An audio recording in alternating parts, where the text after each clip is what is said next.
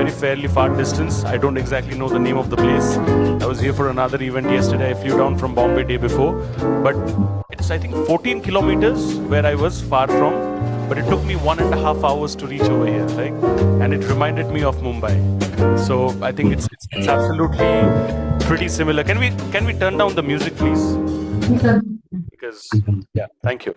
So I think kudos to everybody for turning up over here on time, beating the horrendous Bengaluru traffic. Can I please request all of you to clap for yourselves on that note? Always very, very difficult, yeah. It's like you plan and you again plan and then you pre-plan your arrival, but that's how you do it.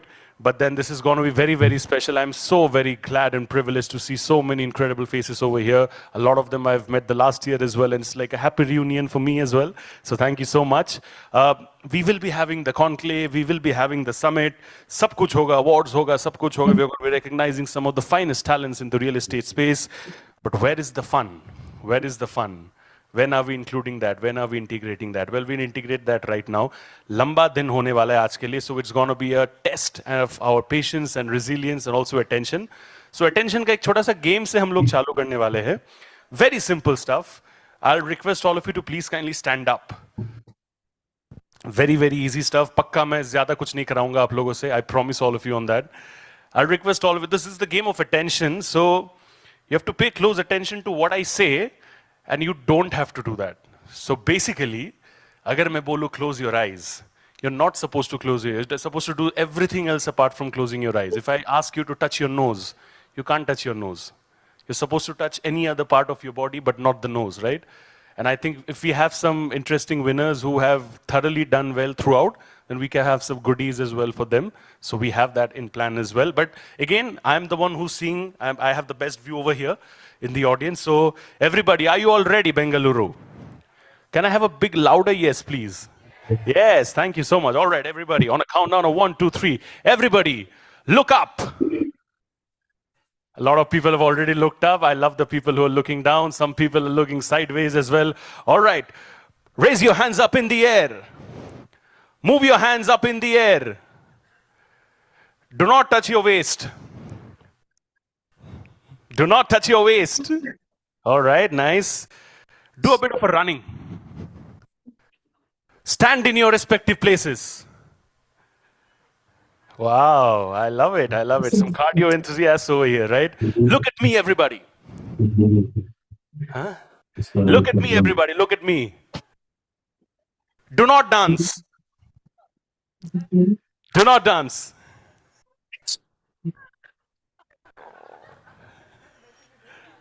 Stand up. Sit down. Touch your nose. Get your spectacles off, whoever is wearing spectacles.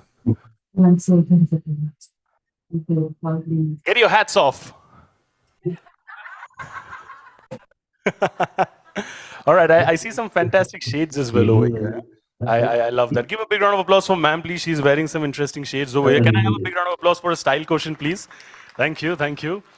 All right, I'm observing everybody over here. Some people over here are very, very, I can remember very clearly who deserve the goodies at the end. All right, everybody, look up at the chandelier.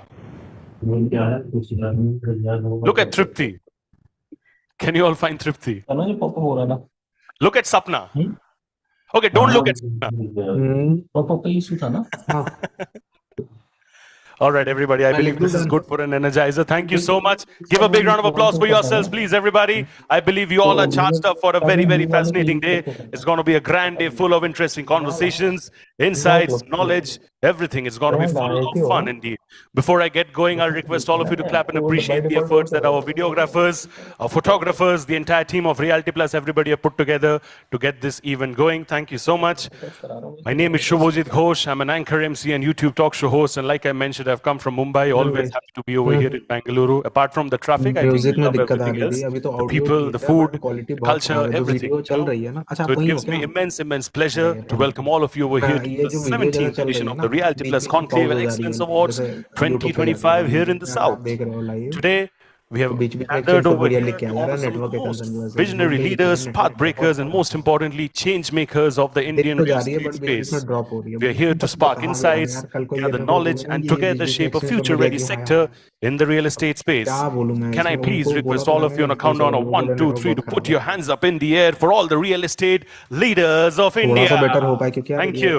Direct चल ही नहीं पा रहा ना, मतलब आप ये समझो Because कि 1-1 मिनट में मैं conversations आपको like स्क्रीनशॉट these भेज रहा हूँ। deserve a fairly big हाँ stage. The प्लीज, वो दिख conclave ही नहीं is रहा। also being live streamed right now, especially for those who couldn't really be with us over here in person. So the ones who are not here in person, you can figure this out at www.rprealityplus.com and also on the social media platforms as well. I believe everybody in this room is always primarily hooked onto their social medias, be it LinkedIn, Facebook, Instagram. This is the world of social media, right? So please do find us on social media platforms as well. At LinkedIn, you can find us as वही Realty network की वजह से Plus. Drop हो रही है, On ये तो मैंने Facebook, बताया you कि can find wifi us as थोड़ा at the बहुत rate RP Realty Plus. Drop हो रही है On bar bar. Twitter, you can find us as बता ही at the सोचता rate हूँ, RP मैं बंद Realty कर दूंगा, Plus. And बता on दूंगा। Instagram, the ID is RP underscore Realty. You know, I have said so many things about Realty Plus. Everybody knows the kind of incredible work that Realty Plus have been doing for so many years. I think 20 successful years they have already completed. They're in the 21st sorted year है right वो। now. Can I have a big round of applause for that particular fact, please, everybody? I can keep saying on and on because send I've पे known the team, I've known out Baltasar, the outbox में entire अभी team तो very, पहले very तो well for a outbox में long ही time. आया है। But I believe an audio visual helps the process a lot more rather than me saying and talking about stuff. So can I please request the console to play the special AV of Reality Plus for all of you? Some people are born to show the world which path to कितने choose minutes की in हैं पहले ये बताओ? crisis. Some brands are born to do the same. And during the times of challenge, 300 the stalwarts of the Indian real estate industry bar have में? chosen to do just that. आपकी ID block हो By जाएगी। showing others the way to finding opportunities आपको even किसी ने बताया amidst नहीं है लिमिट crisis. होती है?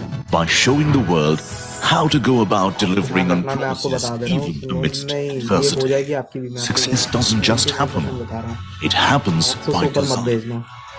By पता नहीं है, pushing the boundaries, by याद है, आप raising अपने the टीम में bar. बता देना अगर आपको नहीं पता। It 700 के takes ऊपर days एक बार to में, एक develop a दिन में। vision and nights to make it a reality. एक सेकंड में आपका चेक कर Knowing लेता that हूँ। pictures are worth या 1,000 सेंड का बोल देगा words ना। and that every word makes a difference. It's doing the research, trusting your instinct, and finishing what you started. For the past 20 years, पहले outbox में Realty पूरा आएगा, Plus पर has been turning obstacles into opportunities, keeping the industry informed on the latest developments. पहले outbox में आ जाने दो, कभी आउटबॉक्स में आ रहा है। जब DN80 में 0 हो जाएगा, पहले हो जाने दो, फिर payment. Innovating to inspire debates and discussions.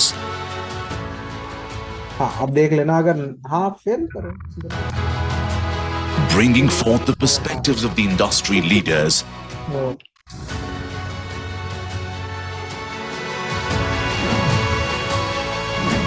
Honoring hard work and achievements. नहीं सर, इसका backup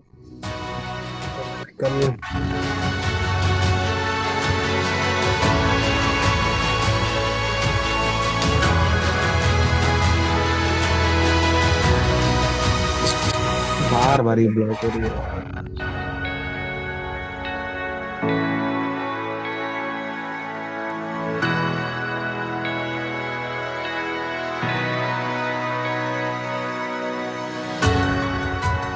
Keeping the industry connected.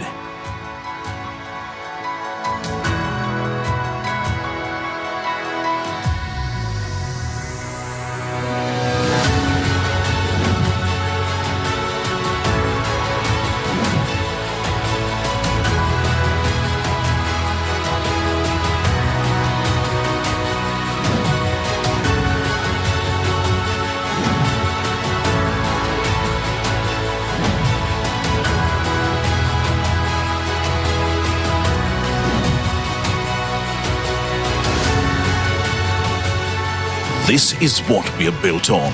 This is what we are building.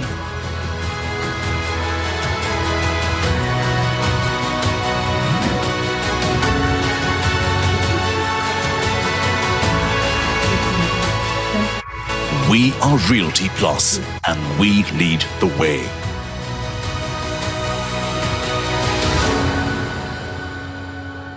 That last line says it all. We lead the way, leading the way for the last 21 years. Realty Plus के लिए जोर से ताली, please. If I may request all of you, thank you so much. The incredible team, Tripti, Sapna, Avantika, the entire team. A lot of them are here, a lot of them are not here. They're working, but they are multitasking in the best way possible for so many years, curating new IPs every now and then. Of course, for more details regarding Realty Plus, you can get in touch with Ms. Tripti Keria, who's the publisher and business head of Realty Plus. We are now going to be beginning with the first panel discussion of the day. I'll quickly request my hotel staff friends to set up 6 chairs on stage, please.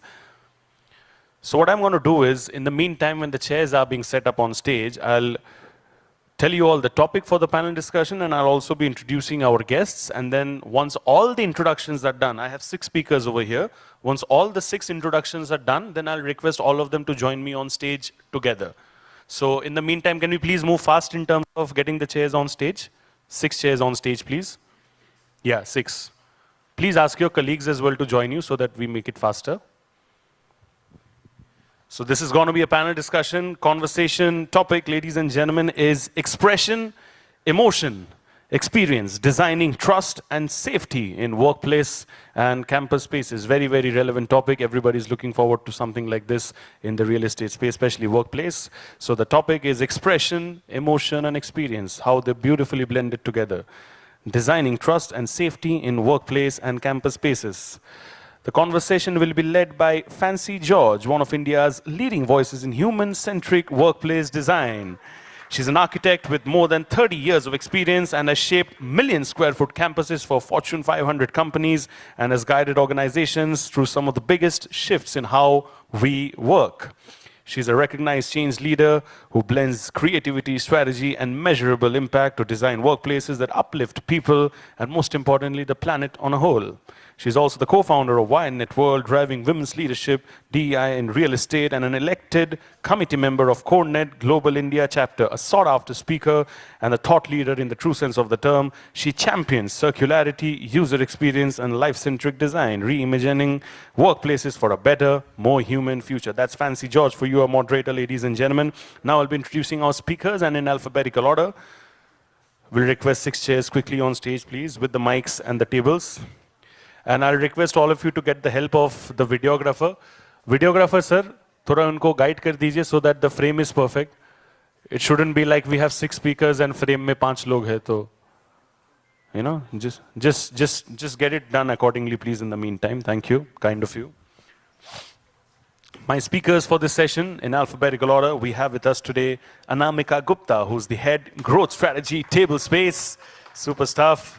A lot of them very, very popular in their domain. Namika Gupta is the head of growth strategy at Tablespace, bringing over 20 years of experience in sales, marketing, business development, and people management across hospitality and real estate. Having been with Tablespace since its inception, she has been absolutely instrumental in its journey and now leads strategic growth, revenue expansion, and most importantly, brand visibility. That's a lot of stuff indeed. My next speaker over here is Jyoti Gupta, Associate Professor, Christ University, Bangalore. Wow, that was a university that I actually wanted to get into my graduation, but I don't think I really qualified over there. Yeah. Maybe for my PhD, which I don't really deserve to do, but jokes apart, Jyoti has over 19 years of work experience in AC industry and has 1 patent published and 3 copyright published, WRT IPR cell. Jyoti was part of international client and market development as sales intelligence analyst at Compass Group, London, UK, and she's presented more than 24 papers, both in national and international forums on smart cities and spatial networks. Prior to UCL, Jyoti has worked with L&T Construction, Synergy, NCBS, and Cognizant. Basically, to put it all in one word, or maybe in one line, everything that I can't do, you excel in that, right? Super stuff. That's Jyoti Gupta for you, ladies and gentlemen. Thank you. My next speaker over here, Ria Singh, MCR, leading Workspaces India Booking Holdings. You know, I love this camaraderie between the panel already. Like, they're all cheering for each other. I can't wait to see what's happening over here on stage. Love it. You know, Ria Singh, as we all know, is a purpose-driven corporate real estate leader with 12 years of diverse experience in facilities management and workplace experience. Her mission is to craft office experiences that elevate employee well-being while advancing environmental stewardship. Now, that's an interesting combination. Give it up for Ria, please, everybody. Thank you. My next speaker over here is Shaju Nanokuttan, Design Director Associate Gensler. Yes, yes, all the whistles can come in and blow in. Shaju, with a diverse work experience spanning 20 plus years in the industry, has worked on projects across the UK, Middle East, Singapore, China, and India. He has worked with practices like Zaha Hadid Architects London and DP Architects Singapore. He has worked on a range of projects, a few notables like KAP SARC. It's called KAP SARC? CAP SARC? Okay, thank you. Not the most knowledgeable around, so pardon me for that.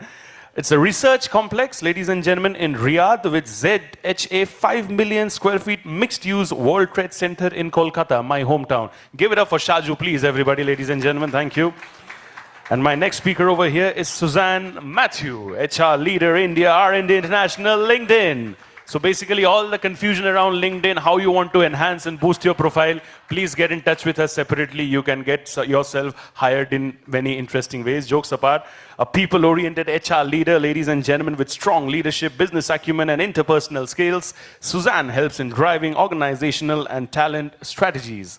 She has extensive experience partnering with executive teams to analyze, determine, and implement HR solutions focused on achieving business results. She has the strong ability to strategically partner with and influence executives to work effectively at all levels. Wow, I have said it all, but then I think the ones who deserve to say a lot more are here. Give it up, ladies and gentlemen, for all our panelists, as I request them to please join me over here on stage. A warm welcome to all of you. Swagat hai aap sabka. And I'll request all of you to please kindly take your seats as per the photo order, because like I mentioned, this is the world of social media. Aesthetics very, very important. Aap log please is order mein baith jaiye kindly. Thank you so much. Warm welcome to all of you. Very, very glad to have all of you. Thank you. My pleasure. And do we have the mics for all of them? Yes, we do. Thank you. And over to a moderator. You know, I keep talking. I do that for a living, so I'll pass it over to you so that you take it forward. Can we update the timer quickly for our speakers? Thank you. Thank you. Thank you so much. That was quite an introduction. We didn't know so much about ourselves. All right, so first of all, I want to start by wishing you all a very happy International Men's Day. And Shaju, thank you for representing. Yeah, and I also want to clear the question on top of your head.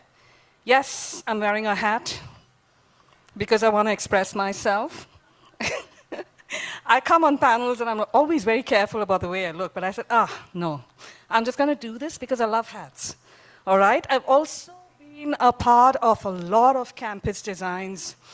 And I want to just kind of jump a little bit into this because it's very important to understand, like, everyone that you have here is like going to go through how we design for the future. We have an educator. We have somebody from Table Space, Anamika.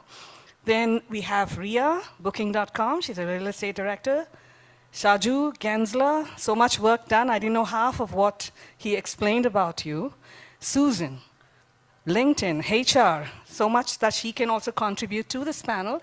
I'd like to try and keep it a little conversational because I think it's important that we bring out a lot of real life experiences, really, so that you can take away from this. And also, I want to keep it a little open for the audience to ask your questions. Whenever you want, put your hands up, or whenever you feel like you want to ask, I might just say, okay, fine, over to you, right? I've been a part of a lot of campus planning, really 3 decades in the business.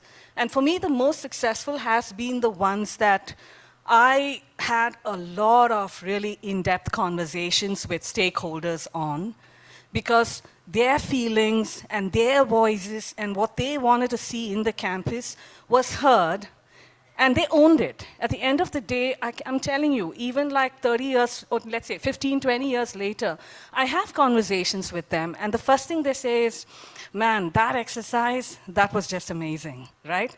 So how do you bring out that kind of feeling in the way we design campuses and the way we kind of hear a lot of young minds out? We will try and ask a few questions. Right now, I want to start with everybody here, okay? So the first thing I want to ask you guys really is, and this is for all of you, so we can start from you, Jyoti, is, when you think of trust and safety, right? What's the first emotional memory from your student life or early career or today, that rises to the surface, and why that moment? I want to start with that because I think it's a good way to start this conversation, and then we can run into the others. Thank you for the question, and thanks Reality Plus, Sapna, and the whole team to make this happen. So the question, absolutely, it is more on the trust and safety. As an architect, we have eminent architects with us like B.V. Doshi, Charles Correa, or whether I mention Laurie Baker. They have designed buildings with trust. They have designed building with safety. And when we design buildings in such a way, we need to ensure how the people are living for it. We are designing for people. So considering the design of a campus design, it needs to be more nature friendly, more biophilic, and we need to also ensure how the connectivity between the nature and the built environment is. Is that your memory? I would say my memory was way beyond, because I have actually graduated from UK, wherein the environment was like, I was mostly on my books in the library, huge, beautiful libraries, I would say. I have experience, and the environment was so silent to do research. Yeah. Trust me, what I experienced in India, though I graduated from BMS, we were in the city of, heart of the city, BMS College, and you know where the stress comes. And when in UK, that also was in the heart of city, King's Cross. The environment of UCL was amazing, especially for academic students, academic professors, whoever is part of campus. So I would say yes, safety, trust, and I would say biophilia, the environment plays a major role. So I'm going to go over to you, Anamika. So, it's more on if you can touch upon a memory. Thank you.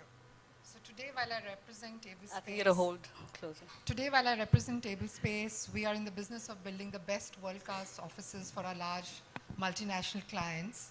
However, the memory I want to talk about is, as I was starting my career, now that's about 2 decades ago, was to be in a space where I was not judged. Even if I made a mistake, people would listen to me, my bosses would listen to me, hear me out, understand mistakes happen, but not be judged. I think trust and the ability to feel safe in the space you are in, you've tried your best. Sometimes, most of the times, you cross the line and you deliver. At some points, you may fall short, but you should feel safe that you tried your best and you're being appreciated for it. For me, that is trust. Fantastic. Yeah, that's a great start. And Ria, over to you. I echo with Anamika's point, right? Like, you want to walk into a space that makes you feel secure. You want to feel relaxed. You don't want to feel judged. I think even at our company, we ensure that we create that kind of an environment. And yeah, for me, that would be a place for trust and safety. Right. Yeah. Okay, Shaju. All right, thank you. I love this theme basically because I'm so used to talking about technology, merit, construction, all the hard square stuff, footage, right? Yeah, square efficiency. footage, efficiency. Yeah. So I love this part because it's touching the soft aspect of architecture, and which is rarely spoken about. And so I'm really looking forward to this panel and engaging over here. But when you talk about emotional and experience together, and if you ask me about a memory, I think I'll go back to my workspaces. So I've worked across many different studios. In fact, Zaha's studio was located within the girls' school. It's a very funny incident, but they found that space and they were located within that. But the best workspace I found was CNT office. Chandavarkar and Thakur, right? It was a very, very idyllic space. It was located in it's behind Mount Carmel College near Palace Grounds. And the moment you enter the space, right, you can see there is a nice landscape pathway, and you have varied scale of spaces. As you enter into the studio, the whole space has varying height with a sloped roof, clear story lighting, and large format windows looking out to the greens. And those are like 100 years old, by the way, that landscape. The house is owned by the family. And it's 100 years old, and the landscape is preserved like that, and you have an amphitheater out there. So the kind of work that goes on here, it is always inspiring, It is always sort of bringing the best out of you. And it's a space where you can be yourself. Nobody is watching you. You could be reading a whole book through the day. You could be doing a detail through the day, or you could be sitting and talking to your colleagues. Nobody is questioning you, watching you. And I think that probably is where you can find the safety. So what happened to that, right? We're missing it somewhere. Do you feel that? We are trying to build it. We're trying to bring in, but again, it's driven by efficiency and metrics. So the chance becomes very rare that you can actually build into these kind of unprogrammed spaces, you know. It's a hard thing, but every day we are trying that. It's a pursuit, if you ask me. Susan, please help. I'm so different from the audience and the panel here. I'm more closer to a policeman than anybody else can be. HR has been known for that. But my earliest memory of a building is fear. And I can go back to college or school because squeaky floors, long corridors, silent, teachers walking clickety-clack of their heels and everything else that goes with it. It's the most intimidating setup. And the buildings also carry that intimidation because people carry that personality in that space. But today, looking back, I mean, I don't want to disclose my age, how many years ago that was, but if you look now to the workplace, if I walk into LinkedIn, the first thing I see is a massive coffee bar and the smell of fresh coffee and people chatting and walking in, and it's so refreshing because you see youth, you see candor, you see fun, and you see smiles. And if I was a new employee joining that organization, the first thing that strikes me is, this is so cool. You know, that's the language they speak. This is so cool and this is so chill. Of course, when you get into work, we'll show you the chillness. But the fact of the matter is, at least the first impression is a sense of relaxation and a feeling of calm. You know, and then comes the rest of it in terms of experience and safety and trust. But I think first Belonging as impressions well. is about feeling included, belonging, and I can relax in this place when I'm walking in because the culture is what we are depicting when you first walk in through that door. So that's my emotion. No, that's To fantastic. add Yeah, to sure. this, you know, and Fancy, this is quite alarming that I was just reading the other day and there's this survey by Colliers. Only 48% of the companies in APAC focus on workplace design, workplace experience. And I think it's our responsibility to kind of change that. So yeah, why not do that? No, because it comes to mind, I'll just add and then I'll go to you, Anamika, is that, you know, I don't know how many of y'all have seen this little video of, it was doing the rounds a lot. A little kid going to school with his father, jumping, happy, and then he sees a playground and then he jumps on it and he's really happy. But his father is like, you know, slowly over the years, just like taking the whip out and saying, no, you need to go to school. So he takes him. And then the next few minutes of that video is him just like drooping and losing that emotion and expression. And that comes to me when, you know, you're all talking about this to some extent. Where has it gone? It's got to be there somewhere and we need to find it. Is that correct? Anamika, you wanted to add? Yes, I just want to add a contrary point of view. I think offices being boring or offices not inculcating the trust and all the other emotions that we are speaking was kind of true till pre-COVID. But after COVID, office designs have turned on their head. Companies have realized a regular functional office will no longer do. Employees need much more than a workstation and a table. Work is what they come for, but now you need to also tell them what else they will get besides the place they're supposed to sit and work and be productive, right? So do they have social spaces? Is there a cafeteria? Do you have a wellness room? If you're stressed out, do you have a place to sit and take a power nap for 20 minutes and come back refreshed? So offices are no longer offices anymore in terms of design. They have to be much, much more. And I think partners like yourself and Gensler are all helping even companies like Table Space create that for our 400 plus clients. So it's good that you fall inside that 40%. I mean, I think they do. I can, I can vouch for these companies because we worked very closely with them. So I'll add to that. I'll throw in numbers now, okay? Couldn't help it, but see, the Gentler research, which was doing experience research over this whole workplace environment, and we realized from COVID onwards, 50% of people who want to come back to office will only come back to office if you're offering more amenities, right? And the amenities are supposed to be not just provision of a space, but rather an experience of a space, which reminds them of a retreat, reminds them of a home. And that's why you will see that interiors are more representing hospitality now, and that the quality of spaces, the quality of material and finishes, it's all moving towards that, or transcending towards into more comfort environment actually. So it's by design actually. because a boring office is not going to get people out of their pajamas and work from home, come back to office. Absolutely. So offices have Absolutely. to change. And they Yeah. are. 48 is going to become 75 very soon. Oh, good. Okay. We look forward to that. So coming to the next set, I just want to try and throw this between Sue, you and Jyoti, okay? So literally, we often talk about psychological safety as a concept, but in real life, it shows up as tiny signals. And I want to go university and, the workplace, right? Tone, boundaries, eye contact, micro gestures. I'm sure you have a lot to add there. What are the silent signals that tell you a space is genuinely safe? And I want to start with you, Sue, on that. All right. Firstly, there's a misnomer about what psychological safety means. We all assume psychological safety means providing comfort for everybody.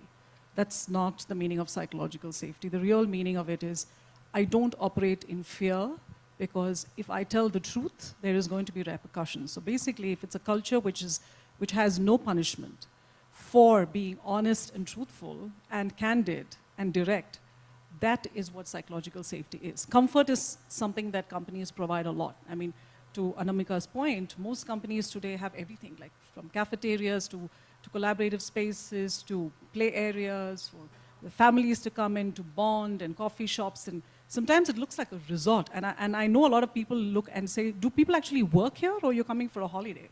What's your productivity like? Yeah, it was great matcha coffee. Right? Yeah. So, you tend to kind of equate comfort to the extent of, what you see, what you experience in terms of a building. But the reality is the culture is what determines that comfort. I can have any number of experiences, any number of office facilities that is given to my employees, but at the end of the day, if I am going to penalize somebody for talking up, for giving a feedback, for being honest about giving me feedback, for answering a question without fear, if I'm going to be penalizing people for having said, this is not working out for me, or I'm unhappy, or my manager treats me very badly, or I don't have the freedom of expression, I don't like the kind of work I'm doing, but as a leader, I'm suppressing that emotion, but instead telling you what to do, no matter what facilities you provide, it's not going to build that culture. So it has to be a community of people. It's designers, it's workplace enablers, it's leaders, it's HR, who come together to see, one, from a building perspective, what you have to offer, because to what Chaju's point is, amenities. I'm coming from a hard traffic, 2.5 hours on the road, and if I'm coming into the office, and all I'm getting is a lousy boss who'll ask me why I'm late by looking at his watch, subtle signs, just look at your watch, right? And then I say, I go to pick up a coffee, and they look at the watch when you come back after coffee, which means that, again, I'm being watched. All of those cultures are old school, and it's not going to work. And that's why we say, why are Gen Z acting the way they do? Why are they objecting to things like this? Because a punitive mechanism is not going to work in an environment. So I think it's a combination. When you say psychological safety is removing fear, it's removing judgment, it's removing bias, but at the same time giving an inclusive atmosphere, both from a cultural context, from an engagement context, and from a building context is what will make it successful. How do you start that with education, right? Sure. Jyoti, to jump into what Susan is saying. Very valid points, and we had a long conversation around Gen Z, and everybody seems to be, Gen Z, what is Gen Z about? But they are just another generation that we need to learn how to work with. Very nice, very independent, innovative lot. And I think you see a lot of that, if you can just kind of jump into this. Yes, thank you. What I would mention here is, gone are the days wherein we used to sit in the classroom, sit near the digital board or a chalk and paper presentation.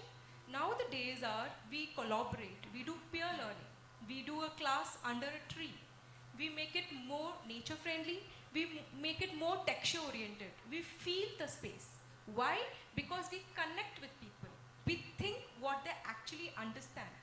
So it's not that as per the design, why did I mention about the great architects? The architects did design them, but people like us went unnoticed. And now when the pressure is on safety, it's on trust, it's on psychology, now we are re-wandering in spaces and we are thinking, we need to actually understand people.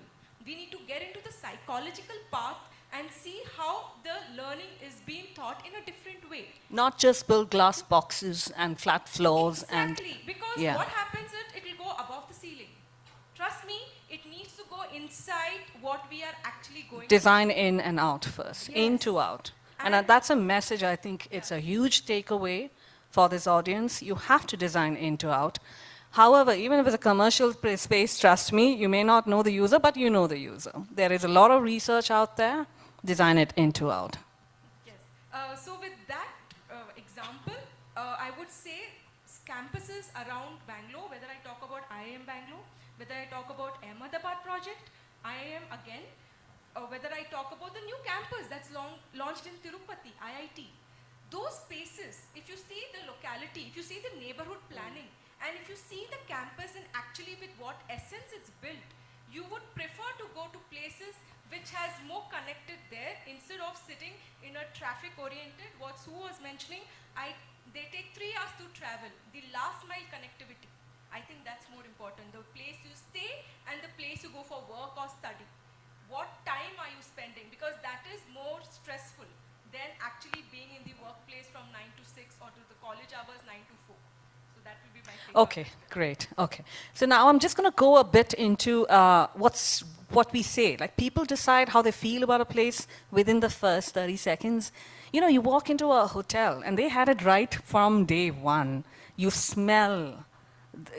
smell the fragrance of flowers, you smell the coffee, and then there's so much life in there. There's music playing. Why don't we play music, right? Some of these like very basic things. So to you, Ria and Shaju, what are the arrival cues you consciously shape so someone entering the space feels, I can be myself here? I think it's the little things that matter. And I don't speak as a workplace leader, I speak as an employee. Just imagine walking into an office with an amazing, beautiful smile by the reception team. Those beautiful collapsed spaces, broad roads, and thank you, Gensler, for designing that for us. I think it's those little things that really, really matter. And I feel at home. I think it's not just a second home, it should be your home. So that's the answer for me. Yeah, perfect. Because I think we tend to think too much about what's the ROI on putting some fragrance in an AC. So what? It's a small little spend, but makes such a huge difference, right? There are so many small little things. Like, I still love the bubble matcha coffee that I got in LinkedIn. It was great. So I remember it. I'm quite inspired, and I am going to be having a barista like LinkedIn and have matcha. Shaju. All right, I'll refer to what Susan was mentioning earlier about that arrival experience, right, in an office space or anywhere, and what you mentioned about the hospitality, right? And I think it's actually that exact thing what makes the difference, right? What we understand in the emotional parlance is a decompression zone, right? You're coming from a traffic. Everybody is over here, spoken a lot about traffic. You come from a traffic, the whole urban chaos. This is Bangalore. Yes. And then when you come to office, like Susan mentioned again, you don't want to be sort of confronted. You want to be sort of, let in, comfortably in, right? And be at ease. And that decompression zone is the 30-second. And that 30-second will tell you that, are you welcome here? Are you going to be yourself or not, And I'll just give you a quick example of one of my earlier college days. There was a RV college, and the whole campus was very green, right? But the engineering blocks and the architecture blocks was the difference was day and night, right? Engineering blocks was like a big box, and you had this one step. The moment you cross the threshold, you are in the office, the department, and hard finishes, very, very rough. Everything was fluorescent light, white color, less of natural light. It was the contrast for architecture block. So architecture block was where you had this huge tree. That huge tree was, I forget the species now, but felt like it was there for hundreds of years. They had the seating outside under the tree, like a katte kind of a style. It signaled people like, you can come in here and sit down, take a break, right? And then you can move in. And as you move in, you had this canopy, which was pergola, so you could see that light and shadow pattern happening on the floor and the wall. So it was like a warm embrace, letting you into the whole meandering pathways, which is inside this block. And then you had this courtyard, the smell of the flowers, the sight of the pottery and the clay horses. Oh God, I want to go there. Actually. And Fancy, I feel productivity just increases. Right. It's directly proportional, to be very honest. I mean, we have this little mini herb garden in the office where I pick up a little of my curry leaves and little herb. I mean, just imagine, right? Why not create those kind of spaces? It's hardly an investment. It's so easy. It's just so easy. So why not just have that? And I think companies should get inspired into doing all of this, like we are inspired by our fellow companies. Yeah, okay. All right. So you have something to add to this, Anamika? I had a... I think Yeah. for years, offices have just been regular offices. Because you carry brand and experience and scale. And you're doing this like all over India, correct? Yes, that is correct. So how are you ensuring emotional trust feels consistent across all of these cities? Because one to the other, it can feel a little different, but how do you ensure that, you know? So if we were just having 1 or 2 offices, we can do it ad hoc, people-based. But as we are scaling at a phenomenal speed, we have to build in processes in place that operationalizes the feeling of trust and emotion into our offices, right? Yeah. Therefore, you need things, we need to build rituals, we need to build standards and processes, we need to have intense amount of training so that the experience is consistent in an office in Delhi, in Bombay, in Bangalore. And you need to have a feedback mechanism loop because like everything else, it's a service-based, people-based industry. And sometimes something can fall short. I'm not saying wrong, but there can be a gap. So if there is a seamless feedback loop that tells us, hey, today this was a bit short, we can improve it. Right. So, so you have these 4 elements that helps us to scale trust, emotion, safety into all our offices. And these come in through processes like across our offices, all the entry experiences into our offices are consistent. You have acoustics, you have lighting, which is inviting. You have a receptionist that is smiling, warm, welcoming. For the longest time, an office reception was very, very cold, right? And today we are bringing in, like Shaju said, the hospitality angle into hotels. So suddenly your office reception is like the front office of a hotel, warm, inviting. You enter there, you feel you've come into a safe space. You own it. You see colors that you're familiar with. Right. And suddenly you start feeling comfortable. The body reacts to the entry experience before the mind processes it. Right, yeah. Right? If the feedback mechanism is so seamless and easy and transparent and anonymous, nobody fears telling you where you fell short, right? You Because said you're it. not being judged. You said anonymous. Very well said. Very well said. Right? So that's one of it. Intense amount of training because it's people-led. We don't want feedback that your Bangalore offices are better than your Chennai offices because it's table space through and through. You are experiencing table space office across 7 metro cities today, across 60 plus offices. We want anybody who goes to an office A to an office 10 to have the same consistent experience of trust, of design, of collaboration, or whatever it may be. So that's how we build it, through processes, through technology, through people, and intense amount of training. I think training is very underrated. Yes, absolutely right. And we've seen it across large companies. As they scale, we see the gap coming in service. We've all seen it in Ola cabs. Suddenly they're not good enough, they're dirty, right? Because nobody cares. It's become so big that people are learning to adjust. No, But we for stopped us, taking Olas. yes. So I think at Table Space, we want to be out there, improving every day, becoming the best version of ourselves while not compromising on growth and scale. No, And very keeping well our said, values consistent. No, but I want to just jump from that point, right? You did say something on anonymity. And Susan's like already smiling because she knows it's coming at her. Are we going to ever get to that place in time when people can freely speak and not be anonymous? Because some of the things that people are most worried about is being judged in a space, right?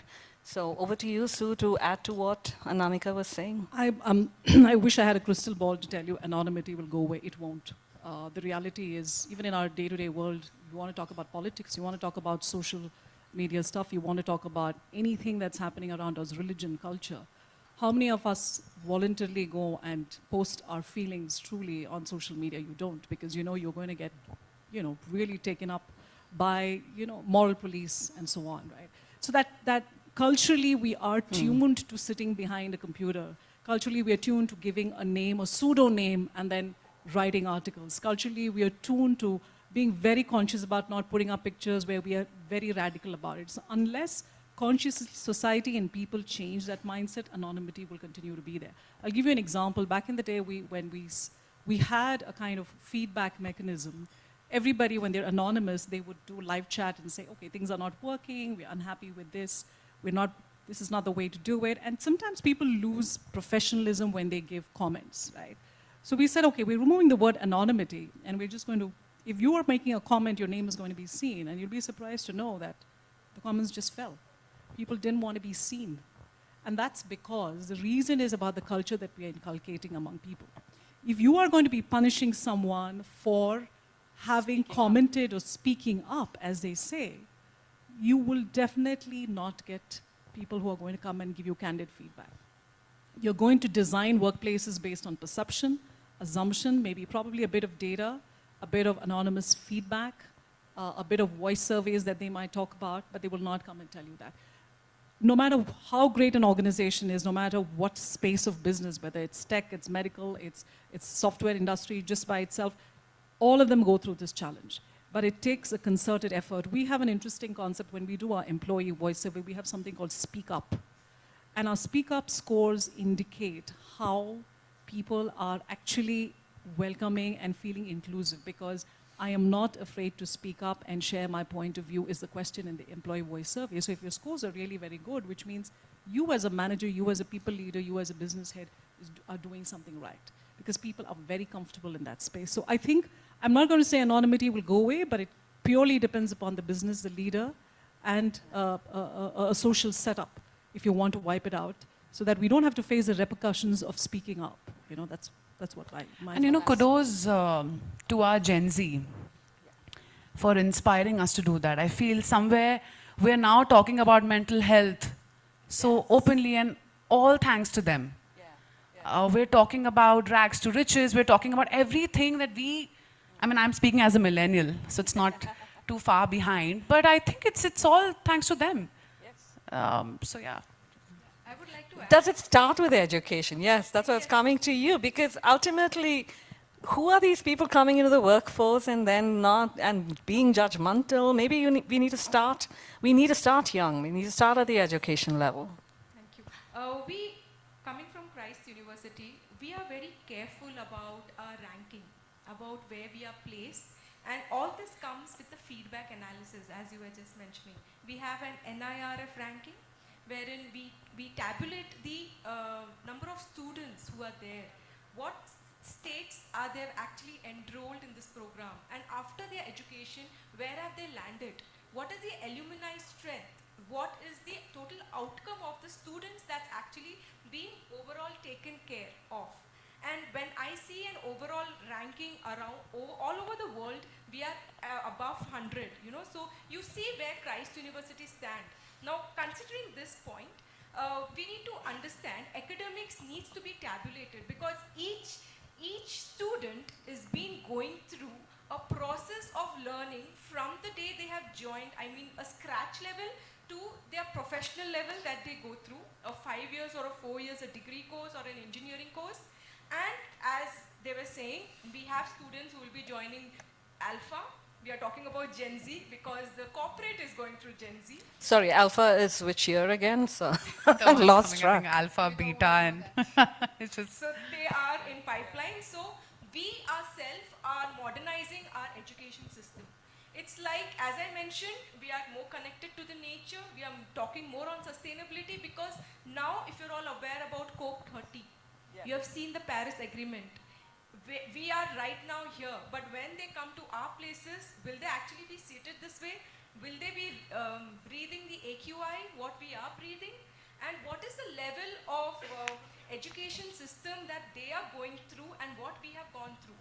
We didn't had ages of iPad connectivity, but now, as I mentioned about Alpha, I'm talking on Alpha basis because I am seeing those kind of students in front of me who are way talking about BIM modeling in 2nd or 3rd semester of building construction. And we spoke in our master's graduation, and the research is overall spread. So you see the transition. And this transition needs to be incorporated in the corporate world, because they are actually, this is what's going to see, what's going to happen in the future. The alumni, people where they are working, what is the next step? Why will they join Christ if they don't see the outcome process who is going to be built as a student, as a profession that they'll be joining? Beautifully said, beautifully said. So I'm a little conscious for time, but I want to come to each of you because I also want to kind of open the floor out. I have one gesture, one ritual, one cue to all of you. We can start from this side with Sue. If you had to express trust through one single element, a gesture, a design move, a ritual, or a sensory cue, what would it be? I think I hope we have a situation where feedback is not just a namesake providing activity. I hope that becomes a regimen. It's just like standing up and doing, washing your face or combing your hair, just an activity which naturally comes. Where feedback, people are candid, they can share feedback, there's no judgment.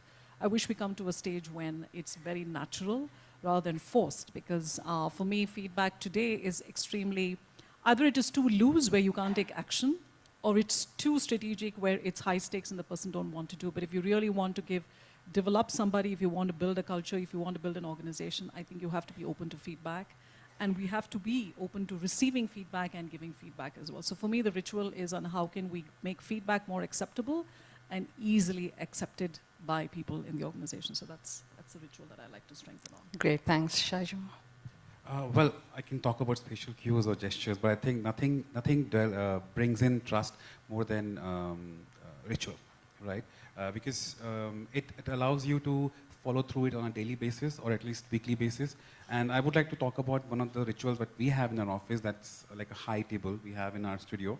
And that's a space where we all congregate. We talk about ideas. We talk about projects, concepts, sometimes even gossip, right? So the idea is that everyone from junior to senior, even interns, are open and they can bring an idea. Nobody is ridiculed, nobody is sort of threatened over there. You are supposed to speak your mind, and every idea is appreciated and discussed and debated, right? And that's the kind of safe space that we should create for every generation, regardless of whether you're alpha, beta, or millennial, So Fantastic, yes. Ria? Does food count in sensory fancy? I have no clue anymore. I think it's definitely food for me, to be very honest with you, and it starts and ends there. And the reason being that most of our employees, look forward to it as well, right? Like, I mean, imagine being in the traffic for 2 hours and you just want to come to office and like you're waiting for that food and you're waiting for continental today, or Ria's planned butter chicken and tandoori. So I think for me, Matcha coffee. any day. I think matcha is something I really need to try. But I think for me, it is that. It's these kind of benefits that we give our employees. It's your food, your transport, and it all boils down to sensory and gesture for our employees. Fantastic. It's a benefit, and it's their right. Yes.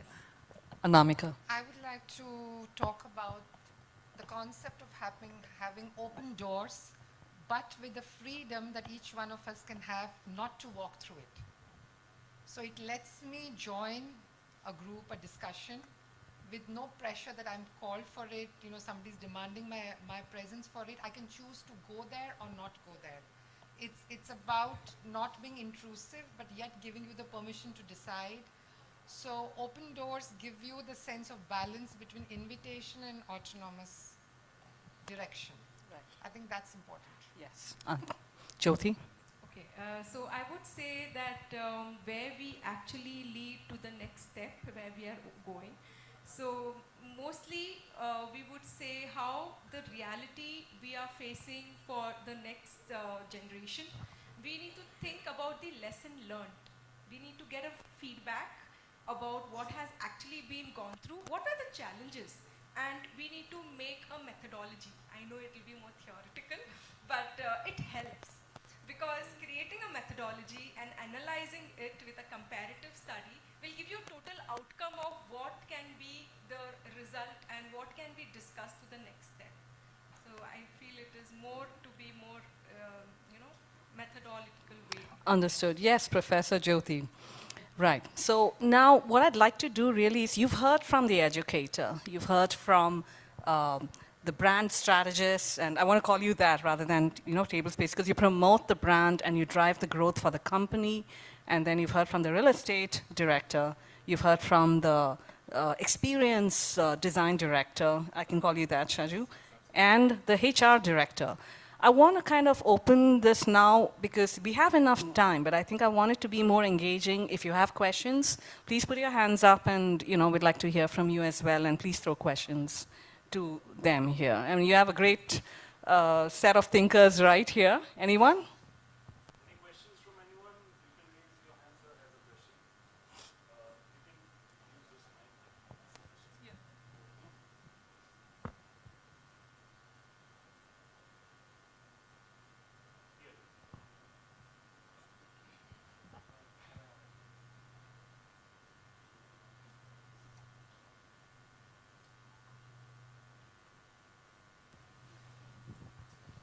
Am I audible to everybody? Yes. So hi, this is Yoginder here. So my question would be, first of all, great session. So my question is, there is a certifying global body known as Great Place to Work. So I just wanted to ask, can it be trusted from a workplace point of view, or is it still a gimmick? What I will be thinking about. So this question would be first of all to Susan, and then would be to the entire panel. Why shouldn't it be LinkedIn certified first? Of course, it's to Susan. Go ahead. Well, I don't want to run any company, any organization which is making an effort. One, the intent of Great Place to Work is honestly to find out if actually it's creating an environment of professionalism and if employees are really happy at that place. Now, sometimes what happens is many people don't believe it. They dilute the system because you want that organization which runs these surveys to survive. So, you tend to kind of exaggerate what is written, what is not written. Unfortunately, we don't participate in it, not because of any other thing. I think more than just getting a certificate and a poster and something that's hanging on the wall, I think that is just a temporary thing that people might pass by when they see it, which is your employees. But if they don't live it and experience the real thing, it's a pointless certification. So you can give any number of certificates. You can put it there and say, certified, this is the safest place. And then you suddenly realize, oh, I didn't think about somebody on a wheelchair. But you have a certificate which says accessibility certified. And then you talk about what a great place to work in terms of systems and processes. And then you say someone has to beg for a leave one day with the manager. What is the culture versus a statement? So we're not big on certifying and posters. You will not see it. You will see our value systems and culture there. But I think we are more about living the experience and taking it from there. So yeah, it's to each company where they want to position in the industry when they participate in the surveys, because it's also a branding effort. When you're certified, it's also a branding. So it's got its positives and negatives. I'm not going to run it down, but yeah, to each his own. And you can always cross-verify it with Glassdoor. Just putting it out there. So people, if you want to know what it is, there's Blind, Glassdoor, and mouthshut.com. These are places where people go and write feedback. This is anonymity. And this is where I'm saying it could be written by bots as well, but if you want to really check out on companies and places, these are the survey places. So thanks for reminding, Ria. So yeah, one more thing. Susan, why shouldn't it be LinkedIn certified? Because everybody trusts LinkedIn right now, at the moment. Why shouldn't it be like that? Firstly, thank you very much. I got a great branding. I'm leaving the stage. But LinkedIn certified. LinkedIn is not certifying you because we're not checking on you. Like, for example, if you put your profile on LinkedIn, I don't come to your house and check with your certificates whether you are the person who actually put that. LinkedIn is trusting every member on the platform to say that you are putting authentic information. Of course, government interventions are there. You might want an Aadhaar sign in and so on and so forth, but that's more from a check and balance from the government perspective. But LinkedIn trusts the input person, the person who puts, like they say, garbage in, garbage out, right? If you put authentic stuff, our brand gets built. And so that's what we beseech you. So we don't go and giving certificates to anyone. In fact, we don't have paid certificates even for courses, though we have something called LinkedIn Learning Solutions. We provide a lot of short courses for people to study. Even if it's LinkedIn certified, whether you get the job is on your competence is not on that certificate, let me tell you that. So we don't do certifications consciously because we want members to experience what it is to be branding yourself. But we give you tips and tools on how you can write your profile, how you can write your resume on it, what kind of jobs that you can seek, what kind of conversations can you have. And I must say sometimes I am also disappointed in the kind of conversations people put up there. I went on a picnic, I went on a party, and then somebody sees a movie and then you have some leadership lessons. You must have seen all those memes, right?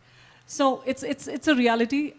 We don't certify, neither does it mean that we vouch for everything that is there. However, we encourage people to write the truth, write your experiences, write what you've learned from your professional world, because at the end of the day, it's a professional website, to be very honest, not just a casual social platform. So, yeah. So we don't do certification. Sorry about that. Thank you for the question. Thank you for the answer. Any more questions over here? You can pass it to We can't hear. You can take the question and you can pass it to ma'am over there. We can't hear you. Use the mic and it's not on. We can hear you. No, but it needs to be recorded. Hi, my question to Anamika. The focus is more on the workspace design and the operational safety today. A little extended version of what we are discussing. In India, with the DPDP Act emphasizing responsible data collection inside workplace, from access control to visitor management, how is Tablespace designing managed office spaces to ensure safety without compromising employee privacy? Thank you. So at Table Space, the whole designing is done vis-a-vis common spaces and dedicated enterprise offices.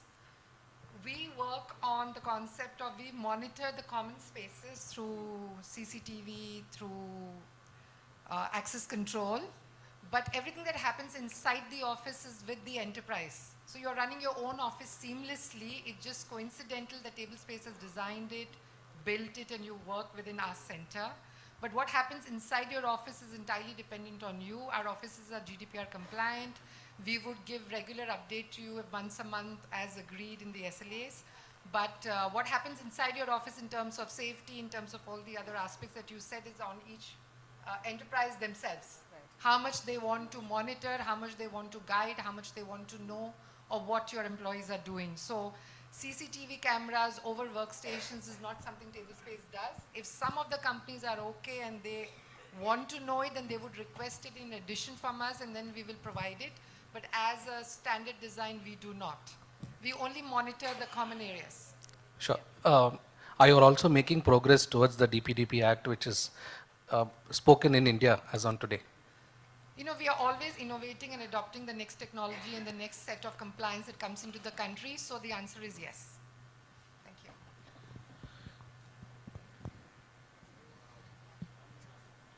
Hi. Can you hear me? Yeah. So I have a question. So while we try to mitigate fear in the workplace, I do find that it has a small role to play, like fear and a bit of stress helps you meet your deadline, helps you get the desired output. And it's almost like how you cram for exams. It's that fear of not being prepared, and you're just cramming and you're getting down to it. So how do you bridge this, that right amount of fear and stress to ensure you get the right focus and output in your design? Anyone can please take it up who can answer. Okay, that's a very tricky question, actually. But let me just translate that. The stress, what you're talking about, is probably more like alertness, right? And that's when the stress is positive. If it becomes trauma, that's something we want to avoid completely. And probably most of the time, it's that trauma that people carry and then they become afflicted with it, right? And whether it's architecture or interior, we try to avoid that kind of stressful scenarios being created. So yes, we want to have a visual connection. Yes, we want to have still that privacy that you would require for maybe a certain call, maybe certain kind of a movement that you want to be being in your individual movement at that point of time. So at every instance, we try to balance it out through these kind of various purpose spaces, actually. Anyone else? I would like to add, when we talk about design, we talk about trust, we talk about how one is feeling the space. And when we talk about feelings, we need to see how the person is actually comfortable in that particular place. Like when people were saying that our second home is our office. Why do we say that? Because maximum of 12 hours we spend there, though traffic is a big another topic of panel discussion. But I would say that a comfort needs to be created with our own understanding between the spaces around us. We need to have that much of ample of space wherein you can feel the light, whether I talk about the texture, I talk about the materials that we look into, we talk about the acoustics, we talk about the noise, because noise is the main thing that we all suddenly have a clash on. So all this is actually important for a human to go. It's all psychological part. And as an architect, psychology plays a major role because we are designing for humans. We need to know their understanding. We need to know what they feel good about so that the building where they're going to stay for about 100 or 70 years, it's more comfortable for that place to be explored. Thank you for the question. Thank you for the answers. We can take one last question for this session. Ma'am, you can ask. Hi. Hi, I'm Sangeeta. I'm just standing so you know where the sound is coming from. So I run manufacturing units.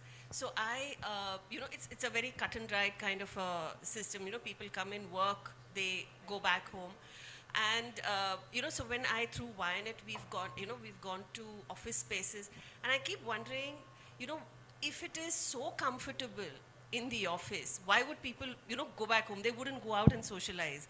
So that is something that always struck me, when I go into offices, because, you have, what is that thing called, foosball, and you have, all those things. So isn't there, my question is, isn't there, some kind of divide that has to be done between a workplace saying, okay, I finished working and now I'm going home to do, social stuff, mix with, meet friends, be with family, and, those kind of things. Because, I'm not at all a corporate person, so this is something that struck me. So I have this question for you all.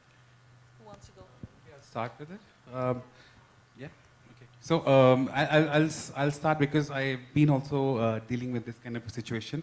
A lot of times, what happens is actually it changed a lot from post-COVID, right? That's when work from home started, and that work from home has translated and it's now changing the work environments, right? We are now sort of furnishing the environment with more home-like amenities, right? And yes, probably the generation what we came from, millennials and the boomers, I think we did not have that difference of like going back home, was never a priority as such. But the generation now that we're designing for is a very different generation. They see a balance of life. They see that their purpose is not to sit and work only there. They see that the purpose is outside as well. Whether it's going out with friends, whether it's going out for a comedy show or a music concert, they see that there is a purpose out there and they pursue it. And their hobbies are there. They are very serious about it. They are serious about their causes, whether social, political, or environmental, So I think when we are designing these spaces, it's only to say that when you're coming here, you are comfortable, you are able to work in your own comfort space, and you are able to focus, you are able to find that sensorial connect that you need from that kind of a space. So that is where I see it from. Open for discussion.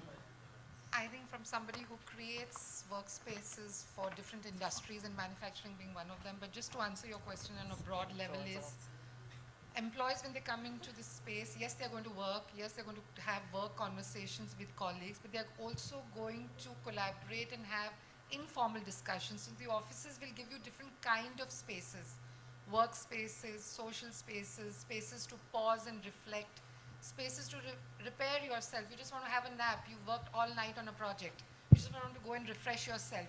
And yet all the conversations are going to be with one kind of people, which are your colleagues, which are your work colleagues. Yes, they could be friends, but they are work friends. And when you say, why would people want to go out and socialize in a restaurant when everything of that is in part available in an office setup, you will not meet your closest childhood friend in your office. You need to go out to a restaurant and catch up on coffee with her or him, right? So spaces in offices are enabling you to have different kind of conversations which are innately work related, but you can have different kinds of conversations within that larger envelope. I hope that answers your question. I will just add a small thing. There is a case study. There's an Apple that has launched the manufacturing sector in Bangalore. It's a huge manufacturing setup, and if you have really seen the office space design, you should actually go through. I know I'm sitting with the team, but it's not a table space. It is more like you are working on a sofa and you just have a laptop, because they all do coding. They are different kind of culture. Google also, that's recently opened in Bangalore, have a different kind of setup. So I would say each institution or each organization have a different concept of developing their employees in such a way that they feel, okay, they are working, or they can relax and they can keep working. So again, it's a debatable topic. Isn't that a question of ownership at the end of it? I mean, that's what I want. When you keep talking about it, when you're designing workspaces, make sure you trust your employees to deliver. Give them a timeline. You don't have to keep monitoring where they are, what they're doing. So there is a timeline that's given and they need to stick to it. And also a bigger, larger message, I'll round up.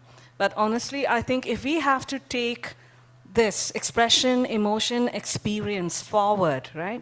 We really need to be listening to who the users are of the space. And you've heard from the different very, very expert panel out here. You've heard a lot of inputs today. It's not about building glass boxes, it's about understanding what kind of users are there in this world today. I mean, you can start with Bangalore and the way the culture of Bangalore works. So it's so important to understand that before you move with anything. At the end of the day, it's not like budget, square footage, all that we spoke about, Shaju. It's about the fact that we understand and then design for trust, all right? So I'll round up there, but I've got one thing that I have to just round up on, you know. Trust is not a feature, it's a feeling. You can't enforce it, you can only invite it. So design sets the emotional temperature, culture keeps it alive, but people ignite it. Thank you. Thank you so much. I think the fire has ignited in the room with that conversation. I actually love that question about, I think the balance. I think it's all fine until unless it's not the other way around where I think employees are spending most of the time sleeping and chilling and less of work. Until unless it's not completely the other way around, it's completely fine. But give the entire panel a big round of applause, please. They deserve all of that thoroughly for keeping us entertained throughout. I'll request all of you to please wait over here. What I'm going to do is I'm going to be calling upon stage Ms. Gargi Waghela from Alumil to please kindly come up on stage and give the token of appreciation to our esteemed speakers over here. Gargi ji is over here. I think she's coming from this side. Yeah. Give her a big round of applause, please, everybody. Thank you so much.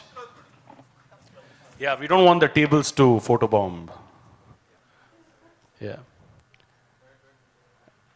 And I'll give you the opportunity to do the group photograph. Just let the, I would say, token of appreciation be given. Do you have a certain count to give to the organizers? Nothing like that. So, can we have the token of appreciation on stage, please? Please kindly give it to her. And I'll request all of you to please remain on stage. Over here, to her. She can give it, and yeah, thank you. Ladies and gentlemen, can I have a big round of applause for each and every token of appreciation being given away? Thank you.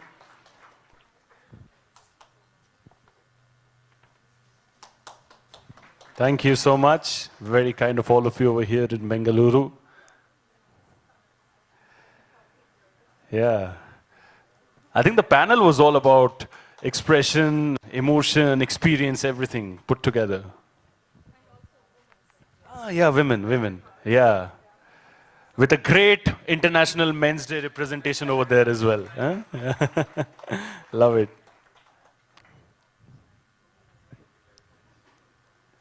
Thank you. But I think all the knowledge and insights was like superb, but I think what stood out was the camaraderie, the mutual respect they have for each other, right? When I was doing the introductions, I could see all of them literally cheering for each other, absolutely no insecurities. You grow together as a community, that's the belief that you all stand by, right? So a big round of applause for just that fact, yes. Yes, now we need to do the group photograph. I'll request you to be over here as well. Please be over here, Gargi. I'll request you to be over here. The frame is incomplete without you. Yeah, everybody over here at the front. And yeah. He needs space. So you're talking about the stage or your personal life space? A lot of space. Ladies and gentlemen, can we please clap and appreciate a little louder? आप लोग ताली बजाओगे, उनका smile जो है, मुस्कान जो है, वो और थोड़ा प्यारा सा हो जाएगा. So that really helps the entire process. And they're actually giving me real life validation on that fact by actually smiling brighter. Thank you so much. And talking about smiling brighter, ladies and gentlemen, we got more reasons to smile because it's lunchtime right now. So please enjoy yourselves with the best kind of meals around. And I think we'll see you all in the next 30 to 40 minutes. 30 minutes में बोलूँगा, सबको finish करते करते 40 minutes हो जाएगा. So yeah, that's what it is. Please enjoy your lunch, ladies and gentlemen. See you all very, very soon in the second half.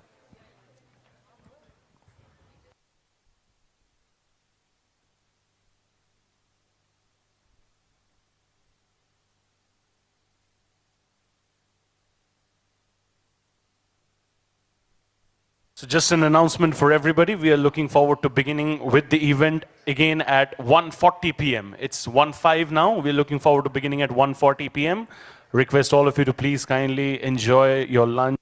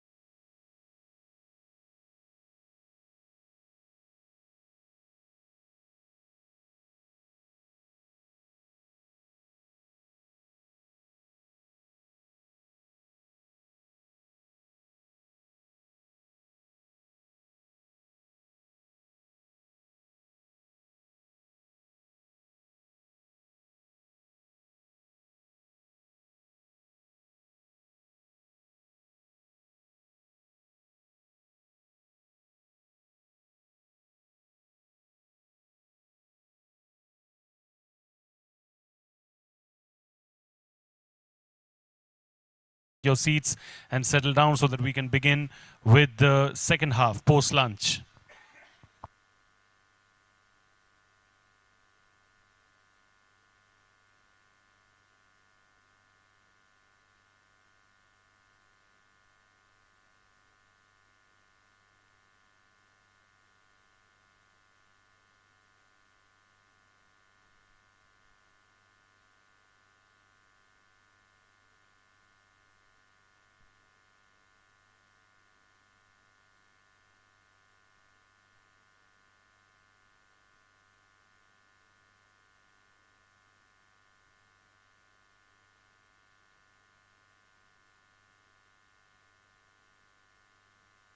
Audio check, 1, 2, 3, mic testing, check, check. Ladies and gentlemen, I'll request all of you to please kindly take your seats and settle down. Thank you.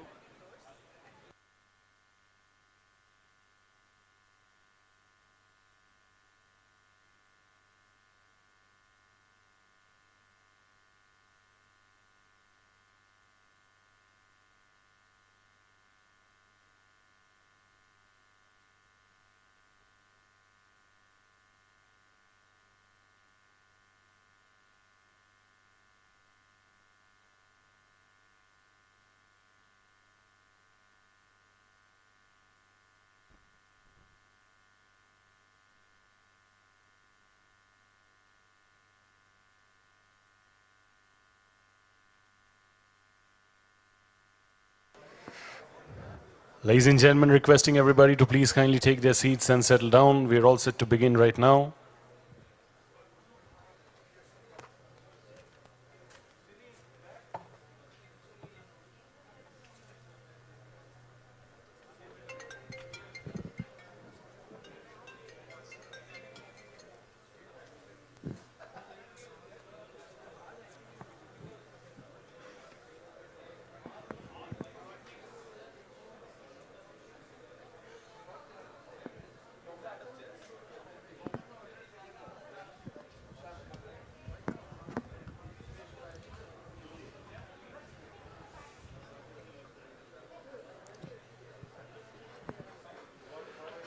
Tripti, can we start? Yeah. All right, ladies and gentlemen, good afternoon. Welcome back once again, post-lunch. I hope you all had a great lunch. Everybody who enjoys delicacies, I hope you all enjoyed your delicacies. जितने भी लोग यहाँ पे diet conscious है, I hope you all forgot your respective diets and enjoyed all the delicacies right from the main course to the desserts. Did you all enjoy your food? If you raise your hands, you might get extra desserts. Huh? Anybody? Oh yeah, yeah. You enjoyed? Huh? Sleepy? That we don't. I'm sure the next speakers would not like to hear that, so we'll kind of mute that in the live stream, hopefully. But then, thank you so much, ladies and gentlemen. Been a interesting day so far. It's gonna be a very long day. This is just the beginning of the conclave. Thank you so much for joining us over here. We are pretty much on time, so we would like to remain on time. Just a bit of a request to all our esteemed guests over here to please kindly keep your mobile phones in silent mode, as we don't want to distract any of our speakers who are going to be coming up on stage and speaking. So I'll request all of you to please kindly keep your mobile phones in silent mode. Thank you. I believe that, not just me, I think everybody over here believes that, India is a land which is of culture, right? We believe in our values, traditions and everything. And I think paying respect to the Almighty is something that's always been embedded in our minds and hearts. So what we are going to do right now is we are going to be doing the lamp lighting ceremony over here and begin with the Ganesh mantra over here. So do the honors on stage. May I please have the pleasure of calling up on stage Ashwinder R. Singh, Vice Chairman, BCD Group, Chairman, CII Real Estate Advisor, NAR India. Thank you so much. Give a big round of applause for Sir, please, as he makes his way to the stage. I'll request Mr. Mayank Saxena, Senior MD and CEO, Land Services, Anarok. Can I please have Mayank sir over here on stage as well? He's coming. Okay. I'll request Mallana Sasalu, Chief Executive Officer, Puravankara Limited, to please kindly join us over here on stage. Thank you so much, sir. Please give him a bigger round of applause, everybody. I'm sure you all have had your lunch, so lunch के बाद energy और ज़्यादा तगड़ा हो जाता है. आप थोड़ा और ज़ोर से ताली बजाओगे, please, to kind of validate that fact. Thank you. Thank you so much, sir, for joining us. I'll request Mr. Ranjit Oak, Managing Director, KNB South Asia from Kolar, to please join us on stage as... Do we have Ranjit ji over here? Tripti? Oh yeah, yes. Hi. Give sir a big round of applause, please, everybody. Thank you so much. May I please invite on stage Mr. R.K. Mishra, non-resident scholar, Carnegie India, co-founder, Yulu Bike, founder, director, Center for Smart Cities. Wow, that's a lot of achievements put together. Give it up for R.K. sir, please, everybody. Thank you so much. Our request for Mr. Srinivasan Gopalan, CEO, Addis Infra Solutions Limited, to please kindly come up on stage. Srinivasan sir ke liye bhi zor se taali, please, everybody. And of course, it's a Realty Plus event. How can I miss out in calling Tripti Keria, publisher and business head, Realty Plus? Give a big round of applause for Tripti, please. She's the brainchild behind the initiative. If there's no initiative, then there is no event. And if there's Tripti, then there has to be Sapna as well. So Sapna, where are you? I can't find you. Sapna is outside. Sapna will note this. All right. So can we please do the lamp lighting and can we please play the Ganesh mantra? Vakratunda Mahakaya Surya Koti Samaprabha Nirvignam Kuru Me Deva Sarvakaryeshu Sarvada.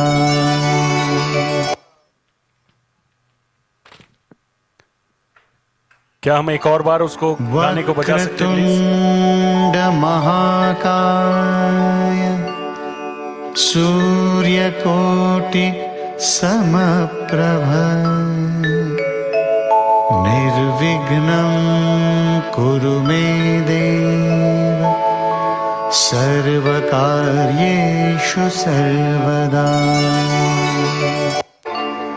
Vakratunda Thank you. Ladies and gentlemen, can you please repeat after me? Ganpati Bappa. Aur zor se please, in the name of Ganpati Bappa. Ganpati Bappa. Itna hi zor. Bengaluru, come on, do a little louder. We are not going to start before you get louder. Ganpati Bappa. Yes, that's the kind of respect it deserves, right? Thank you. Can I have a big round of applause for all these incredible people for doing the Ganesh mantra and the lamp lighting for all of us? It's important to get going on a positive note, and we have the most positive people around to do this. Thank you, sir. Thank you, Tripti.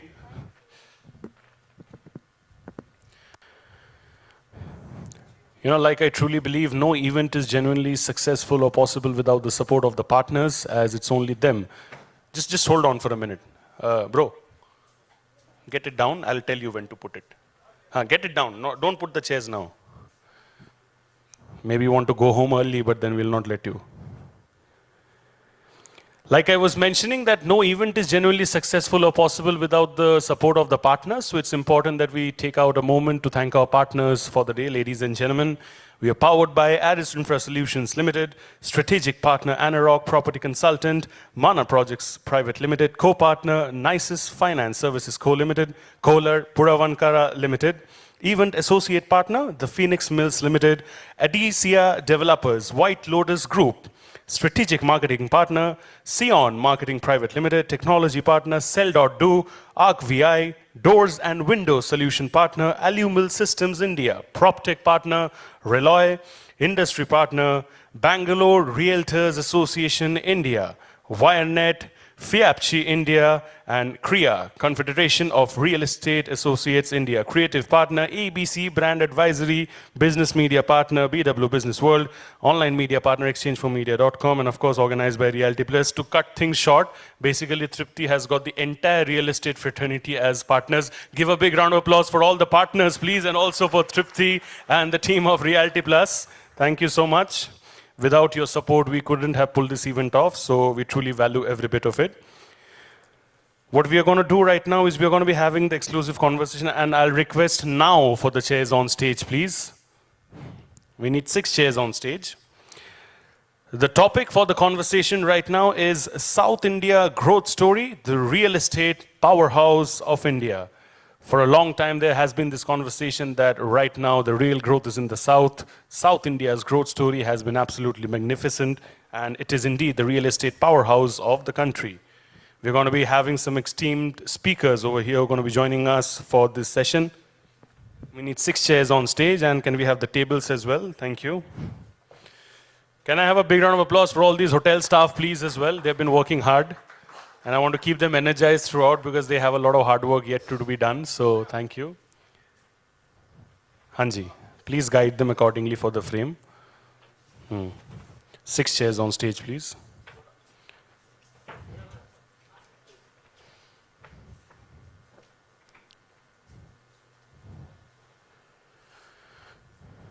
So what I'm going to do is, I ideally want to call individually or people on stage. So let me just get done with the stage management over here with all the stuff being put up on stage. Then I'll be calling and introducing all our speakers.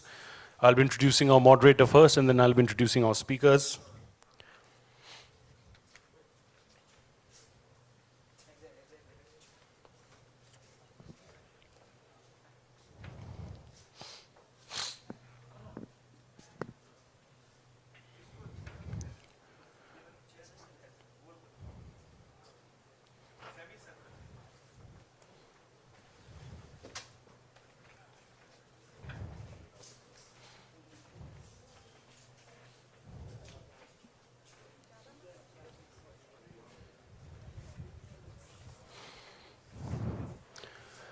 Mr. Videographer, is it fine?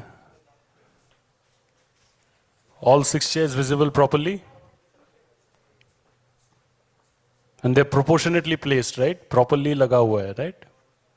Take it. Thank you. All right.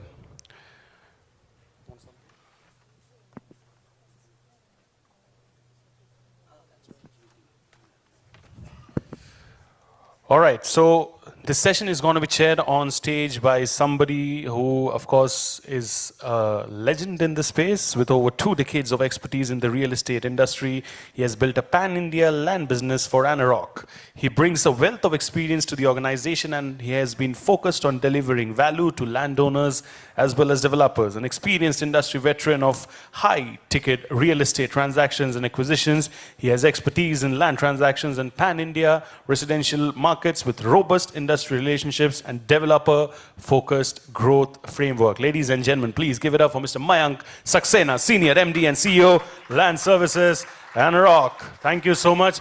I believe Mayank sir deserves a bigger round of applause. Everybody, people at the back, can I have all of you participate and clap and appreciate? Thank you. Your appreciation is the reason why we have sir smiling so wonderfully. Thank you. And sir, goes without saying, I'll request you to take that seat. Everybody, the speakers will be requested to take their seats as per the photo order. My next speaker over here, he chairs the CII Real Estate Committee and serves on CII's National Task Force on Ease of Doing Business.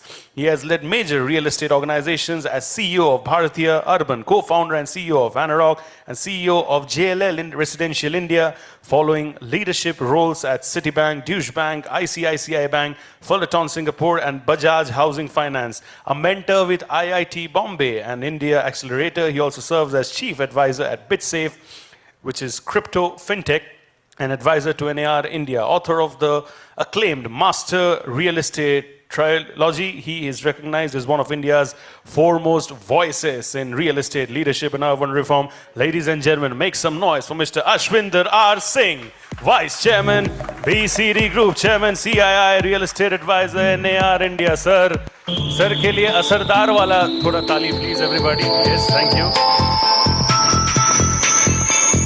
All right, my next speaker over here, we have with us somebody very, very special. An internationally experienced CEO of Puravankara Limited, leads the organization's operations across major Indian cities, overseeing a robust portfolio of more than 50 million square feet of residential development. With decades of leadership experience scaling real estate businesses all over India, Canada, and Singapore, he brings a globally informed and strategic perspective to large-scale development and enterprise growth. An engineering graduate and an alumnus of Harvard Business School, a dream for many, I'm pretty sure. He continues to combine analytical rigor with visionary leadership, driving initiatives in strategic planning, product positioning, and market expansion. Ladies and gentlemen, please give it up for Mallana Sasalu, Chief Executive Officer, Puravankara Limited. Thank you so much, sir, for being with us over here. Now I can feel the energy in the room rising higher and higher. Thank you.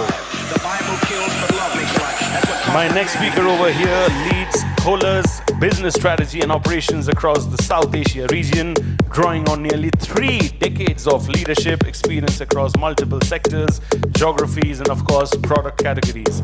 He brings a wealth of cross-functional leadership in sales, marketing, and general management, having held key roles both in India as well as abroad.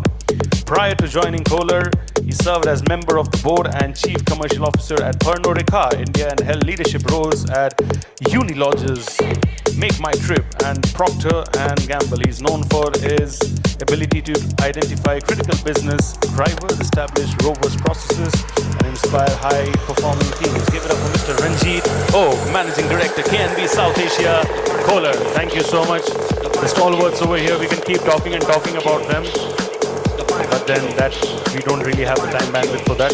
And I believe, can we just quickly check the speakers? I believe there's a bit of an issue with the speakers. Once I'm speaking, there's a bit of an audio glitch.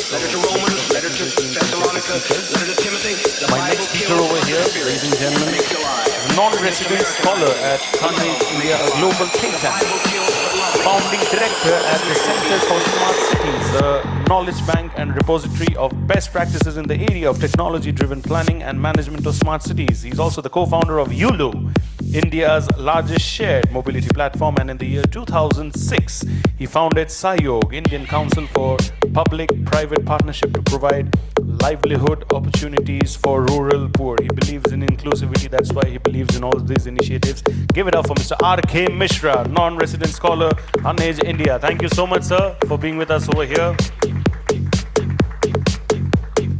What a pleasure. Ladies and gentlemen, can we please clap a little louder for all these people? They deserve every bit of it. And I believe the number of people, the audience that we have over here is not really matching up. My next speaker over here, I have a lot of things to say about him, ladies and gentlemen. He brings 3 decades of cross-sector expertise, including 15 plus years shaping the real estate sector. As co-founder and CEO of Addis Infra Solutions, he has led the company to become the youngest player in the construction materials ecosystem to go public within just 4 years. Under his leadership, Addis Infra excels in aggregating complex construction materials for infra and real estate, unlocking underutilized manufacturing capacities and enabling equitable growth for small producers. He also drives development management vertical, delivering developers the 3 essentials: money, material, and management, the 3 magical ends of real estate to ensure discipline, on-time project delivery. Ladies and gentlemen, please give it up for Srinivasan Gopalan. Thank you so much, sir. What a pleasure to have you. The stage is set. The panel is ready. In order to pay your respect, everybody from here till the back, here till the back, in sync. 1, 2, 3. Can you all clap, please? In sync. Can I have that sync? Can I see that sync? Yes. Yes, thank you so much. And we'll quickly update the timer. Can we update the timer, please?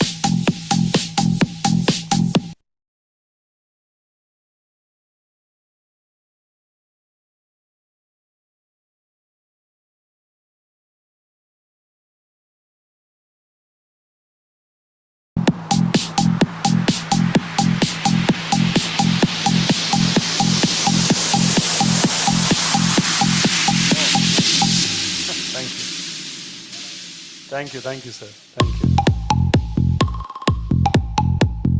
Is it taking so much time for the... Can we set up the time? Because we need it for the reference, right? Yeah, thank you. I have spoken enough. We'll let you all speak because they're willing to hear all of you. Thank you. Am I audible? Yeah, it's clear. So first of all, thank you Reality Plus for organizing these sessions. I feel it's great to have these knowledge sharing sessions, quick and easy takeaway for all of us. Interestingly, when I got an email from Sapna, I was like, this should be a masterclass for me, because with such stalwarts on a panel, it gives me an opportunity to how do I express, like दिल खोल के पूछने के लिए. So सबको पकड़ के दिल खोल के मैं I can ask, and hopefully I would expect that after I have done with my questions, the panel can also do the same. And interestingly, this is the first time when I'm seeing that everything has to work by the clock. So the MC was very smart to put the clock on face of all of us, that we should not forget it. But without much ado, I would like my first question to go to Ashwinder, because probably this was the first time that I realized that I don't know him so well, though I worked with him, few years back. And interestingly, if you look at, there was a time, or there's still in India, we consider that the eastern part of India is probably 20 years behind the western part of the India. So if you imagine, have an imaginary line cutting the country, going over Bihar and all that, and that's what people used to talk about. But what now I am seeing is, and probably post this session, is that there's another imaginary line which is dividing the southern part of India with the northern part of India.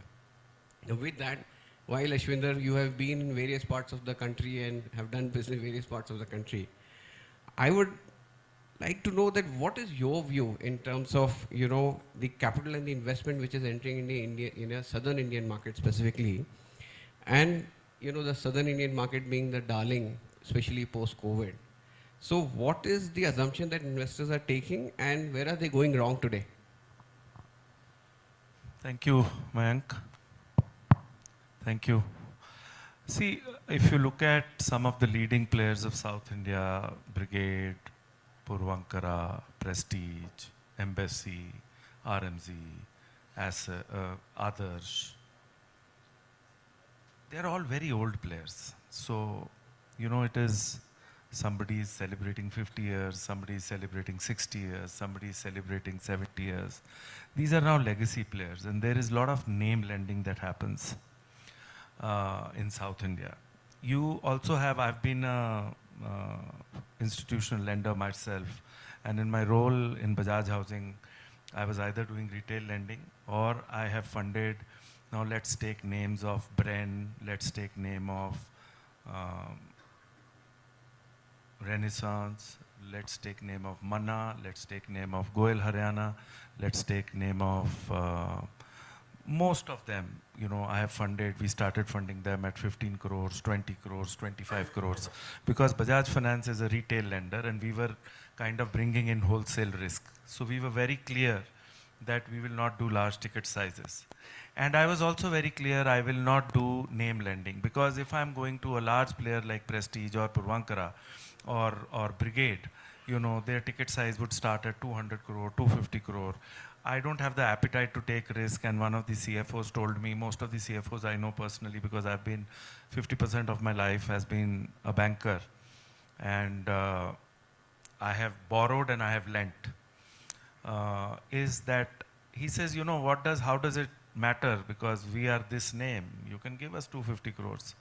And as a banker, very early I understood that I will never do name lending. So even if it is, for example, the biggest name, I will evaluate the balance sheet. And risk is something that you can't see.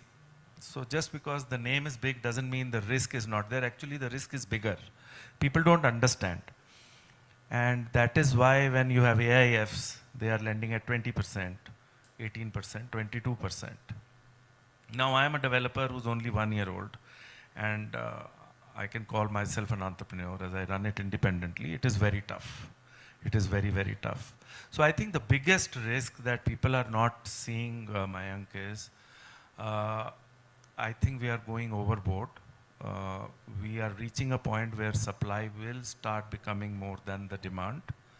We are reaching a point where pricing is going to be a little higher. Or pricing में क्या होता है ना, that you don't want to bring the pricing down, because your overheads have already been built according to the pricing. And development is a very tough business because it has multiple angles. Whether you show you are busy or if you show you are not busy, you are actually very busy. And the younger the organization in development, the tougher the route. The risk will come from lenders if they get into only pure name lending. They will have to look at project level funding. They will have to look at ticket sizes.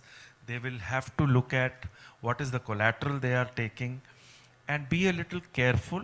And then the risk obviously is something which is really geopolitical, and if there are certain things that happen which are not expected, and if you look at what is happening in Bangladesh right now, and if you again have a war, or an environment where the Indian subcontinent gets impacted. I'm part of the ease of doing business, and right now the entire hosiery business is impacted very badly. And all of this is connected with somebody who's sitting in the end doing something.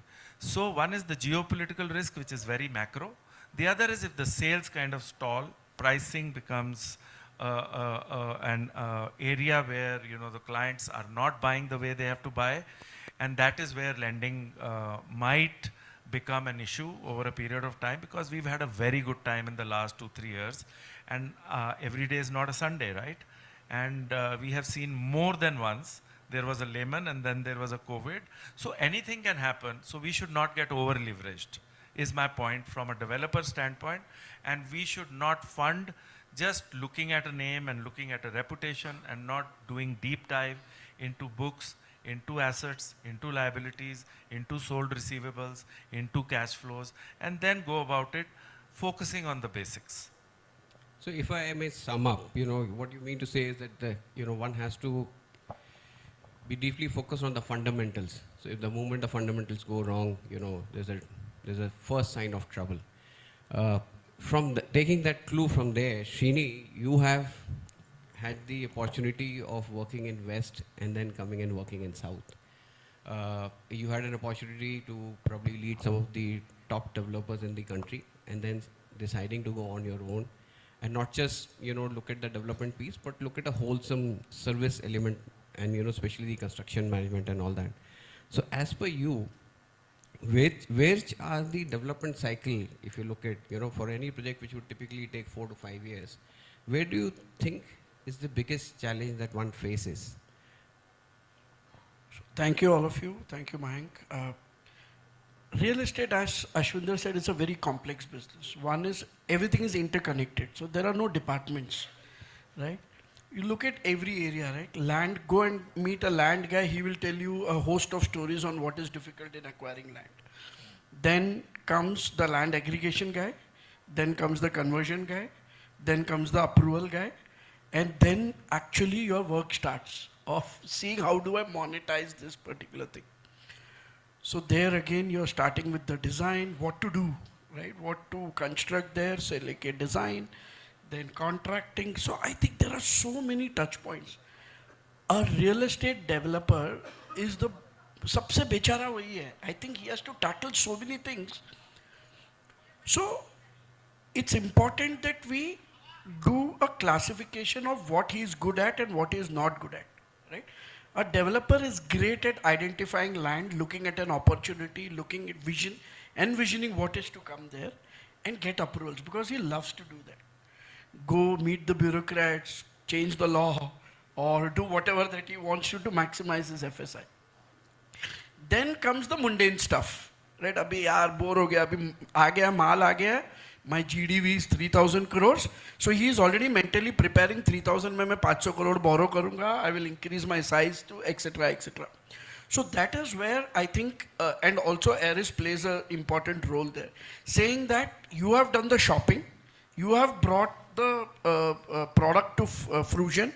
Now it's the time for professionals to deeply look into every area and deliver the project on time. Because by this time, the developer is already thinking 2 more projects that need to come in. So that doesn't allow him the bandwidth because he has to do the mundane stuff and also be creative. So I think it's very important that the developer realizes that, and like in West, even you look at US and also Australia, right? There is a developer concept. His job is only to get land, funding and approval. Everything else is given to an other company. So that is where I think things will move. And Aris and Uniturn, which is the brand, we are a very, very small experiment in that, where we say that आप ये दोनों काम करिए, उसके बाकी का हम करते हैं, so that you concentrate on increasing the FSI in this region, and we keep completing those projects. So every section is a problem. Most of the time of the developer also goes in financing, right? Financing बोलो तो उसके लिए क्या, he dreams saying that मेरा माल 25,000 में जाएगा, whereas the reality is it is at 18,000 or 17,000. But he has to visualize that he lives because of all this myth, because so many personal guarantees he has signed. He has to sleep in the night. So it is important that someone steps in there, does a reality check, and actually implements those projects. So every section is a problem. Important for us to dissect that, do something on our own, give it to some people who are experts in this. So everywhere it works the same, whether it is west or east or south or north. Very interesting take. I would like to take a poll from the audience that how many developers are bechara here. But interesting take. So from there, I would really like to go and ask a developer, Mr. Malna, are you a bechara or not? And then while you guys are doing such interesting stuff, and your organization specifically has been pretty focused on the design and the design elements. Any areas where you guys are actually over-investing right now and you think that you need to tame it around and need to rework on it? You mean in the development? Yeah, in the design aspect of a development. See, I think, he said, and my Hindi is not so good, he said, Dil khol ke prashna karo. I mean, Dil khol ke, he almost asked like a exam-like question, right? So let me a little bit break it down. So maybe what you're saying is that what is the things that we are doing today, maybe we will not be doing in the next 3, 4, 5 years, and we bring down our investment on such things which may not be there at all in the next 4, 5 years. Correct. That's maybe the question, right? So it's basically, I think, so far in the last 25 years that housing was a requirement, and I think we built colonies. That's what I call them, big colonies, which means that house or the apartment was the focus. Now I think the time has come that we need to look at something little beyond that. That is the experience of the people who are going to live there. And that's going to be the focus.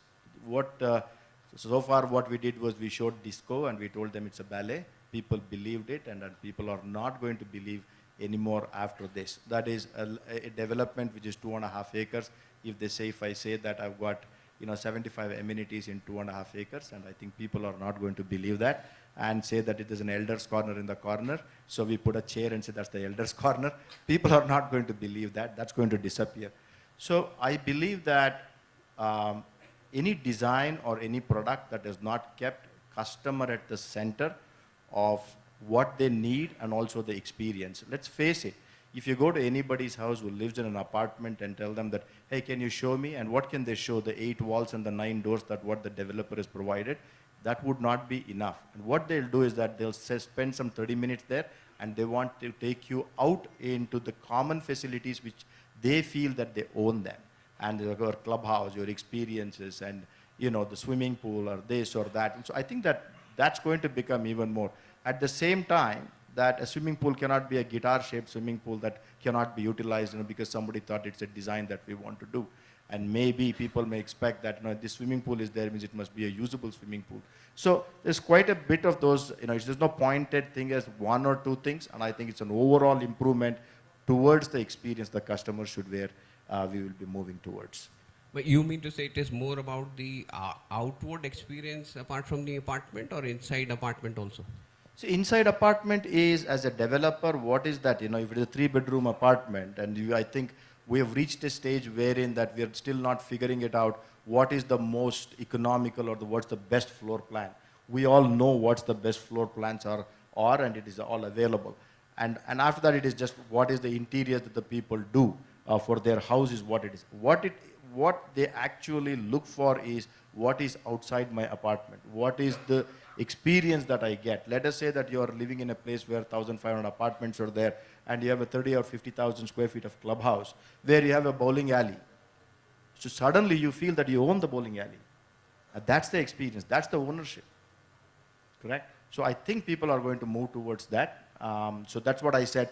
Colony is a word used for saying that I have a unit, I have a home. There is an experience of living is not just the home, it's everything other than the home. Interesting take. With that, I would like to ask Ranjit a question.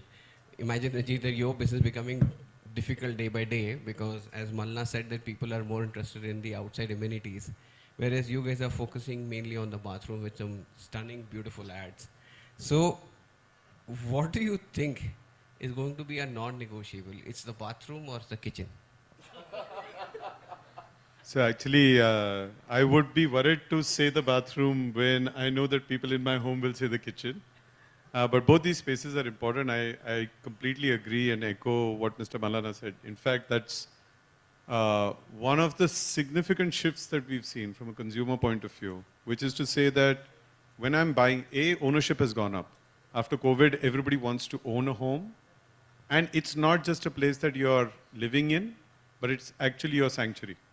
And the space that you're looking, I mean, I moved to Gurgaon about, 15 years back. The place that I'm living in is the bubble that is my life. 80% of my friends are there. The amenities make sure that I'm able to take care of all my interests.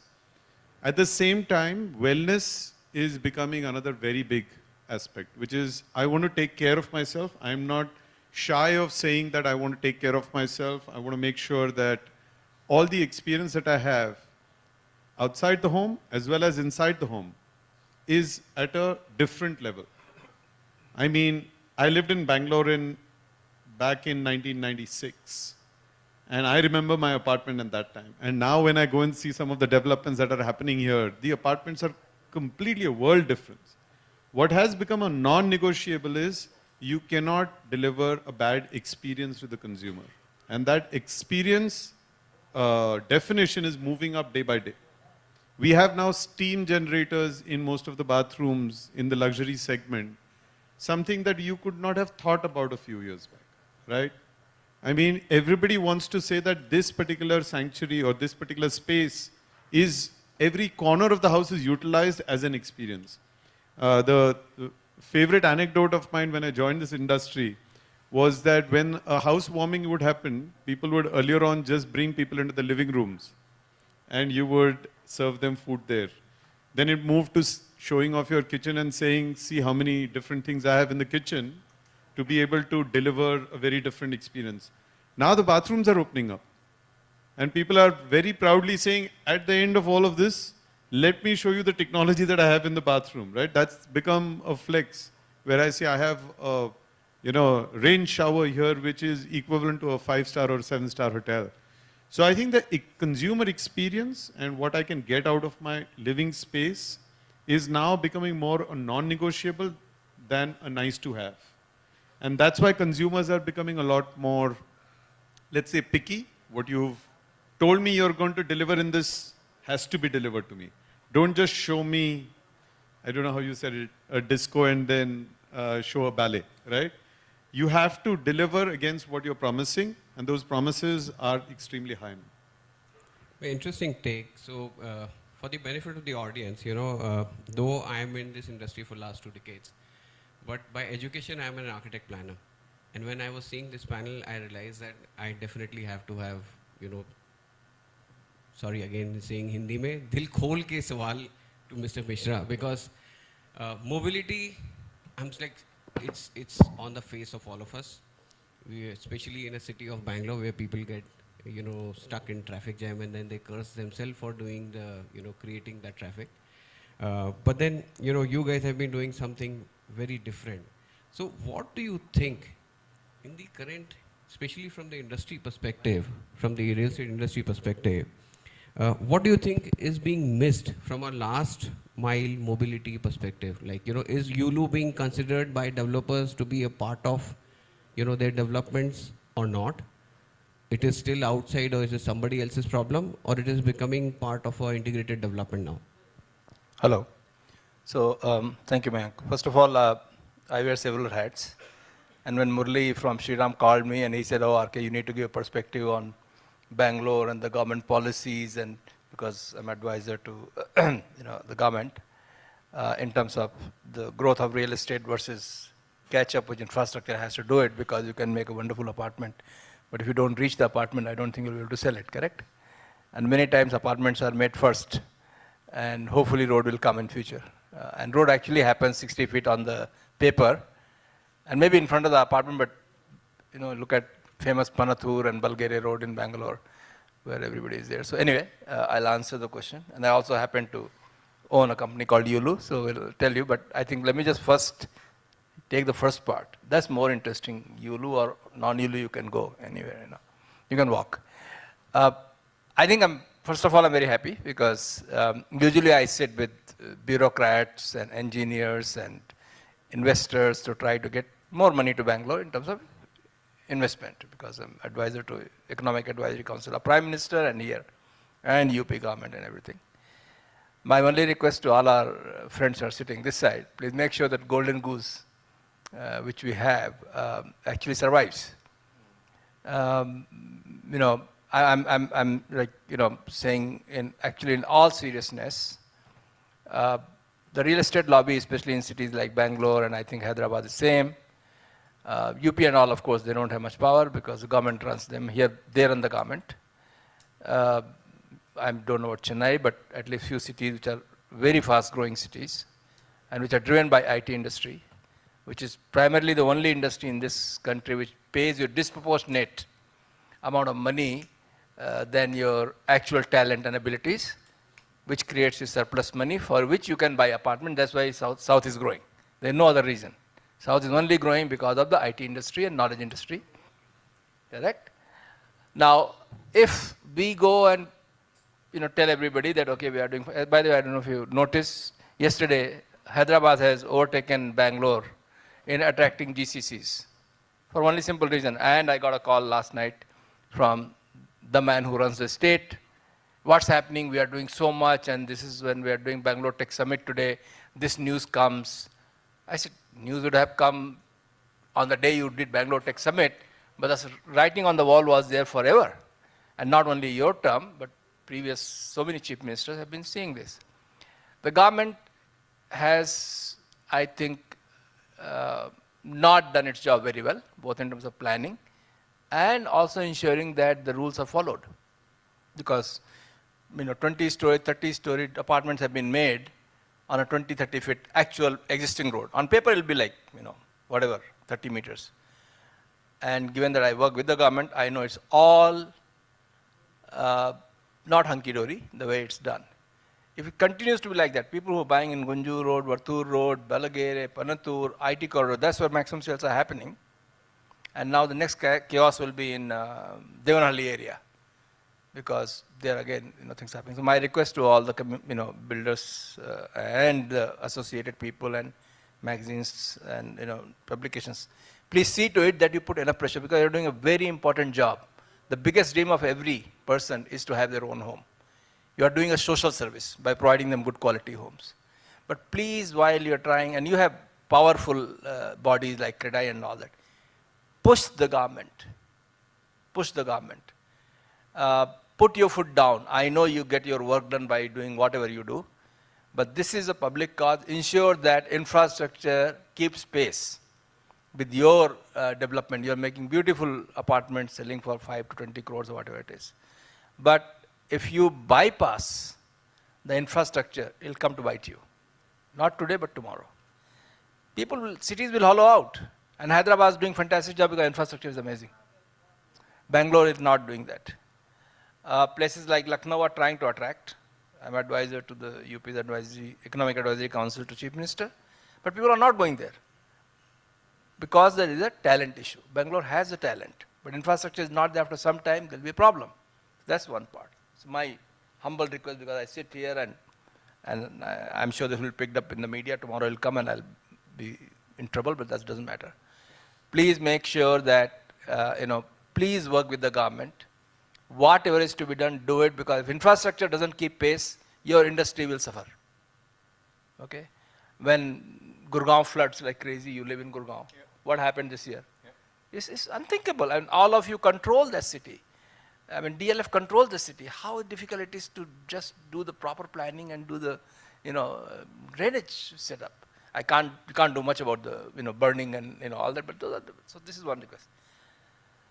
Finally, since you asked that question, well, Yulu had hardly any role to play to solve your problem. Yulu is primarily right now making your life difficult because you can't take your easy because you can't take your cars out to buy grocery and all that. There's so much traffic. So Yulu delivers to you. Correct? So all the delivery in Bangalore, around 50% happens on Yulu. Delhi is around 35%, Mumbai is around 30%. We have around 1 lakh drivers on road on Yulu bikes delivering your Swiggy, Zomato, Zepto, whatever else is there. Now the ladies who come to work, Snapit and Pronto, the ladies who are working, we have a women crew of around 2,000-3,000 who work at your homes as cleaners and maids or whatever it is. So we are doing our part, but making you to go to office doesn't matter Yulu or no Yulu, you are going to be taking 1.5 hours. So it doesn't matter. Very true. And I think so very, very important points that, Mr. Mishra spoke about. I'm glad that you spoke about it so openly in a public forum, because a lot of time people don't do it, and they would probably grind or probably they'll discuss in their living rooms or the bedrooms, but that's the reality of life that, we all are living. Life is short. Say what you mean. Yeah, correct. With that, probably I would like to put a spotlight to Mr. Malna, because on one side, so I feel two very important aspects which affect all of us. Very few of us are able to take head on to it. One is definitely the infrastructure and what all we suffer because of infrastructure. And second is, I think so, sustainability, because sustainability becomes a marketing talk. People talk about it and they want to just show it off. But in reality, a lot of times sustainability becomes a big issue. So as a CEO with Purvankra, how are you guys handling the sustainability part? And do you really think buyers bother for it, or it's just again a fad? If you're okay, I'll just respond to what Mr. Mishra was talking about, and then I get to the sustainability, whether my customer wants to pay for it or not.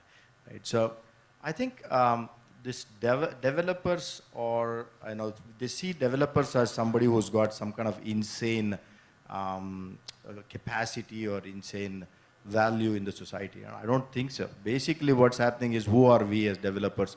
Land is not ours. We buy the land with an investor like Ashwinder giving the money, or we went to go into a joint development agreement, and then we bring an architect, we design that, we go to the government, and then we get the approval, and we go to another lender, get the construction finance, we go to the customers, and then we take care of the government officials. It's like, generally speaking, that we are putting together a lot of people to do our business. The second thing is that we don't have so much of powers as everybody has made out to be, because this is something that we always discuss in CREDI.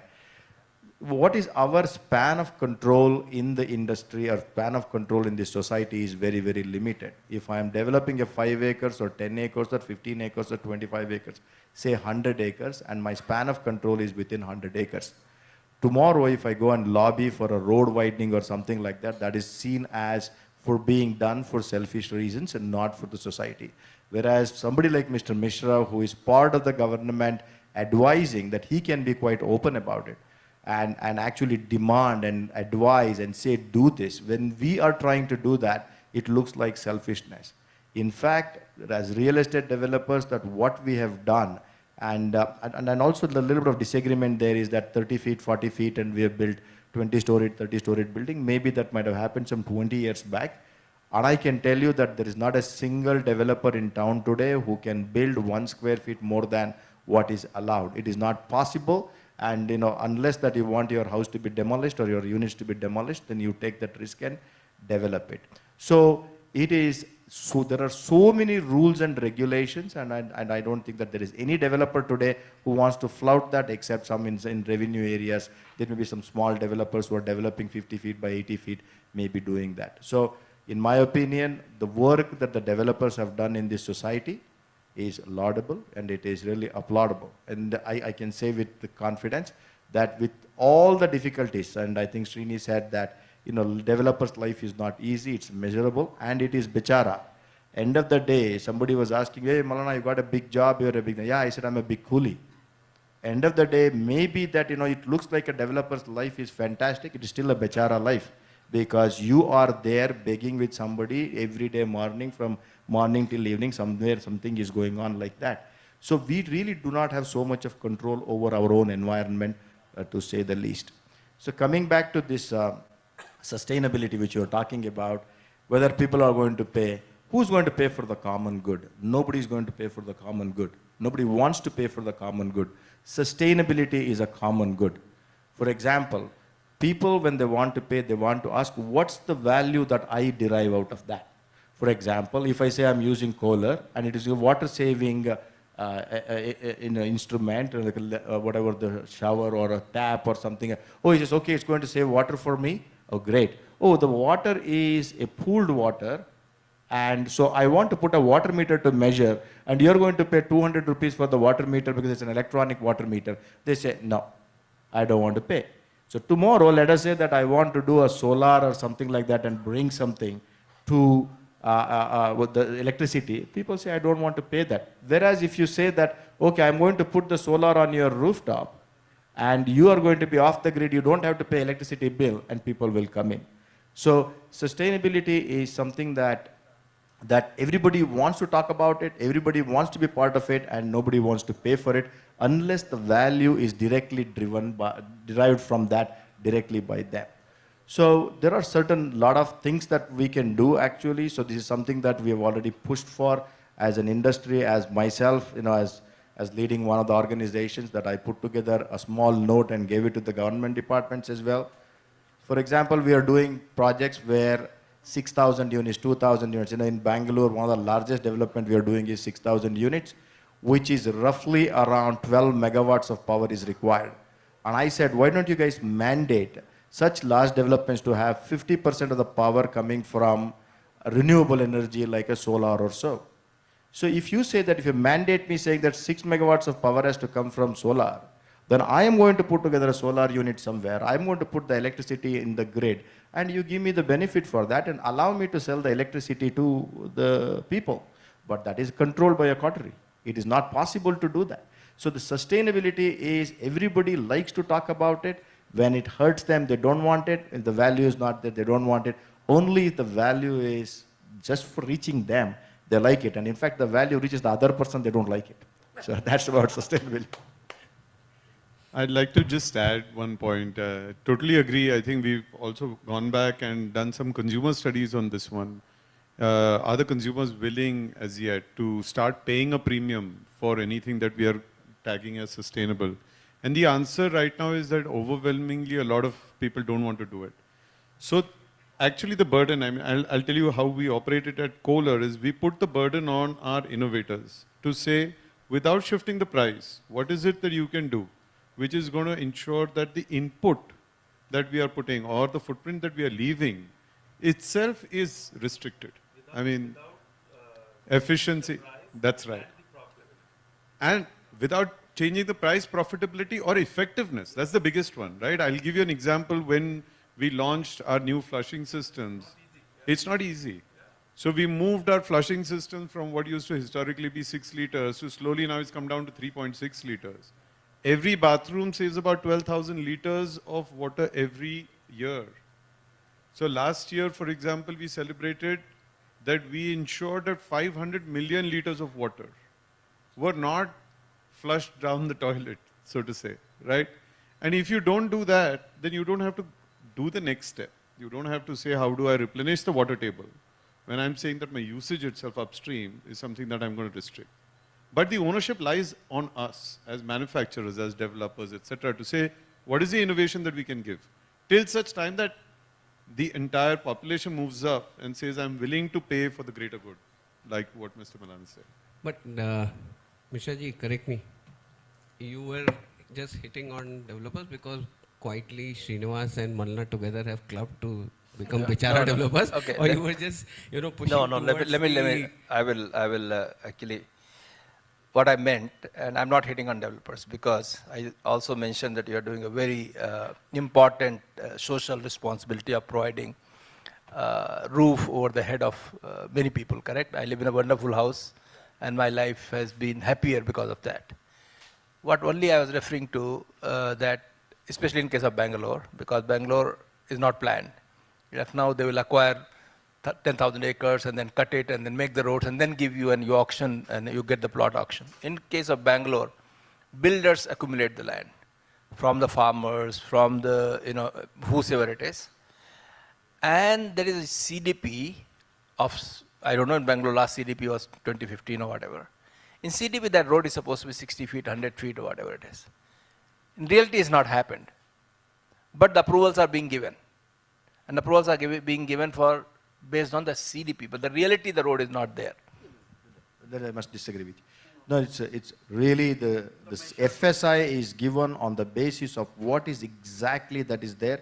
There are hundreds of roads in the CDP which are 60 feet and 80 feet, and you don't get this thing. Whatever is the road that is the width that's available, only on that it is given. Whatever is the lesser of the two is what is given. All right, okay. So if I can... Just quick one on this. As you said, I'm in the government. I deal with day in, day out. I can tell you 20 roads in Bangalore where people are building and road is still whatever it used to be 20 years ago. On the paper it is 60 feet. Any road, any east, GBA east you see, any road east of Outer Ring Road, or even between Outer Ring Road and MG Road, roads have not been done. And even if it is done for 100 meter in front of the apartment, after 200 meter, it is again back to the same, because some guy has gone to the court or whatever is not given. Insist that government should make the road first, correct? Then you give the permission and all that, and then if the collective, I'm not one, use CREDAI. I'm not asking Purvankara or Prestige or anybody to use it. Please do it, otherwise it happens. Look at, anyway, you know what happening in Bangalore. Look at Barthur Road, look at the Gunjur Road, look at Balagere Road. I don't know if any of you would recall these names. Look at your Chinpanhalli Road. Look at all these roads. On paper, look at I'm talking about IT corridor, which is the most congested. I'm not talking, JP Nagar and Jain Nagar, which are already planned places. This whole of East Bangalore, east of HAL, is complete mess because it was just acquired. They made Outer Ring Road. After that, not a single road has been made. That was made in 2000. After that, not a single new road has come. No road has been widened. Even Sarjapur Road, widening did not happen. Government is there, project is there, widening didn't happen, apartments are coming. Same question we have. Yes, hence CREDAI should sit with whosoever it is, sit with DK Shivkumar. You say all these are 20 roads, which are CDP roads, which are supposed to be this. Already approval happened, and they have taken betterment charges from you. Please make it. So and I'll be sitting there. So just imagine we as a developer, we buy a land. Land का पैसा भर दिया है. And I go to 30 feet का तुम 60 करो बाद में मैं construction शुरू करूँगा. तो मेरा तो लग गया है. Profitability is gone there. So Srini, before the entire panel goes to a different direction, I thought let me, I'll again use a Hindi word. Let me add some masala to it because, and this is an open question, so any one of you can, if you can remove one approval. So today, I think so each project you have to take 55, 65 approvals. I'm like, if you given a magic wand and if you're able to remove say one approval to help you shorten the timeline and you could launch a project faster, which is the most destructive body and which is the most destructive approval that you would like to change? I think one of the things that, English is not our mother tongue. But we use quite a bit of English, and there is a word called comprehensive. We don't know the meaning of comprehensive because we call our development plan as comprehensive development plan. We don't know what is comprehensive means though. See, for example, that if you take any areas which Mr. Mishra was talking about, if you look at something like Bangalore North, in the area that on the Hennur Road on the right of there, you got around 2,500 acres of land which has been marked as residentially developable land, marked with yellow color. So a comprehensive development plan would include saying that there are so many roads and the FSI available is so much, which means that I've designed these 2,500 acres for so many lakh people to live there, and so many lakh people are going to create this much of solid waste, and they need this much of water, they need this much of electricity, and how to provide that and how to dispose that, and all of these things must be available in a comprehensive development plan. And then developer will go on the basis of the land that he has got, he will go and get the approval, and that should be the thing. Once that it is marked as a residential zone, a developer need not have to go to MOEF, he should not go to KSPCB, because somebody who marked that as yellow, as residential development, should have already taken into consideration of all the environmental disaster that's going to do. So developers are developing this one, they're doing the environmental, no, I'm just doing my duty. Society needs housing. Either as a society we need to figure it out that we want housing in this country or we don't want housing in this country. Then we'll find another business and move on, right? Maybe a casino or something like that. So basically, the approval period, approval is that once a CDP is done, most of the things should be absent. MOEF should not be there, KSPCB should not be there, and it's already marked as yellow as residential, then you're going and running and saying that, no, the underlying land is still an agricultural land, you have to do a change of land use. Wow. Then of course, all lands were agricultural lands only. Then you already marked as yellow, right? It's already, it's what is a CDP? CDP is all departments in the government put together, heads and all secretaries are part of that. All secretaries of every department is a signatory to a CDP, and it goes to cabinet, and cabinet approves that, and it goes to gazette, and it's a gazetted document. What is that gazetted document when you say it can build residential here? What is that you're going for change of land use again? And also the sequential form. You have to do MOEF, till then you cannot do your PCB. Both of them are the same, and in you should not have two of those things. What is environment is only one. What is KSPCB? Because it's a state government, and then you have a central government environment. It's just made into the, so there are quite a number of those things that can be corrected. And Mr. says, Malana, you should go with CREDAI and tell the government, and you know what government is going to tell me. We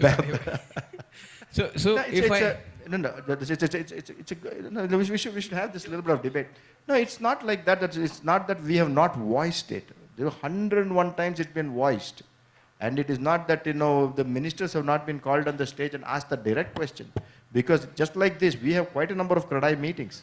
So it is not that, when government chooses to do what they want to do, an elected government, there's not much that you can do. Right? So it's basically, what is it? You deserve the governments, you deserve the governments that what you deserve as a population, and this is what we deserve, and that is where we are. What is there? And when I was speaking to you, what is there that the city does not have? The smartest people, the greatest education, go on the best of the best jobs, per capita income, one of the best in the country. What is it? Look at the way we live, look at the roads we have. Even I have the same complaint, just like you. But the thing is that it is something that as a population that we all don't rise, then it won't happen. And that's what. So as CREDAI, we do our best, whatever we could do. If I may add to it, so to put it simply, you mean to, or maybe what I could get out from, understand from whatever you suggested was, there is a design flow in the CDP or in the entire process. And for that, the developers are actually paying and compensating for. So what do you think that, developers are actually forced to compensate? Is it the monetary terms, is it design terms, is it the project term, or what is your view, especially from the developer fraternity? I think we are forced to do everything as a developer. These are the 20 things you follow. वो बोलते हैं ना, मंदिर में जाते हो तो घंटी मारना है. So there are 20 to 40 things that you need to do before you till the land, and that you're supposed to do. It's the law of the land. We follow it. Nobody has questioned it. Or even if you are questioned, we don't know whether you can question. So that's the first question that you need to answer, whether you are allowed to question individually or collectively. So I think, let's give credit to the government where it's due. These are the environment. We choose our land, we choose our location based on all these constraints. So positively, if we have to look at it, let's keep focused on what we have to do. We have to build homes, and we should concentrate on that. On the sustainability side, I do believe that people over a period will get an edge. You keep doing this today. Today we may not get an immediate gratification for it, but eventually your products will sell better, your brand will be better, your product will be selling at a premium faster, so on and so forth. So I don't think we should get illusioned by all of this. We have to keep doing good work, and that is the value and the vision that one developer brings as compared to another. So I think we should keep going. We are all doing a great job, in my opinion. The environment is tough. We are running on a round ball, trying to balance ourselves. I think we are doing a great job. As you guys are there, keep buying properties. That's important for us. And keep taking new commercial space on lease. keep buying from the Amazon so that the warehousing industry does well. Keep coming to the Taj so that the hospitality does well. So everything is real estate. So keep supporting us all the time. But thank you, Srinivas. And probably what you said is very right, that you have to do the good work, and eventually the work will speak for itself, right? So there will be a catch-up and there will be a time for that. Probably my last question to the panel, because what we started seeing was post-COVID is that everybody wants to get into plotting, and plotting has become the new buzzword. What is the take of you guys? Is that the right stuff that is happening in the industry? Should developers continue to do plotting? Is it a... Because I get to hear a lot of other side of the story also, that it's a waste of natural resource, because people will do plotting and then they'll sell it and nobody will construct on it. So what is the take that you people have?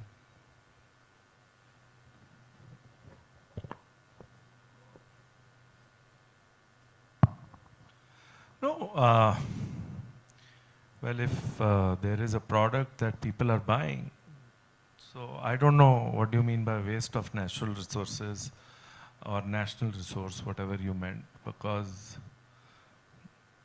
there is a waste if you buy a Gucci, right? I love Srini's shoes. So it's I don't know, how much does it cost?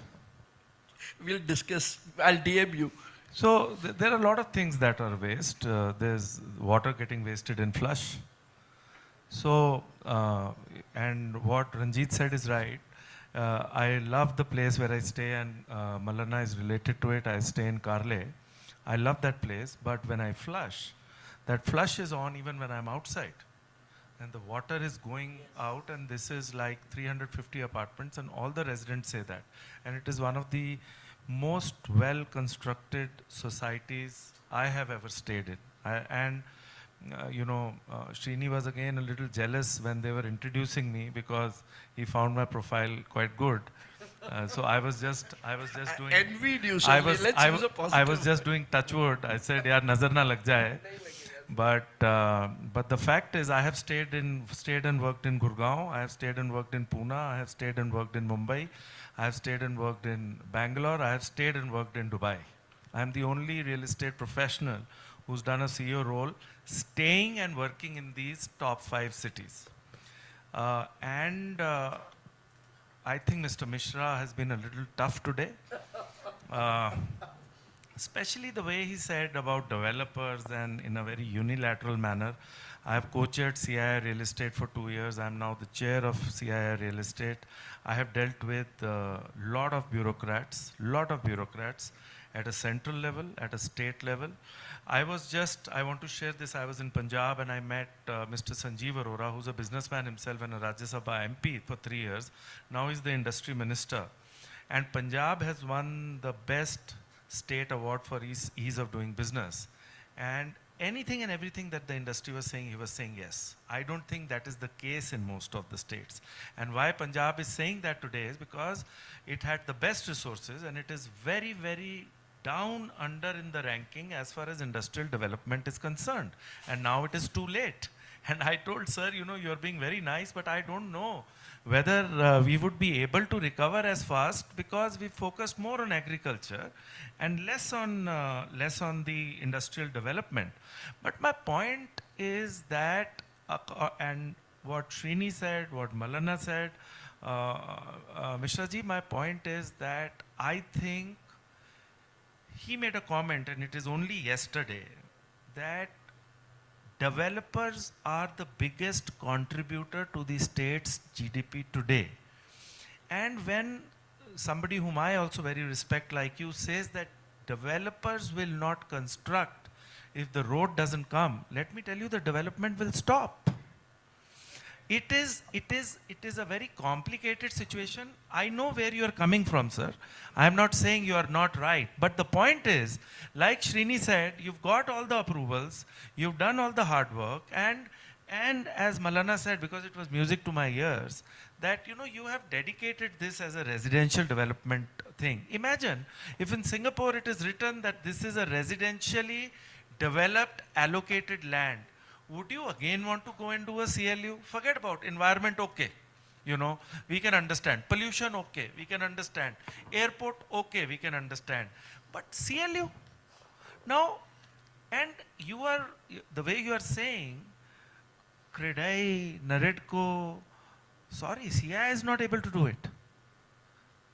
And CI is the government body. We've got Mr. Piyush Goyal, we've got a panel of RERA chiefs on the dais. It's very tough.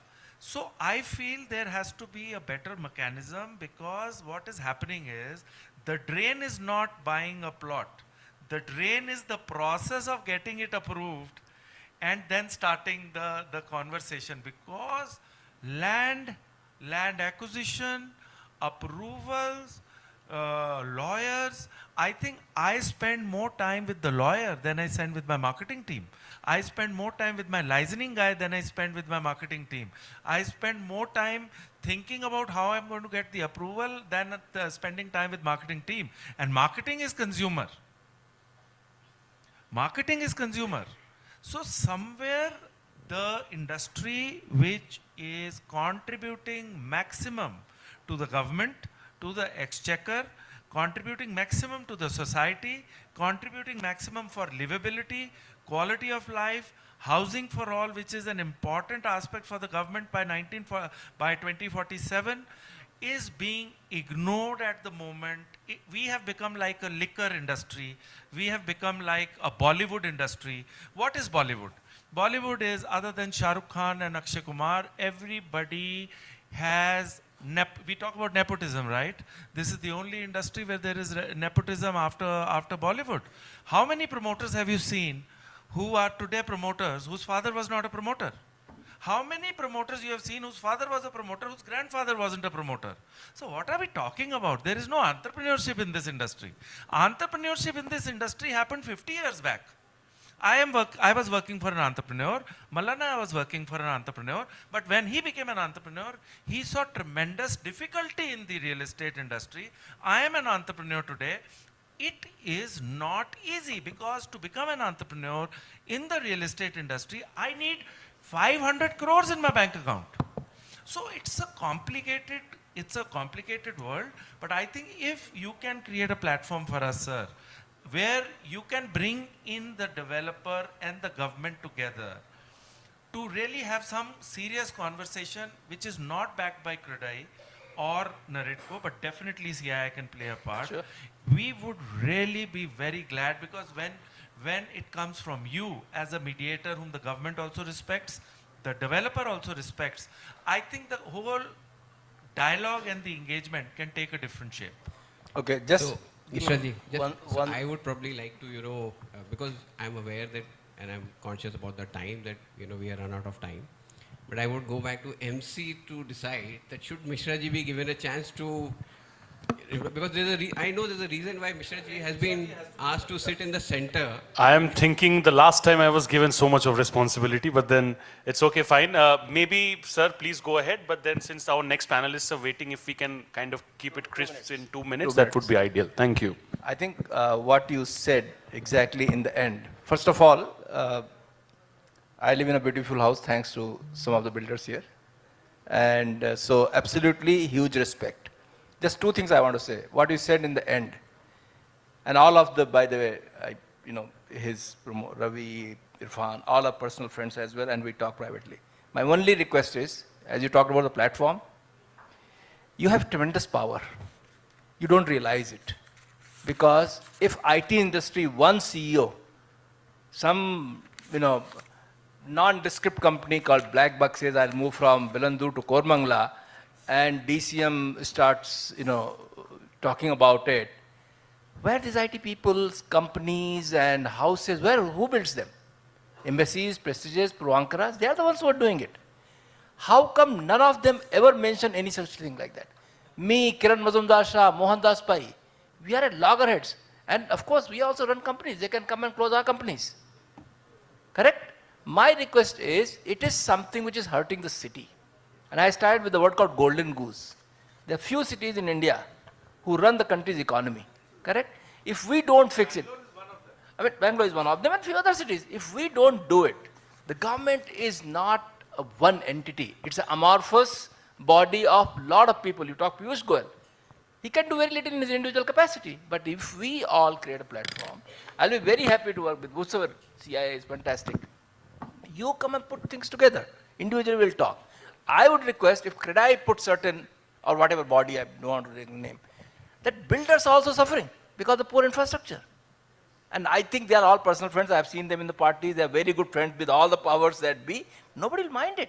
Let it also should come, because public perception is, okay, forget about R.K. Mishra. Talk to anybody.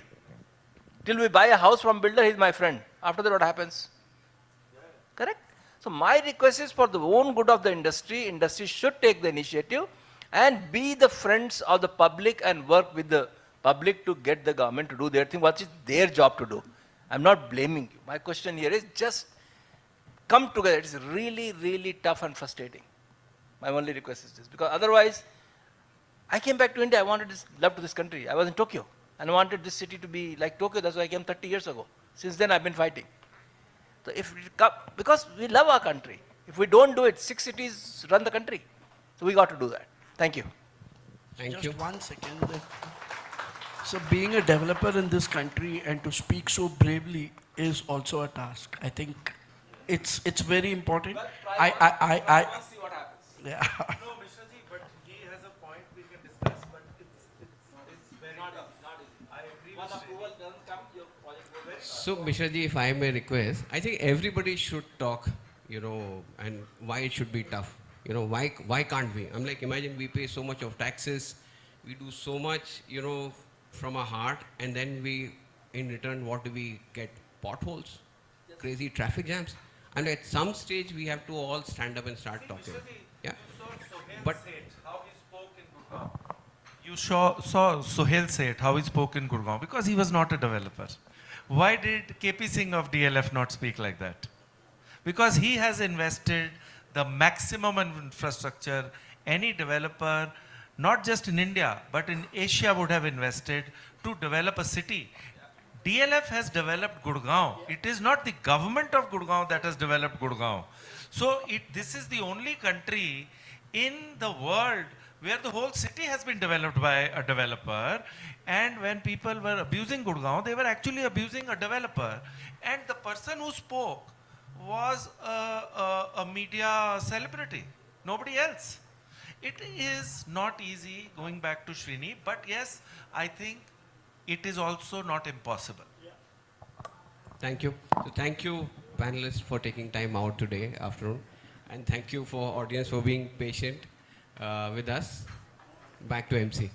Thank you so much, and I think they deserve all the big round of applause because all sorts of points have been shared, and there can be differences in opinion, which is completely fine, but then that's the whole idea, right? You want to actually have a very healthy and progressive conversation. Thank you so much to all of you.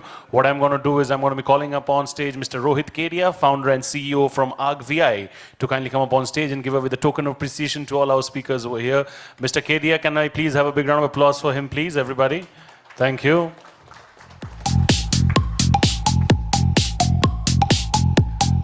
We're supposed to do the group photo with the felicitator as well. So I believe he has been given a certain count. Kitne de nahi hai photos. Yeah. Can I have the token of appreciation, please, quickly? Thank you. And I'll request all of you to come forward so that it's easier, so that we can do the group photo directly after the token of appreciation is done. No problem, no problem. Relax, no problem.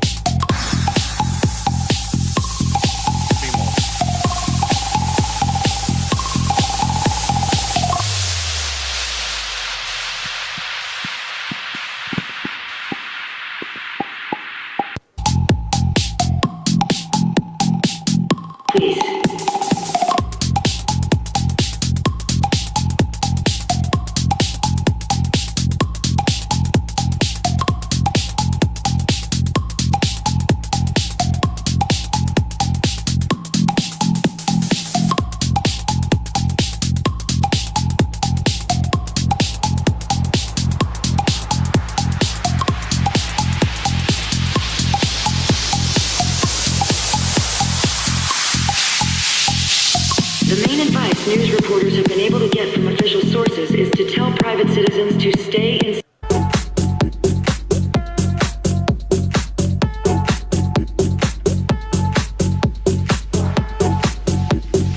Ladies and gentlemen, this is the moment to clap and appreciate. Can we please do that a little louder? Thank you.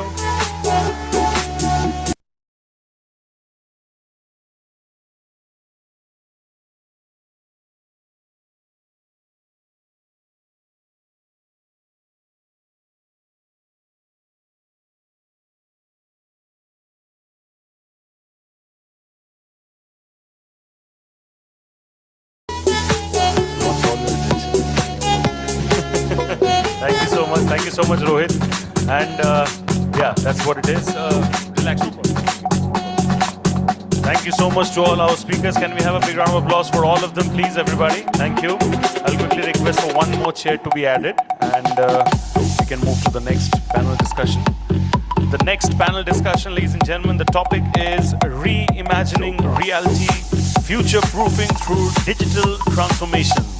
I'll quickly repeat the topic for everybody once again. This is about reimagining reality, future-proofing through digital transformation. Do we have 7 chairs on stage? Hanji. All the chairs are in the frame? Huh? All of them are in the frame, right? Yeah. Thank you so much. Let's evenly distribute them. So what I'm going to do, like always, is I'm going to be inviting first on stage and introducing our moderator, and then I'll be introducing our speakers. And I'll also request people to please kindly take their seats and settle down as we are moving forward to another discussion. So we'll seek your presence and cooperation throughout. I'll request all of them to please kindly take their seats and settle down as we are moving and transitioning to another panel discussion.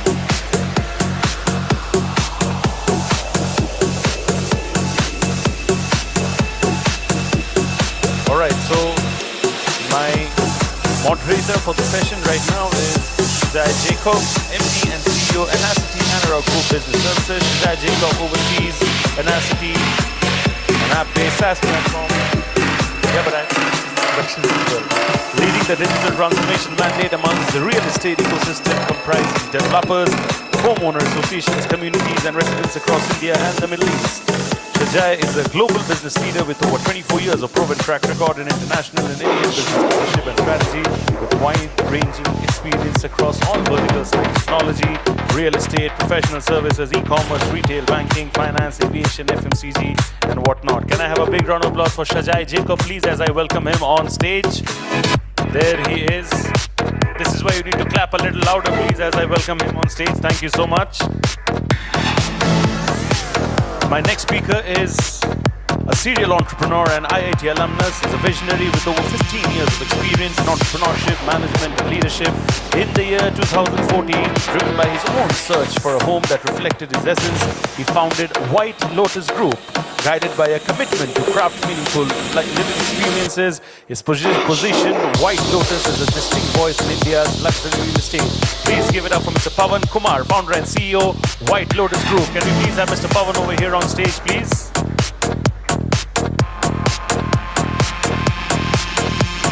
Welcoming Mr. Pawan over here on stage. Thank you so much. Give him a bigger round of applause, please, everybody. Thank you. We'll request all of you to please take your seats as per the photo order. My next speaker is the CEO and founder of Hutch Global and the past president of NAR India. Wow, I love that cheer, right? President and chairman of KIA, a veteran with more than 3 decades of varied industry experience, a learner, coach and trainer. Please give it up for Samir Arora. Thank you so much, sir, for joining us. My next speaker over here is a real estate leader with over 22 years of experience in the sector across investment and asset management, profit-centric management and business operations in reputed global organizations. In India, he's proven strong investment acumen to identify lucrative investment opportunities, ability to mitigate investment risks, and time his investment to enhance returns of project capital. He has in-depth understanding of various asset class and experience of working in multiple geographical markets in the country. Give it up for Mr. Shantanu Chakrabarti, MD, Real Estate, EAAA Alternatives. Can we please have Mr. Shantanu over here on stage? Hello, sir. Khub bhalo laglo. All right, my next speaker over here She's responsible for REIT's marketing, outreach, and communication initiatives across multiple stakeholders, including occupiers, investors, media, and policymakers. Has over 15 years of experience as a senior communication strategist with extensive experience in the international finance sector. Prior to joining Embassy REIT, she was the Vice President, Global Head of Public Relations at Pioneer Investments, an asset management firm based in London. Please give it up for Shweta Reddy, Chief Marketing Officer, Embassy REIT. Welcome. My next speaker over here has 2 decades of extensive experience in the real estate and infrastructure sectors, the visionary leader and a key member of the board, and is instrumental, absolutely, in shaping the strategic direction and overall growth of his organization. His keen expertise and in-depth understanding of the real estate landscape enables him to seamlessly navigate complex challenges while, of course, maximizing value for the stakeholders. Please give it up for Mr. Sunil Parekh, Executive Director, Assets. Please clap a little louder for Mr. Parekh. Thank you. And my next speaker over here has 23 years of experience under his belt. He's spearheading Prestige Group's digital transformation journey, leveraging technology to elevate total buying experience by creating seamless and personalized experiences for customers. His current passion is to transform the construction, engineering, procurement, and contracts process and herald the next age for Indian construction industry. Please give it up for Mr. Vishesh Kaul, Chief Information and Digital Officer, Prestige Group. Give it up a little louder for him, please, Mr. Kaul. Check the speaker, please. It's echoing a little weirdly. Yeah. Thank you. Please update the timer. We'll begin after that. Kindly update the timer quickly. Thank you. I hope I'm audible. Thank you. Warm welcome to everyone. We're in a terrific mood right now. I mean, all the panelists have had a sort of a discussion already outside on coffee and breweries, right? So I think we're going to have a little bit of fun on the panel, talk about digital transformation, which I believe today is at the cusp of an inflection point. Real estate truly needs digitization because it has been the last bastion where digitization is not hygiene, it's still work in progress. There's a lot more to do, and I believe that with developers and all stakeholders adopting digitization, there is going to be a marked change as we progress over the next 5 to 10 years. But before getting into the specifics, let me just first congratulate this entire panel for coming together in a very varied and differentiated manner. We have 2 developers, we have a marketing expert from the pioneering REIT of the country, we have a channel partner, we have a veteran CIO and a veteran in the commercial real estate space, right? So, I mean, what a sort of a motley crew, but a great, and I must congratulate Realty Plus for putting it together. Yeah, so fantastic again. There has been a lot of change, and I'm going to just throw a few questions out. We'd like to get some answers around it and get your feedback. And there's going to be varied perspectives, so whatever you all can pick up, that will be useful and insightful. From what my perspective is, I believe that there is a huge change which is currently happening. Developers are still operating with gut-based decisions, still pretty transactional, right? But at the same time, open for change. Now, I'm going to ask each of these panelists, what are their thoughts on this digital transformation or the digitization that they are seeing, or is there a sort of a conflict happening within their organizations on it? Sunil, why don't we start with you? So I think you started with and I'll set the context maybe then. So real estate traditionally has been a very legacy-driven, gut feel-driven, typical old process-driven industry. Now I'm talking of the last, say, 10, 20 years. The way things used to function were accepted. I think that's how people were conditioned, saying real estate mein aise hi chalta hai. But I think now times have changed. The customers have changed, the preferences have changed. The more of the Gen Zs and the millennials have started influencing the decisions of home buying. And because of which, and also they become very digital savvy. In fact, for them, I would say digital is very innate, because there are kids now who are now 15 and 18 who will become home buyers, they've only seen, for them, phone is default. Like when we tell a teenager saying, phone rakh do, they don't understand why are we telling phone rakh do, because we are conditioned that phones are not right, but for them, so digital, innate, highly aware, well-connected consumers who have come in, there is a mismatch for sure. I think the customer expectations is now increasing faster than the maturity of a developer. The pace at which he's sort of developing, and that has to be bridged. And to set the context, apart from the basics of do a good design, be well governed, I feel technology will bridge that gap. So- And that is happening. I would say we are kind of an inflection point. I mean, low-hanging fruits have been explored, but there is a lot to be explored going forward. But we are mid of this. In fact, the last 5 events I've attended, I think tech, prop tech, or digital transformation is certainly one of the topic being discussed and well attended. Yeah, So yeah, absolutely. Compared to what was there a few years ago. But, you know, the way that it seems, and on the same topic though, Shantanu, and I'll come to you for your thoughts, but I do feel that, you know, that the playing field has changed. It's like you're asking a football team to come and play cricket at the Chinnaswamy Stadium, right? So if the game has changed, like Sunil has just mentioned, the players have changed, the customers have changed, the way you do business has changed, right? Why is this change not apparent? And obviously, is there a mismatch, and do you see this conflict? Yeah, I mean, I think primarily real estate has been driven by legacy companies, and that has, formulated what is transpired. I think whatever little digital transformation or so-called digital transformation that we are seeing, I feel is very gimmicky. Extremely gimmicky in nature, just to kind of, I think it's very, very sales oriented. However, the real digital transformation is in the processes of development itself, right? Today you can do design much better. For example, structural design.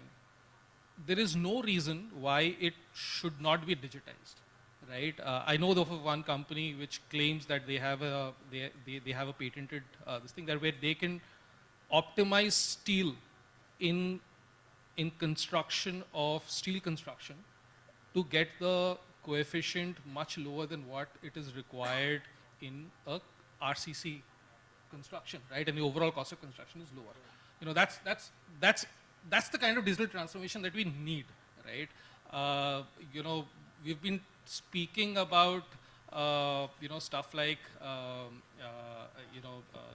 the digital twins, right?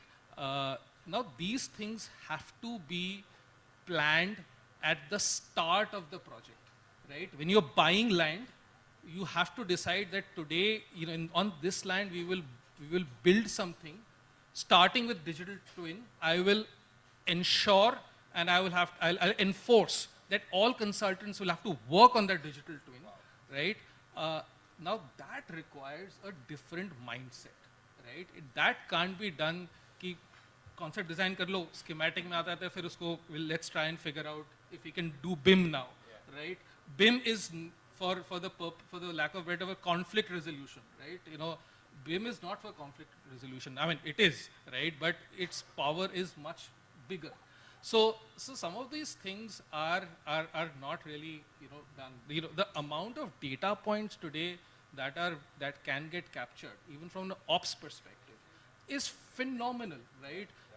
If you just capture that data and showcase that data internally and externally, depending upon who the audience has been, the value is created there itself, right? So I think that is the challenge.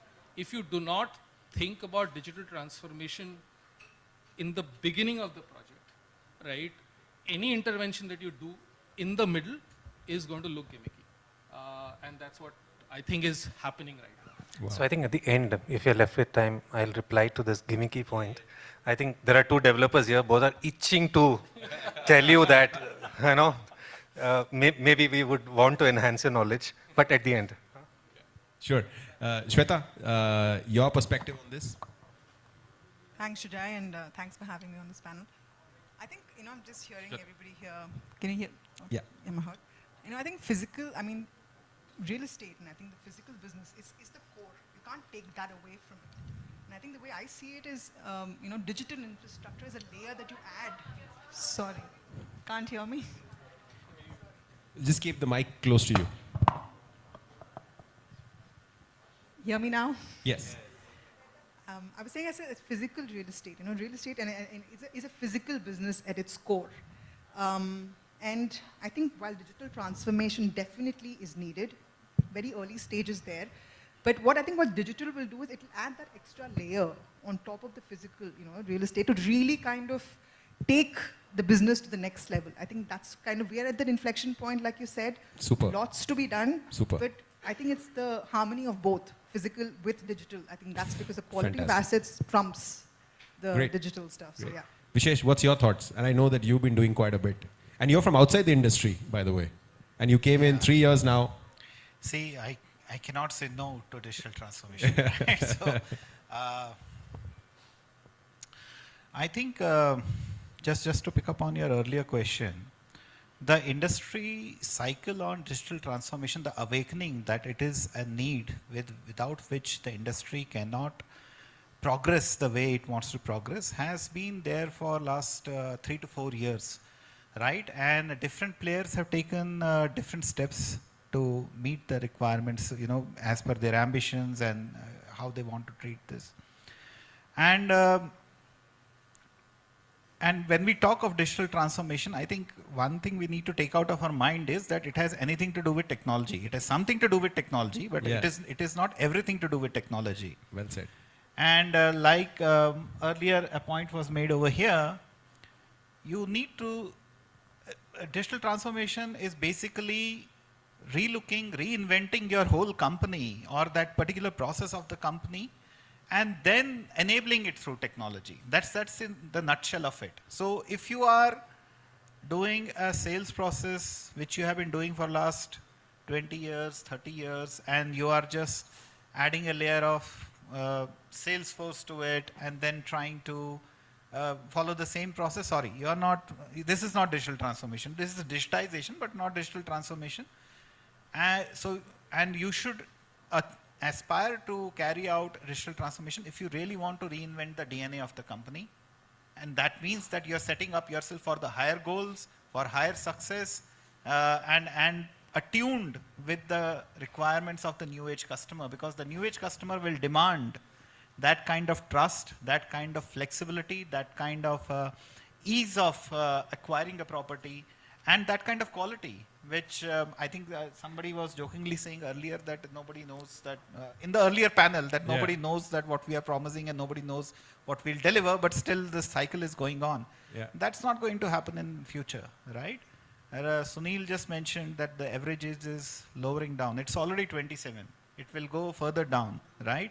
And these are people who will demand these kind of things. And if we are not reinventing the whole process, if we are not re-looking at the way we have been doing something, construction for over last 40 years, I think companies will be in trouble.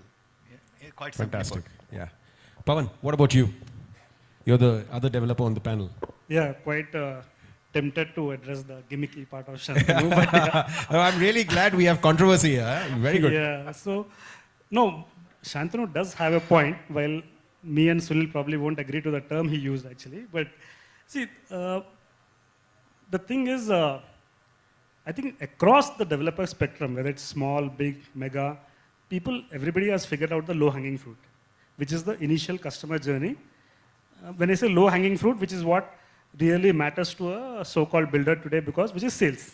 So everybody has addressed the digitization of the sales part, because that is what immediately brings you money on the table. That's what makes everything look very rosy, right, for you. So that part, every developer has figured it out, right?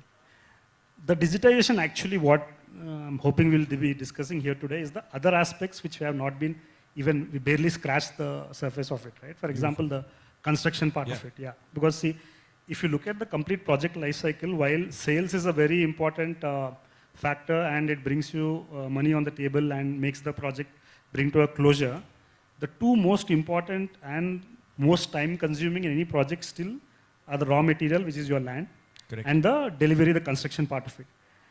In these two modules, even if you have the intent of digitizing a lot of things, you need all the stakeholders coming together to make something happen. Sure. Till that happens, you're still not talking about the complete digitization part of it, right?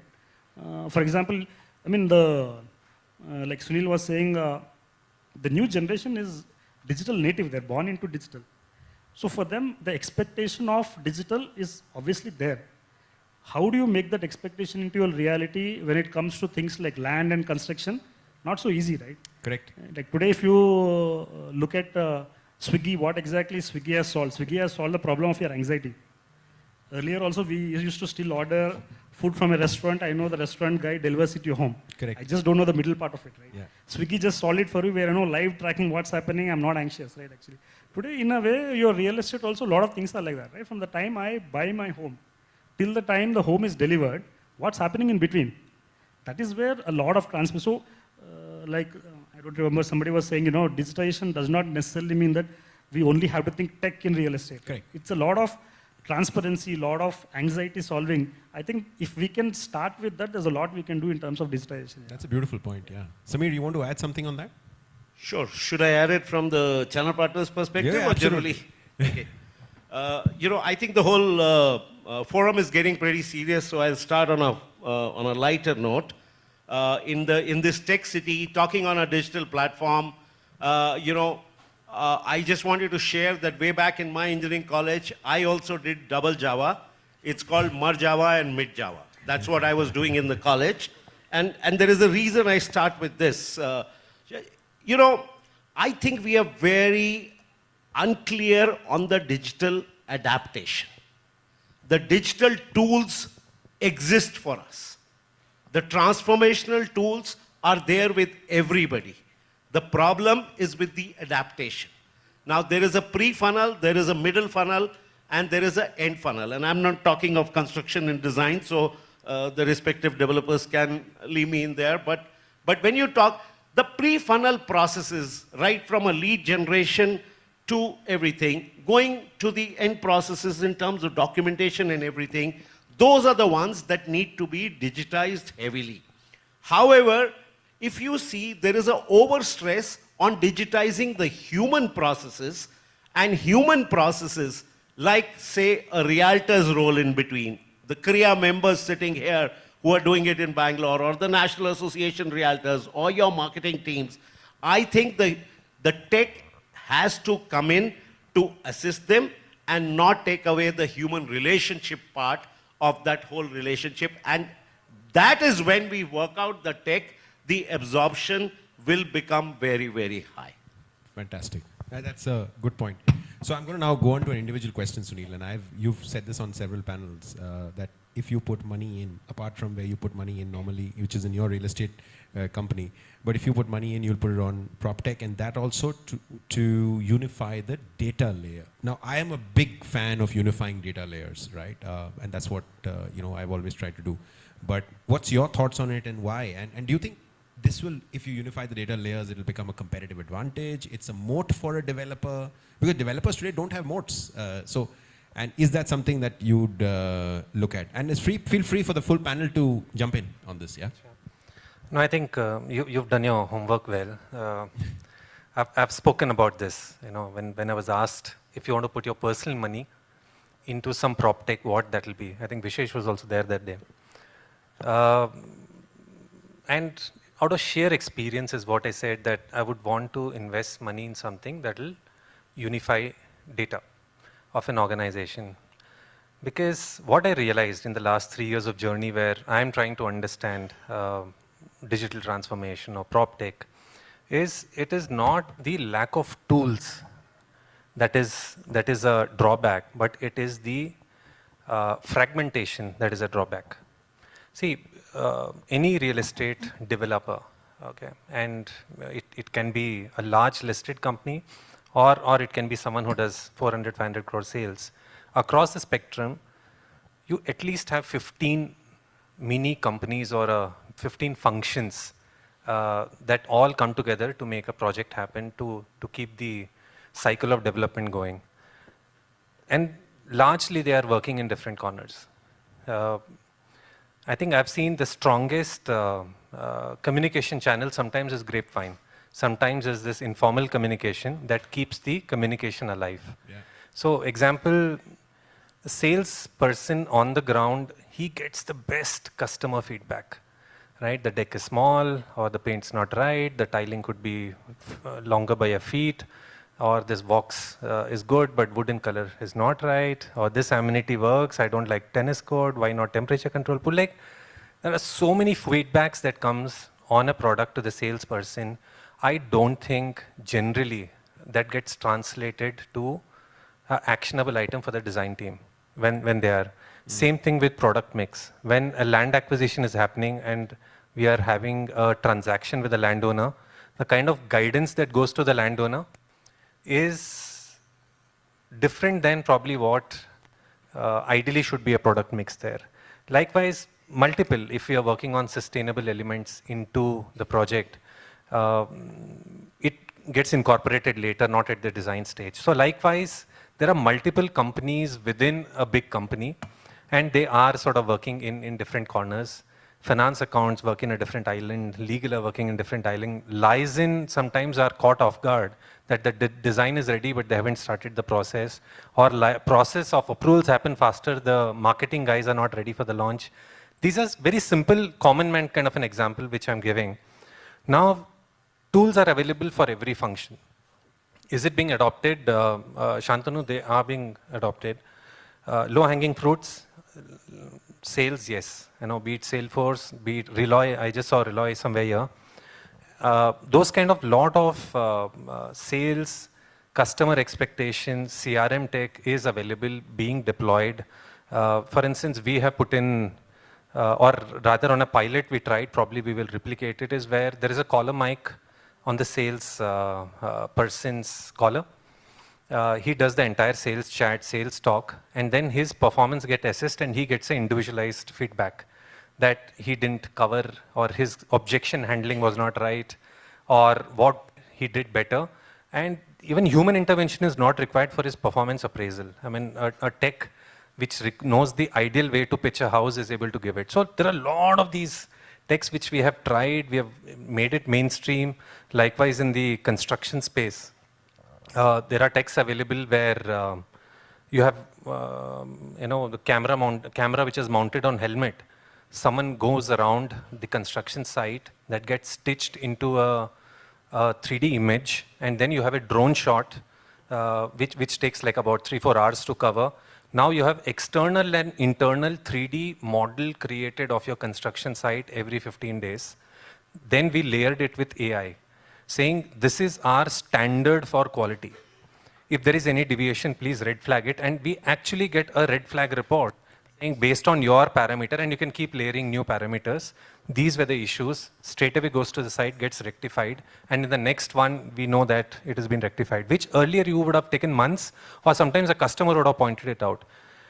Procurement, lot of, platforms are being utilized for BOQs. Recently, we are now trying one software, you can call it, or tech, you can call it, where entire cash flows of the organization, it pulls out data from trial balance, overlays with the budget, and any given point of time, you will be able to say what is the cash flow to go of this particular project at an organizational level, how the cash flow is looking. Which normally we had 5 analysts doing it with certain errors, with a big lag. Fabulous. Like we are just starting a pilot now and it's working well. If that works well, can you imagine for a management to see what is your cash flow position in the next 3 months? It will be able to sort of predict for you. But all these solutions which I'm mentioning are great, are being utilized, but they're not cohesive.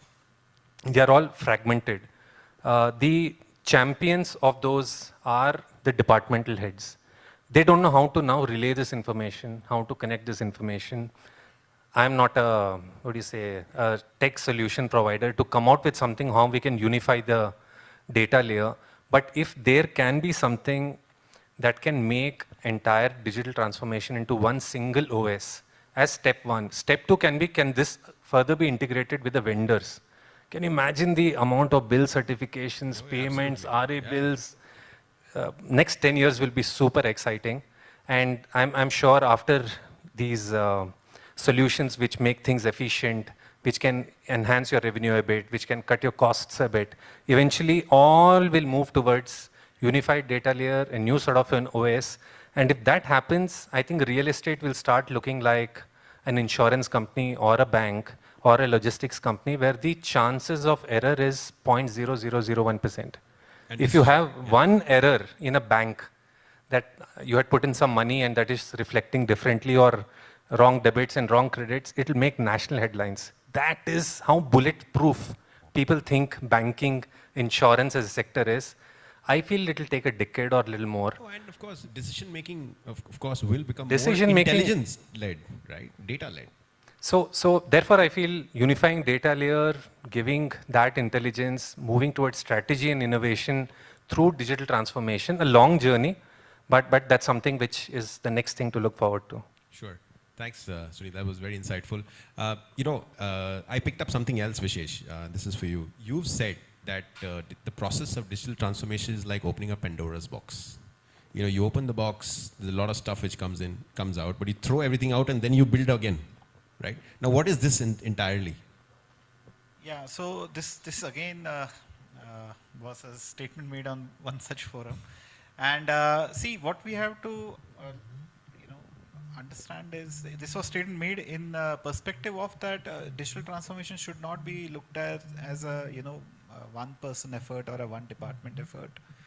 It requires a lot of decision making on how exactly do we reshape the DNA of the company. Now, Sunil just gave a beautiful example on construction side, right? How do we link different things together? And he made the specific example that he gave, that can we predict the cash flows and the amount that we need to actually possibly borrow from the market, and what should be our collection strategy, because the cash flow needs to be maintained at a particular rate. Today these are all gut feel decisions, right? Somebody decides that somebody in collections will decide, okay, is mahine mujhe itna karna hai, ya is quarter mujhe itna karna hai. There is no targeting, there is no science behind this, and that is the level of maturity that needs to be achieved at. Now, how do you do that? If we expect somebody in tech will do it, that's not going to happen. So there is somebody who's doing the collections, he understands the problem. This has to be linked with your whole construction plan. This has to be linked with your outflow of purchasing and other things that you are doing. And then you forecast, okay, over next 12 months, this is how my situation will look, and this is what I need to do. So when I say that you need to take out everything from the Pandora's box, throw it away, and then start rebuilding, this is exactly what it means. It typically takes me 3 months just for a major transformation exercise. The first one I did it in 2023. So for 3 months, I just sat locked in a conference room with the sales team, sales head, and we just discussed nothing but the sales processes and what should be the sales processes that will serve us for next 10 years. And one I'm doing right now on construction management processes, where we are again re-looking at the construction management, how can we give back 5 to 7% back to the company. So it involves a lot of coordination. So the design teams, the procurement teams, QS, quality, everybody sits together in one single effort and then tries to imagine that this is the process of the future. This is how we want to run the company for next 10 years in this particular department. And this is what we commit ourselves to, and then we bring in the technology on top of that. So that's Fantastic. what I see. I mean, digital transformation. that's a great insight or 101 onto how to start off that process. Relook internally first. Yeah. Shantanu, you are on an acquisition spree, right? Especially on commercial assets, and you have a ton of experience in the commercial side.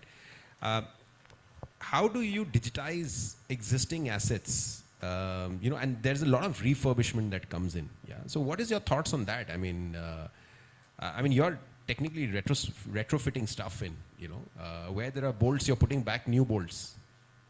No, so I think, like I said, I think, and you have to start it from a clean slate, right? And use some of the existing stuff which you know you can't do away with as your constraints, and then you plan from there, right? But if you think I will take the existing and do something on it, it will end up being gimmicky, and I know that's how it turns out to be in a lot of places. To the point that you just made, right? I think I've moved from a very large organization to a very nimble organization, right? And I wouldn't say nimble, very small organization. The benefit of a small organization is that you can start crafting the processes thinking of a digital path ahead, right? In a large organization, like I said, you take 3 months just to align with one function head कि भाई ये करना है, मतलब तेरे को क्या चाहिए और मेरे को क्या चाहिए, and then align the promoter to it as well, right? So that's a big challenge, right? Correct. If the promoter has got somebody and feels that अब तो ये करेगा, and if that guy is him, I pity his role, right? Right? But if the promoter says, no, I am invested, I will give you the ammunition that is required. I will push the function heads to align because this is my vision. Then digital transformation can happen. Otherwise, it will again, I'm sorry to use the word, gimmicky. Right? That's the underlying controversy. That's the underlying controversy. And having said that, right, I think on unification of data, right? And let's look at customers, and let's look at commercial customers, right? There is tons of commercial data available with various departments. Finance departments have some commercial information, right? पैसा कब दे रहा है, क्यों दे रहा है, कैसे दे रहा है, how, what time, all of that. That's a information, right? Second is ops team, right? They're meeting, they're getting feedback. They're looking at their BMS and seeing ये HVAC कब on करता है, off करता है, कितना consumption करता है, नहीं करता है, electricity इसकी कब on होती है, नहीं होती है, turnstile से कितने लोग अंदर आते जाते हैं, so on and so forth, right? AHU में in, out, CFM, all of that, right? Tons of data, right? Then there's leasing, right? They go and meet, they talk, they get a feeler, right? All of that. There's market. There's a lot of information about what's happening in about the company in the market, right? That's the data. If you're digitizing all your experiences, right? There's tons of data. Who's, what kind of companies are using food courts more, crash more, this more, that more. Now, if you unify all of this together and get a customer 360 degree, right? You also give that view to the customer. You say, boss, for your company, this is all the parameters that you look at, right? Now, 2-3 use cases, right? And I'm sorry, I may infringe into a little bit of your space, right? Sure. If intermediaries come and say, yaar, isko discount chahiye, ye chhod ke chala jayega, I will just look at that data and say, you're bluffing. Wow. Right? You're bluffing, right? Because I know the amount of engagement that the company has with the asset, right? With all the data that I have, right? I can call that bluff on the face of even the CRE, for that matter, right? Don't want to do that, I'll be polite, but I can very politely push that thing through. On the contrary, if there's a real challenge, right, before that gets escalated, I will get to know about it and I'll address it, right? So some of these things are extremely powerful, but unification is required, and everybody, right? If the sales guy says, "Yaar, theek hai, meeting karke aaya hu, but I don't want to enter it in the sales," that's your failure point. Wow. Point of failure is there, right? Superb. Lethargy of that one guy to say that I will not record the minutes of my meeting on the Salesforce is the point of failure, right? And that's your moment of truth. That's a moment of truth, right? A sensor not working and not capturing data is this thing, right? So I think, what I would say is that, and I agree with what he's saying, right? It is starting with a clean slate, right? Reimagining your processes first, then think what technology can deliver that process. Fantastic. That's in line with our theme also, reimagining realty. Just one point, I can't stop myself from quipping on Yeah. his example. It takes time to just make finance and leasing to speak the same language. कोई जाके 700 crore report कर रहा है, कोई जाके 500 crore report कर रहा है. तो सच क्या है भाई? वो सच निकालने में ही टाइम लग जाता है कहीं पर. So, great, Shantanu, and thanks for that, Vishesh. I'll now move on to the pioneer of REITs in the country, Embassy. You guys are a mammoth on that. But you know, as grade A, being a pioneer also brings a lot of responsibility. But now that grade A office assets are becoming more uniform, standard, how do you differentiate, to your customers, to your occupiers, tenants, and employees? I think, Shujai, we were the first listed REIT in India. We were the first listed REIT in India, and I think the hallmark of that, was of course the quality of the real estate as Embassy, and I'm not trying to sell here. We provided, and that kind of obviously were the first one to real estate. So I think that already was a big differentiator. I think Embassy's always, the philosophy has always been to create these large office ecosystems, right? At the very beginning, where I think experiences matter. How do we kind of engage our employees matter? Where we give them, if you look at some of our parks today, we have everything, particularly in Bangalore, from hotels to F&B to diagnostic centers even. So it's just like, how do we kind of give back time to our employees? That's kind of been the philosophy. So I think already that's a differentiator a little bit. What digital I think will do is to kind of really add to that. Okay. It'll help us differentiate us in that space a little bit more. I think independent of geography, to create that experience across all our parks, which is going to be more uniform. And I think some of the things, and not that you're sitting here, but we're working together on, of course, is this workplace app that we want to do across our parks. And I think this is a huge project, but something I'm really very excited about because we have these large parks. How do we make it more personal?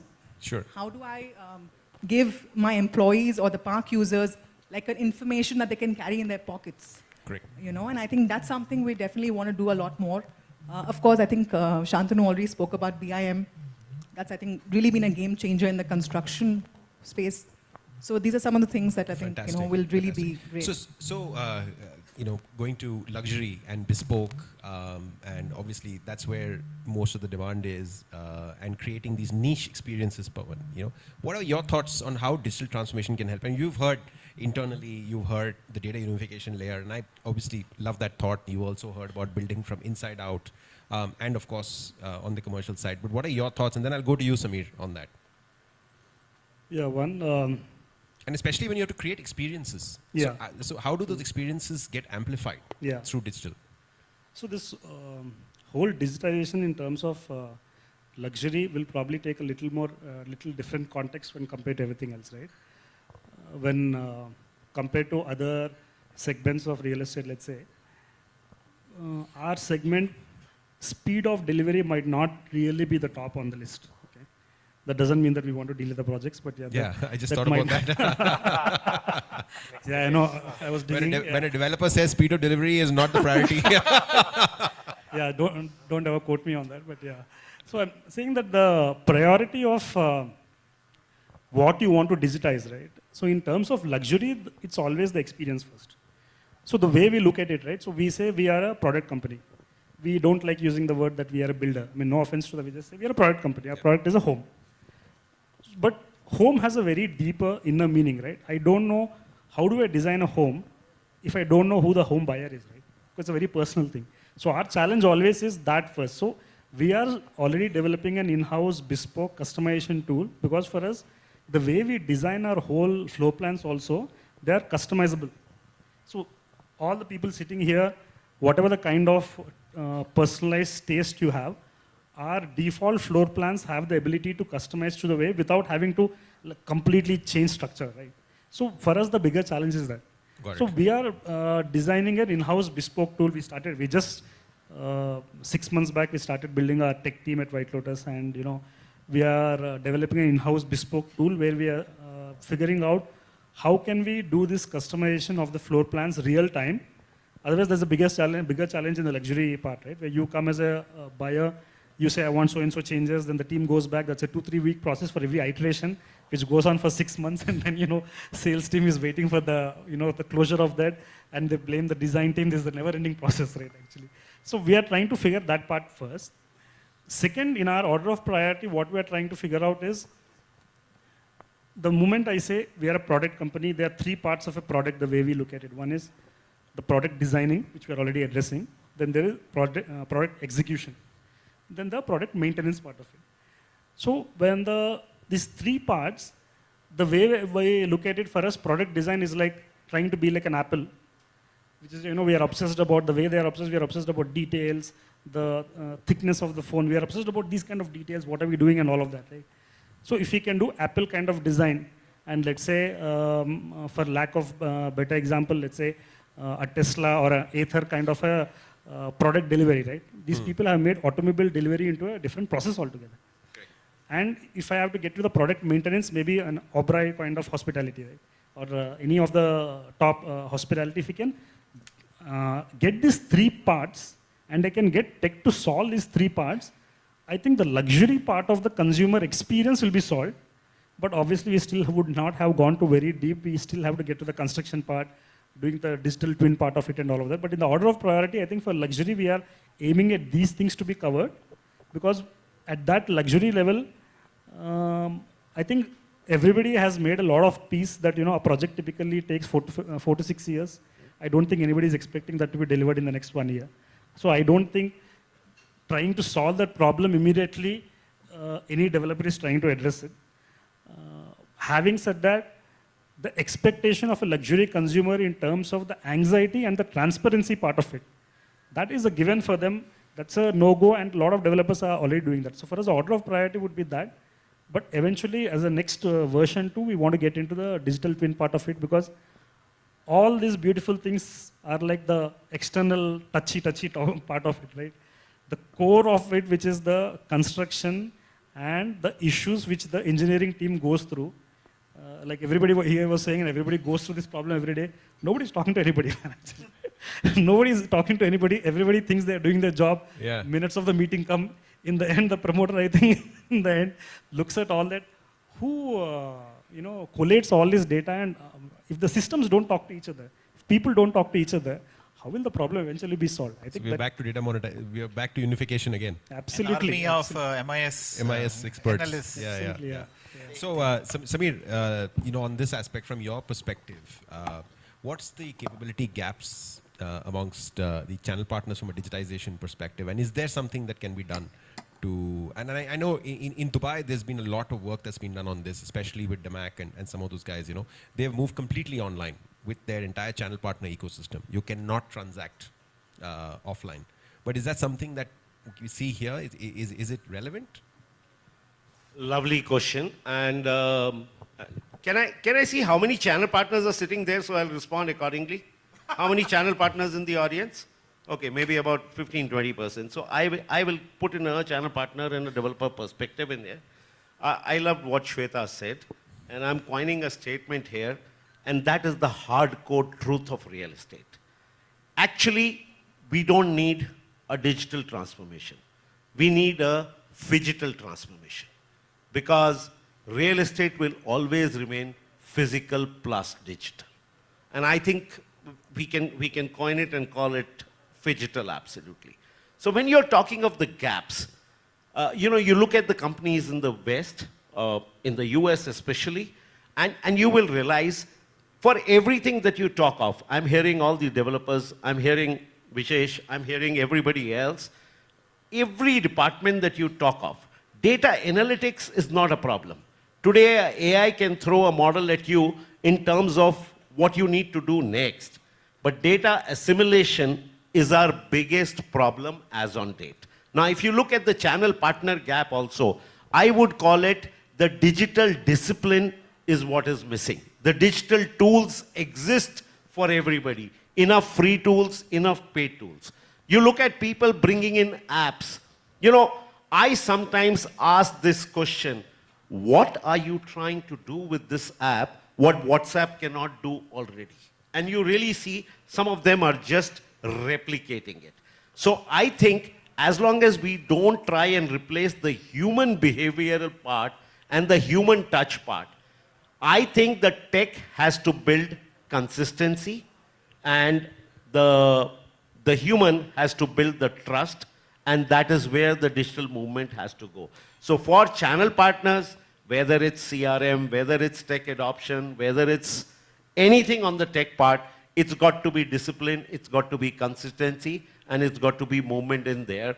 And the world changes there. So byline is phygital is existing. Absolutely. Yeah. So I know Vishesh, you were wanting to say something when I spoke about. No, I was saying that and you should, there is an example in India also. Talk Prestige about channel partner capability is completely digital.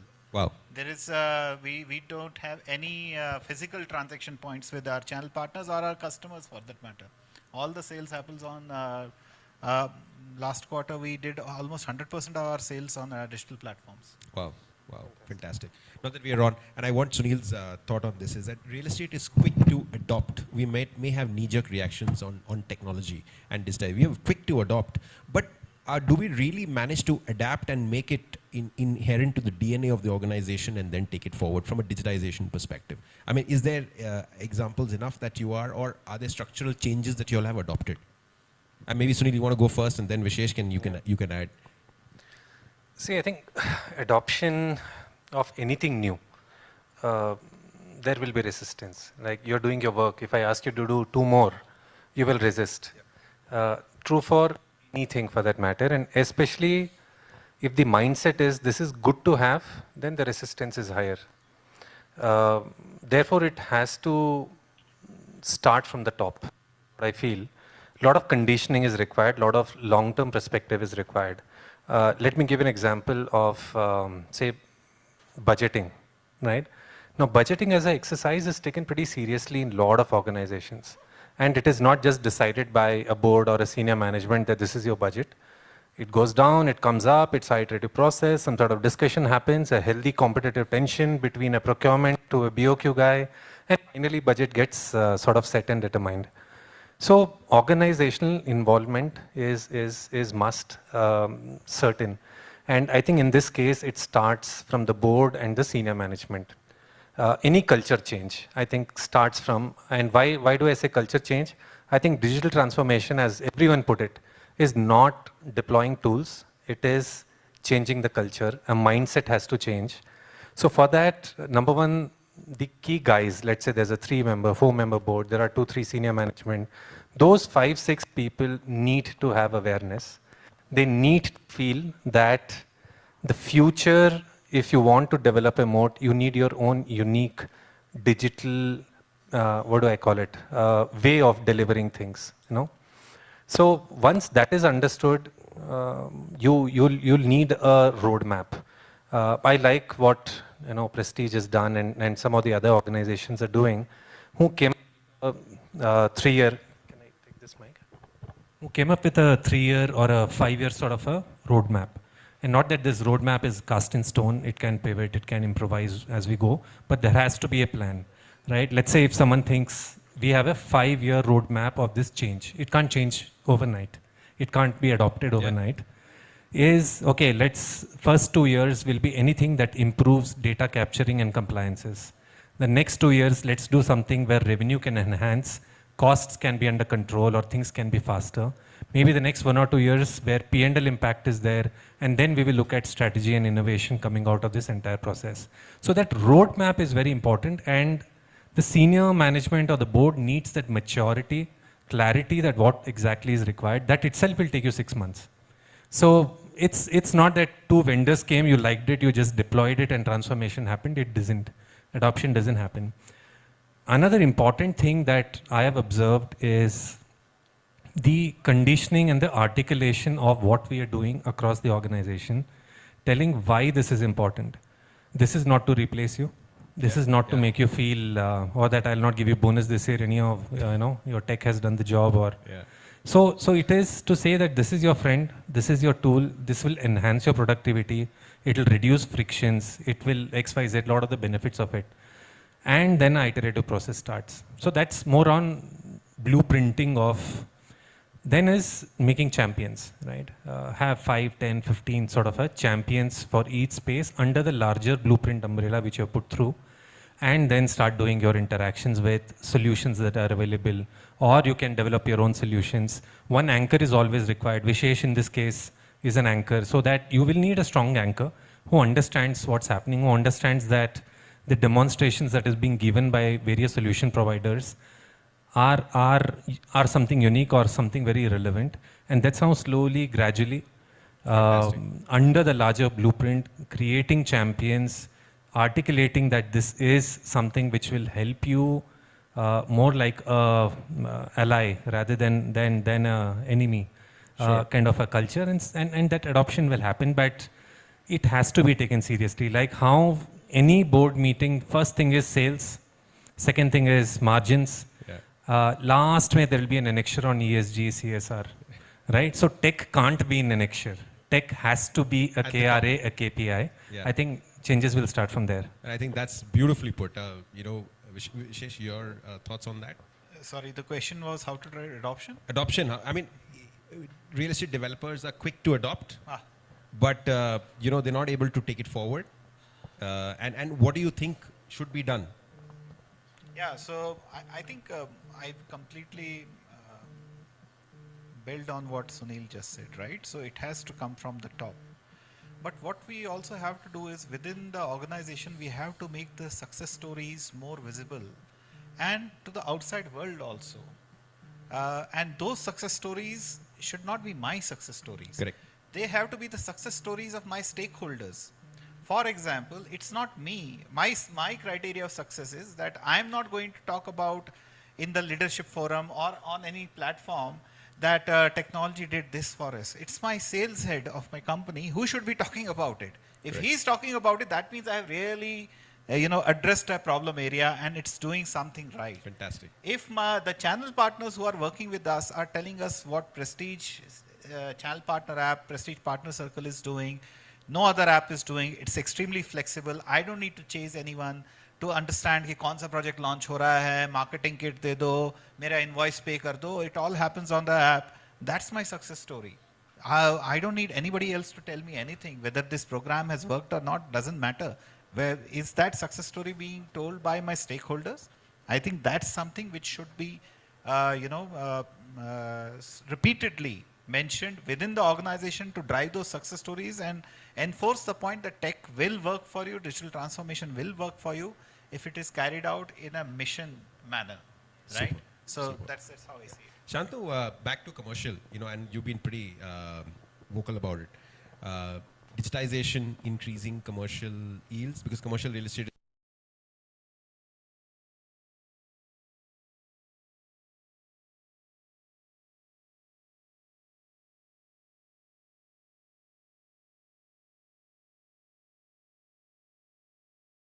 Large part of commercial real estate valuation comes from CAM margins, right? And that's where a very, very thought through digital transformation will create the alpha, right? Because, and I'm saying this, I mean, of course, it's, I don't think I can call it a secret sauce, but we have to move away from this whole cost plus business in CAM, right?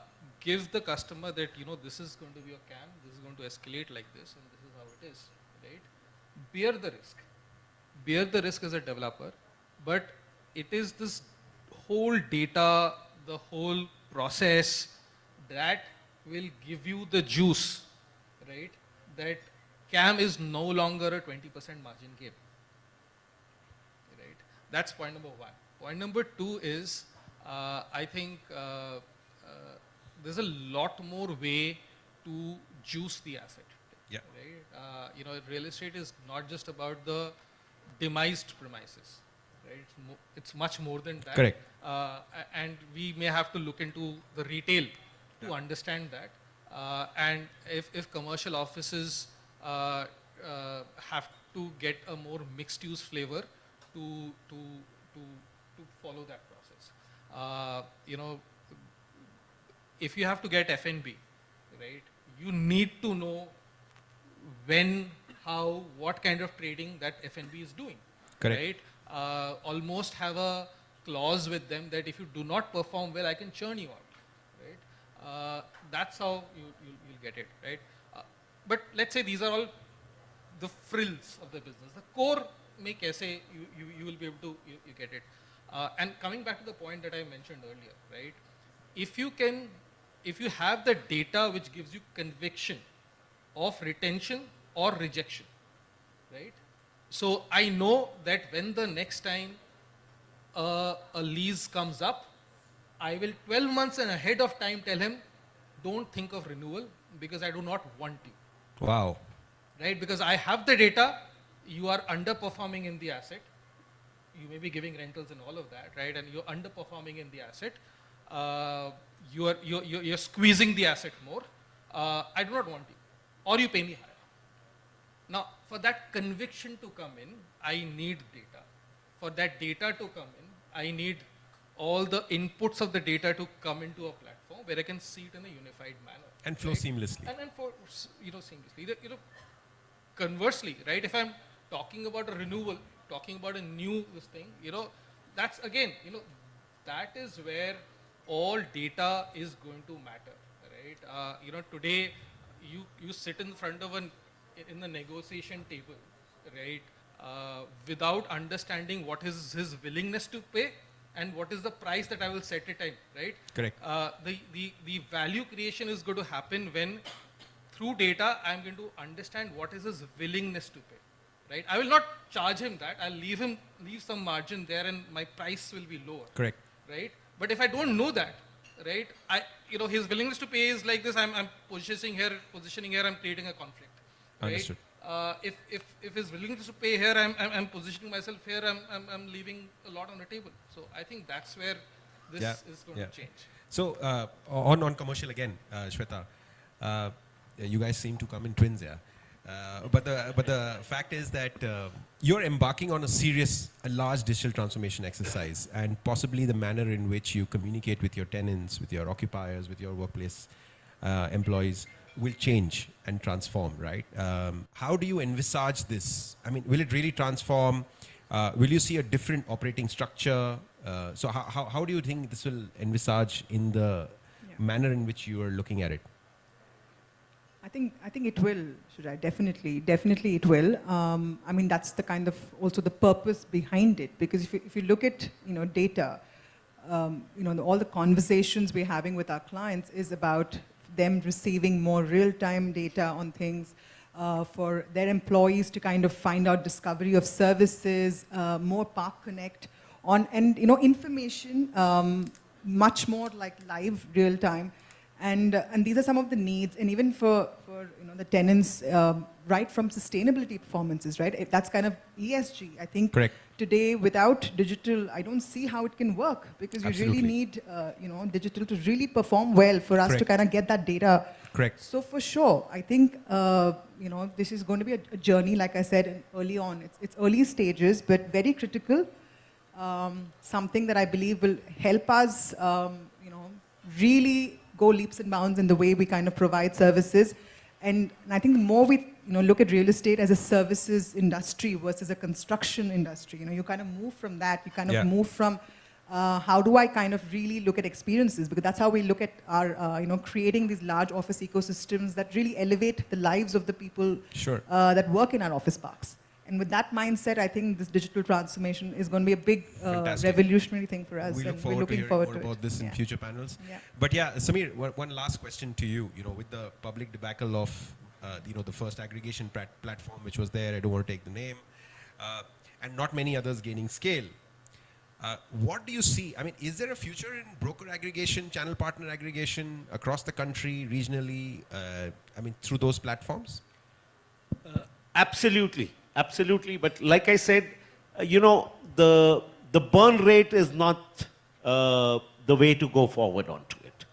What really happened there was, when I say the burn rate, the CP, the channel partner in this country, would like a value-added creation. The next app has to, like I said, have both the technology and the human element added to it, which assists him. Does not add to the training hours for the channel partner. Creates assistance. Now, if those gaps are covered up, believe me, the next aggregation model app after the debacle that we saw, I am confident is going to be a hybrid model. You know, like Vishesh said, if you see Brigade or Prestige, the way partner apps have come up, you know, the payouts, everything, it's relative ease of functioning that's happening where the channel partner is able to focus more on the human part of it. Like I said, consistency would be built by the tech. Trust would still be built by the human capital.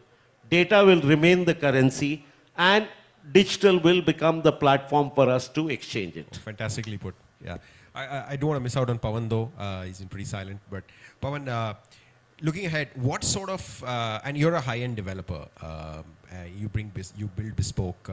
What sort of experience enhancers are you looking at from a digital capability post-purchase? Yeah, and you know, do you think they really are they relevant, or you know, or they just word of mouth and just plain client speak? No, interesting. Like I said, the whole luxury consumer is all about the experience part of it, and so post-purchase is actually, we feel post-purchase is when our work actually starts, because a lot of these clients actually are I wouldn't say repeat customers, but most of them are referrals. They all know each other in their circles. The moment they know that, you know, they are planning to do a purchase with White Lotus, let's say, and they already know somebody who already is a homeowner, majority of our discussion is shifted there, right? So in a way, addressing that part of the cycle is very important. I think we have been quite conscious about that right from the beginning, and 11 years back when we started also, we have been doing the property management of all our projects, and for lifetime actually. So we never get out of our projects, we manage all of them. Fantastic. Yeah, and that's something actually which gives a lot of confidence to a homeowner that, you know what, these guys are around. So I know, and we also tell that to our homeowners that, you know, we know what went into our building, so we are not scared of anything, you know, we are around. That's just one part of it, right? To come to your point, post-purchase, yes, there's a lot of, so one is the anxiety part of it, right? Lot of developers, I mean the mega developers actually have a default clause built in where they say, after you, if you buy an under construction property till it delivers, you cannot come, you cannot visit your property, right? So a lot of these things is where the anxiety builds in, right? So if we can address the anxiety part of it, post-purchase, and of course post-handover once they move in, a lot of other things, right? I mean simple, like we have been using stack parking in our projects right from beginning. Simple thing, it's a simple toy to operate, but nobody knows that, right? Correct. So these are things where you can give simple videos on an app for people to actually use them. So a lot of these kind of things, if you can reduce the anxiety part around that, right? That adds to a lot of, you know, their customer experience and a lot more referrals after that. Right? Yeah. So I think you've spoken a lot about reducing anxiety. Oh, yeah. Yeah, not to mention the fact you don't worry about delivery timelines. But on like that I said, note, don't quote me on that. On that note, thank you. Lots of insights from this panel. Obviously, a lot of differentiated views, some controversies, some contrarian, and very, very happy and upbeat because the fact there's a lot going on in the digital space, and a lot of digital transformation is reimagining the way we do business now and in the future, right? So with that, we'll conclude the sessions because we've run out of time. We could have gone on and on. But having said that, if there are any questions for the panelists, please do direct them. Unfortunately, we don't have time for online questions over here, but then please feel free to connect with them in the networking zone in case you have any. For questions. So, yeah, because we are running late, so I'm really sorry. But any questions for them, please feel free to connect with them offline. Give them a big round of applause for this incredible panel, please, ladies and gentlemen.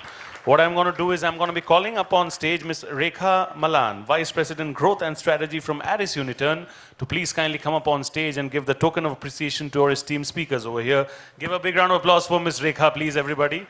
Thank you so much. And I'll request all our esteemed dignitaries to come forward and stand over here, please.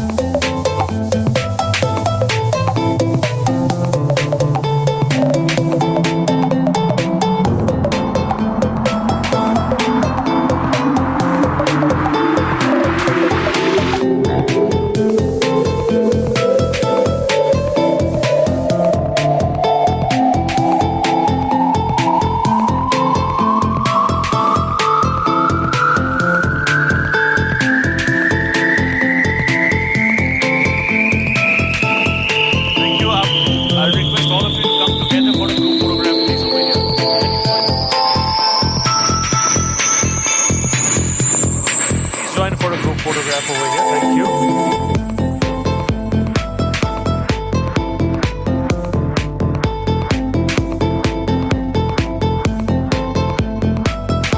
Thank you so much, ladies and gentlemen. It's a powerhouse of a panel. Can we have a powerhouse of an appreciation in terms of clapping, please? Thank you. Certainly does the job better. Thank you. We will be gearing up for our next panel. I'll quickly request for one chair, removal of one chair, please. एक chair करेगा.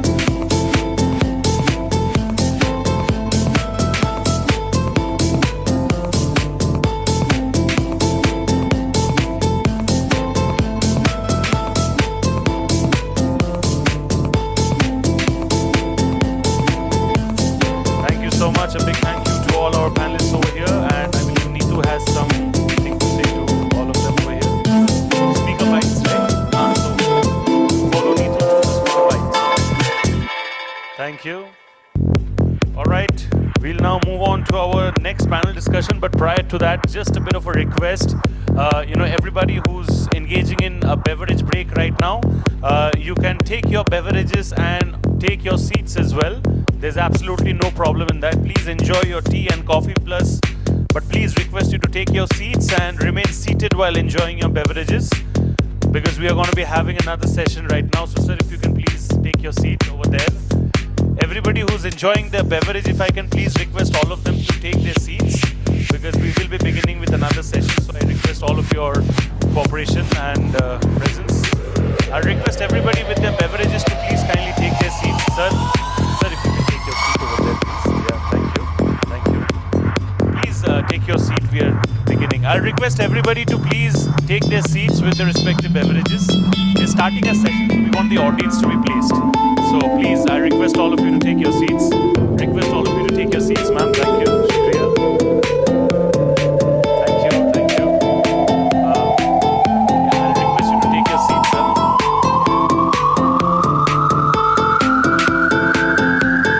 I request everybody to please kindly take their seats, because we are unable to start the next session without you being seated.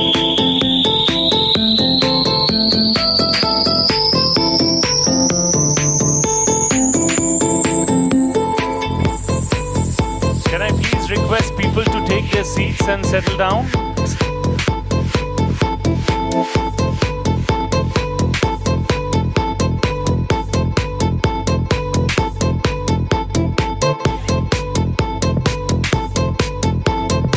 I request everybody to please kindly take their seats with their respective beverages. We are waiting for all of you to take your seats. Please kindly take your seats. We are waiting for all of you to take your seats.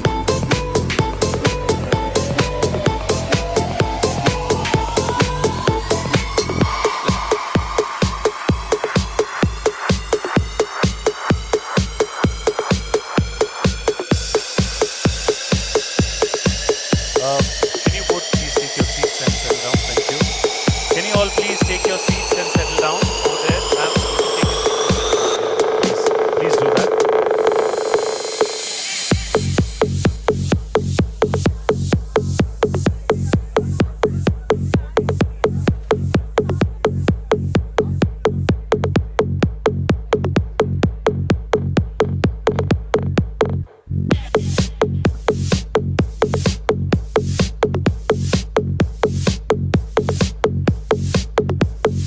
All right, we'll now transition to our next panel discussion. This is going to be about South India commercial realty, offices, IT parks, and flex spaces growth.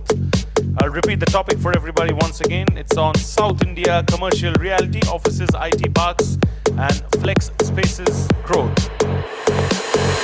I'm going to be welcoming our session chair on stage for this. Letter to Thessalonica, letter to Timothy. The Bible kills, but the Spirit makes alive. I'm just Americanizing it. Love makes alive. The Bible kills, but love makes alive. That's what caused that man to be so evil.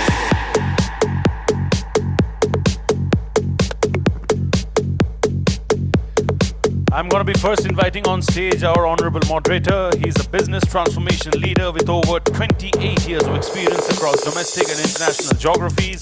After 24 years of rich experience in multiple CXO roles in branded fashion retail. He has initiated his journey in the sector of real estate since the year 2022 with Mango Advisors heading the business for South Zone and Gujarat, and has successfully spearheaded structuring customized solutions for his clients all over the south of India. Ladies and gentlemen, please welcome Hetal Kotak, Director of South and Gujarat, Mango Financial Advisors Private Limited. Thank you so much, sir. स्वागत है आपका. Welcome.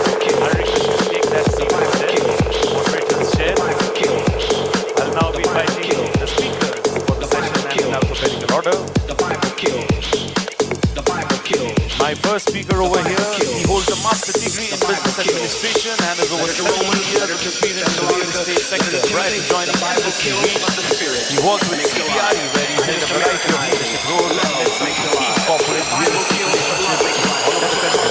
For Brijesh D'Souza, MCR Head, South Leasing, Embassy REIT. Thank you so much, Brijesh ji, for joining us over here. Request you to take your seats. My next speaker over here has nearly 29 years of work experience, out of which 26 years has been in the real estate sector. He has successfully structured several investment transactions, including joint ventures, private equity investment, advised several funds and HNIs on their investments in Indian real estate prior to joining Bhartiya Urban. He was with Phoenix Mills as COO and business head prior to that, commercial, and prior to that as head of investment and asset management commercial for Maple Tree India. As CEO of Kolte Patel Developers Limited, took the company public during his tenure. Please give it up for Hardeep Dayal, President, Commercial Real Estate, Bhartiya Urban. Thank you so much, sir, for being with us over here. My next speaker over here is having over 30 years of experience. My God, staggering numbers, 25, 24, 30, incredible numbers indeed. 30 years of experience in shopping centers, mixed use and workspace asset management, focusing on unlocking value in complex real estate assets and ensuring that they deliver for investors, tenants, and communities alike. His expertise spans mall operations, leasing strategy, tenant mix, optimization, workspace transformation, and large-scale tech park management. The man who needs no introduction. Please give it up for Jonathan Yak. He's already over here. Thank you so much. My next speaker over here leads the multidisciplinary award-winning architecture firm based in Bangalore that is steeped in values of design, quality, integrity, commitment, and ethics. Please give it up for the one and only Naresh V. Narasimhan sir, Managing Partner, Venkataramanan Associates. Thank you so much. My next speaker is a seasoned real estate professional with over 2 decades of leadership experience across commercial, office, co-working, retail, industrial, and residential real estate domains. He drives enterprise growth, strategic partnerships. This is the, I would say the mantra of greats. They don't like to hear too much about themselves because they let their work do the talking. Please give it up for Roshan Alva, sir, Senior National Director, Office Space Solutions Limited. I can keep talking on and on about all the achievements that you have had, but then I think we'll let you all take over the panel.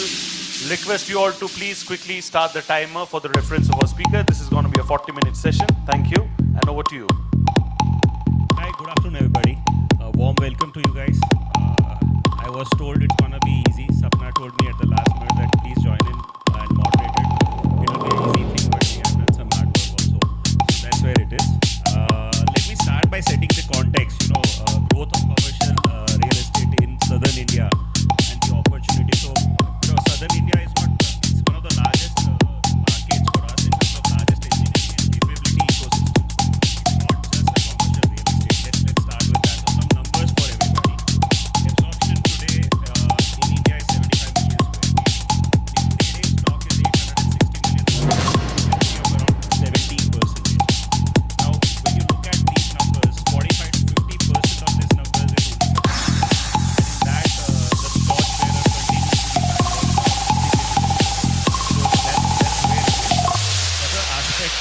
it's a value-added segment in which Bangalore is operating, the entire commercial space is operating. It's not just a cost-given offering, which is what Bangalore is offering. So that's where it is. It's a deep multi-tech talent corridors are getting created. So there are exciting prospects. Now, if you look at the demand mix. The main advice news reporters have been able to get from official sources is to tell private citizens to stay inside their homes behind locked doors. Do not venture outside for any reason until the nature of this crisis has been determined and until until we can advise what course of action to take. Please, keep listening to radio and TV for special instructions as this crisis develops further. So that's the quantum and the consumption which is happening in one city within the entire ecosystem. Now, if you look at India's numbers, just to give some excitement for people who enjoy numbers, India has absorbed more trade space than China and Australia combined. That's the scale at which India as a country is, and Bangalore itself is bigger than many other countries. So if you total countries like Singapore, Australia, these kind of countries, Bangalore itself is bigger than any of these. So, in spite of all the challenges which have been there on the infrastructure to many other things which are always spoken about, we continue to grow and thrive in this ecosystem. So that's where it is. Look, there are multiple things, but I will then not continue on this part of it. The idea was to set the context, which is, defining an opportunity, what is the scale of the opportunity, how GCCs are critical and growing rapidly, continue to grow. Flex solutions is again a critical piece. So all this is already there in the ecosystem in Bangalore and doing consistently well. Now, just to take the journey forward, okay. Let me start with the first question, okay, which is Bangalore's evolution over the decade. And this one, definitely want Brijesh to chip in on this one. And others are more than welcome. But if you look at the big picture, Bangalore's transformation over the last decade or so has been remarkable. Now, there were always speculation that what will happen with hybrid, will it shrink the demand? But actually, it made companies to shift to better solutions. Quality increased, the quality of solutions increased, and a lot more changed. And no longer the workplaces have become larger and bigger instead of smaller and congested in a way. So the shift is radical in a way, and it's exciting. The question for me, from my side, Brijesh, to you is, given Embassy's REIT, and you have watched this shift unfold over the years. So how has the commercial real estate landscape evolved? What do you see? How do you see the evolution, and what are the critical transformations that you are experiencing? Any views on that? See, the predominant factor which has enabled the growth in the commercial real estate sector to go over the years, I wouldn't shy away from it, is to say that the reason why Bangalore has grown is surely because of its talent. We all keep saying that despite government, Bangalore has seen growth. Bangalore has always been a cosmopolitan city, attracting talent from all across the country and making them stay here, which has then enabled these IT companies to come here in large numbers. Innovation hubs like GCCs, etc., come here in large numbers and set up base, grow into the city, etc. Predominant enabler has been talent. Of course, with talent, also the possibility that the city can expand on all sides. We are not landlocked, luckily, and that also gives us an opportunity to decentralize at some point, which will slowly happen. Also is another advantage. I think the third most important advantage is availability of good quality, valuable real estate, grade A, for these companies to come and set up base, which has fueled the evolution of real estate in Bangalore. Again, the type of jobs that Bangalore attracts to today is very different from what it attracted 10 years back. 15 years back, there were voice processors. 10 years back, there were, KPO kind of, ancillary processing jobs. Today, we are talking about, very attractive innovation hubs. We are talking about creating new products in India for other markets. So the cutting edge jobs are only enabled because of the availability of talent in Bangalore. And that's predominantly led this evolution. Just a top-up question on that when we talk about grade A commercial and all that, and Bangalore being, and India being a dollar market, as they say. So where do you see that impacting, and is that changing faster? What is the view there? It is changing faster, of course. Again, the answer can't be holistic. It is dependent on the processes that any company wants to set up in the country. For example, if there's a company with very basic processes where talent is agnostic, be it here or be it somewhere else, talent is the same, then of course they will be price sensitive. Bangalore, in terms of lifestyle, in terms of livability, is more expensive than, say, our peers in Hyderabad and Chennai. So that, of course, gives us a little bit of a disadvantage as far as cost is concerned. But what we are increasingly seeing is that the real estate availability is becoming, or the real estate pricing is becoming a little inelastic, in the sense, if my properties are 5 rupees more than others, but I'm still focusing on quality, creating business ecosystems, creating value to the occupiers, creating an experience which is very different from others. Today, we have occupiers who appreciate that compared to before. So yeah, dollar is important, not from a real estate standpoint as much, but from a talent standpoint more, so that the wage bill doesn't go up. But we are seeing a lot more flexibility today for occupiers taking high value assets compared to what they were in the past. Moving on to one more question now. This one I want to address it to Naresh and Hardeep. So it's on the infrastructure and developer responsibility area. You know, the most favorite topic of most people, which is you grow in spite of infrastructure is what Brijesh was saying a few minutes back. So what are your thoughts there? You know, in terms of master planning, if you look at the opportunity, where are the gaps? What is the opportunity? What should one do? And is there a role of the developer in that? How does the developer chip in the entire process? Is there a value add or some co-participation also in that process? So, infrastructure is the most talked about topic in this city, or the lack of it, rather. So, developers' role, and I leave the city level role to Naresh because he's more well versed to actually comment on that. The developer's role. See, if you look at all the developers who were here with the panel before us and some of us here, within their development, developers are actually benchmarking projects to the best in the world today, and everybody wants to outdo the other. So in terms of quality, in terms of quality of construction, in terms of the spec that is used, in terms of the design that they do, the overall lighting, the airflow, the waste management, rainwater harvesting, and recycling of water, green areas, all the things that add quality to your life. Everybody is putting a lot of effort. Even the design firms, architecture, Naresh's firm, or you take any other grade A design firm, they're all incorporating this into the design. It has become hygiene. It is no longer a USP to sell because everybody wants to do it. Everybody's delivering it because the customer also needs it. So that is within their own controlled environment. Developers are trying to deliver the best possible that you can and something that will last a lifetime. I mean, for me, it is easy to, I will sound like marketing, but to be honest, if you come to Bharatiya City, if some of you have seen it, it is designed for longevity with the open areas and all. And anybody who has a large tract of land wants to develop an ecosystem which makes it a pleasure to be, when you come home, you enjoy the infrastructure, you enjoy the environment, and this is a place where you can live, your kids can grow and all of that. So that we can do. But the moment you step outside, I think then that is where the real problem hits you.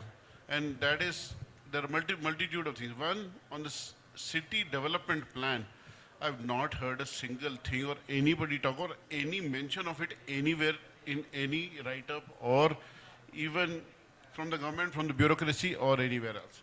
So I don't even know if whether it exists, and is there even a town planning, effective town planning department which is functional within the bureaucracy? I don't know.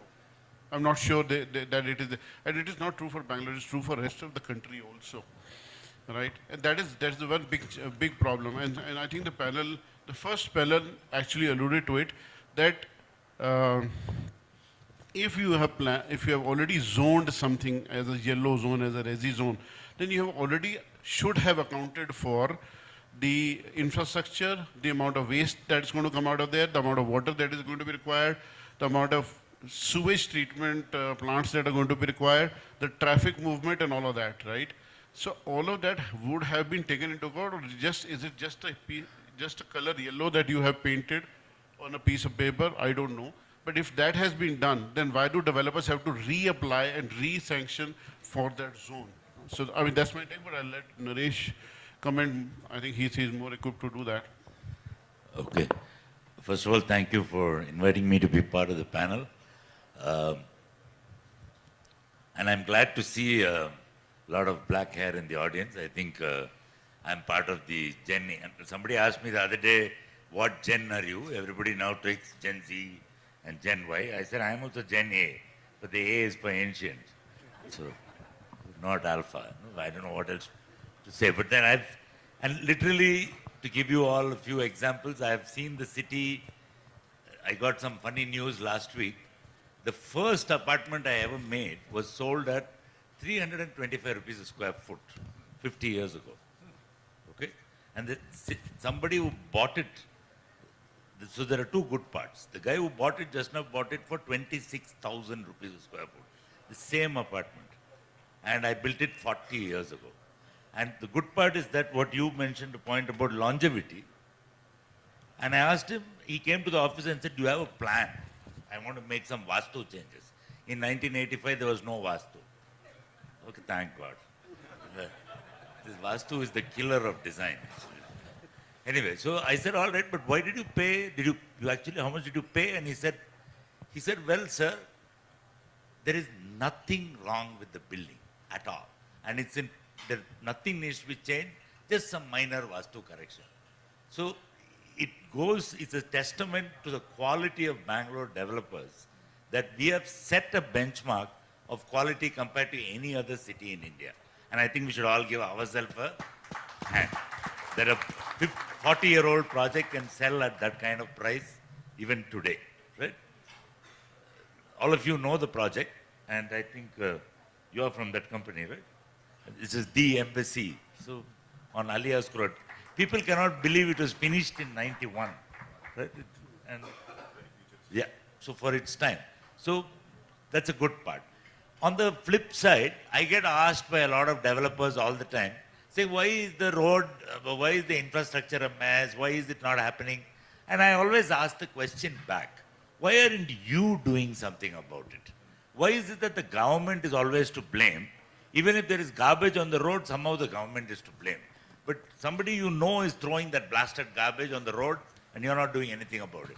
And I really think from a real estate point of view, particularly with large-scale office towers, which occupy a huge, currently I'm working on the upgrade of curiously, that's what somebody in my office was joking that I must have built more than 2,000 buildings in Bangalore alone. And what I'm known for is a street, which is Church Street. Because you see the impact something like that has. Any of my buildings, I think maybe 10 lakh people have gone through in the last 30, 40 years. But the Church Street in the last 5 years has seen a throughput of more than 1.5 crore people, more than the population of Bangalore itself. So I think it's important that we, as a community, we take some shared responsibility.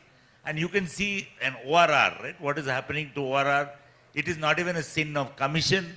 It is not a sin of omission. It is a sin of mindless accretion. 6 agencies have done whatever they want and nobody talks to anybody else. Curiously, they all belong to the same government. But they may as well be like a cutthroat competition with each other.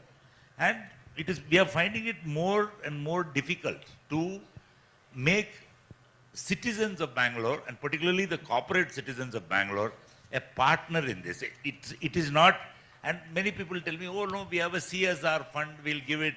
This is not CSR. This is CSR but not corporate. This is citizen-centric responsibility. Citizen social.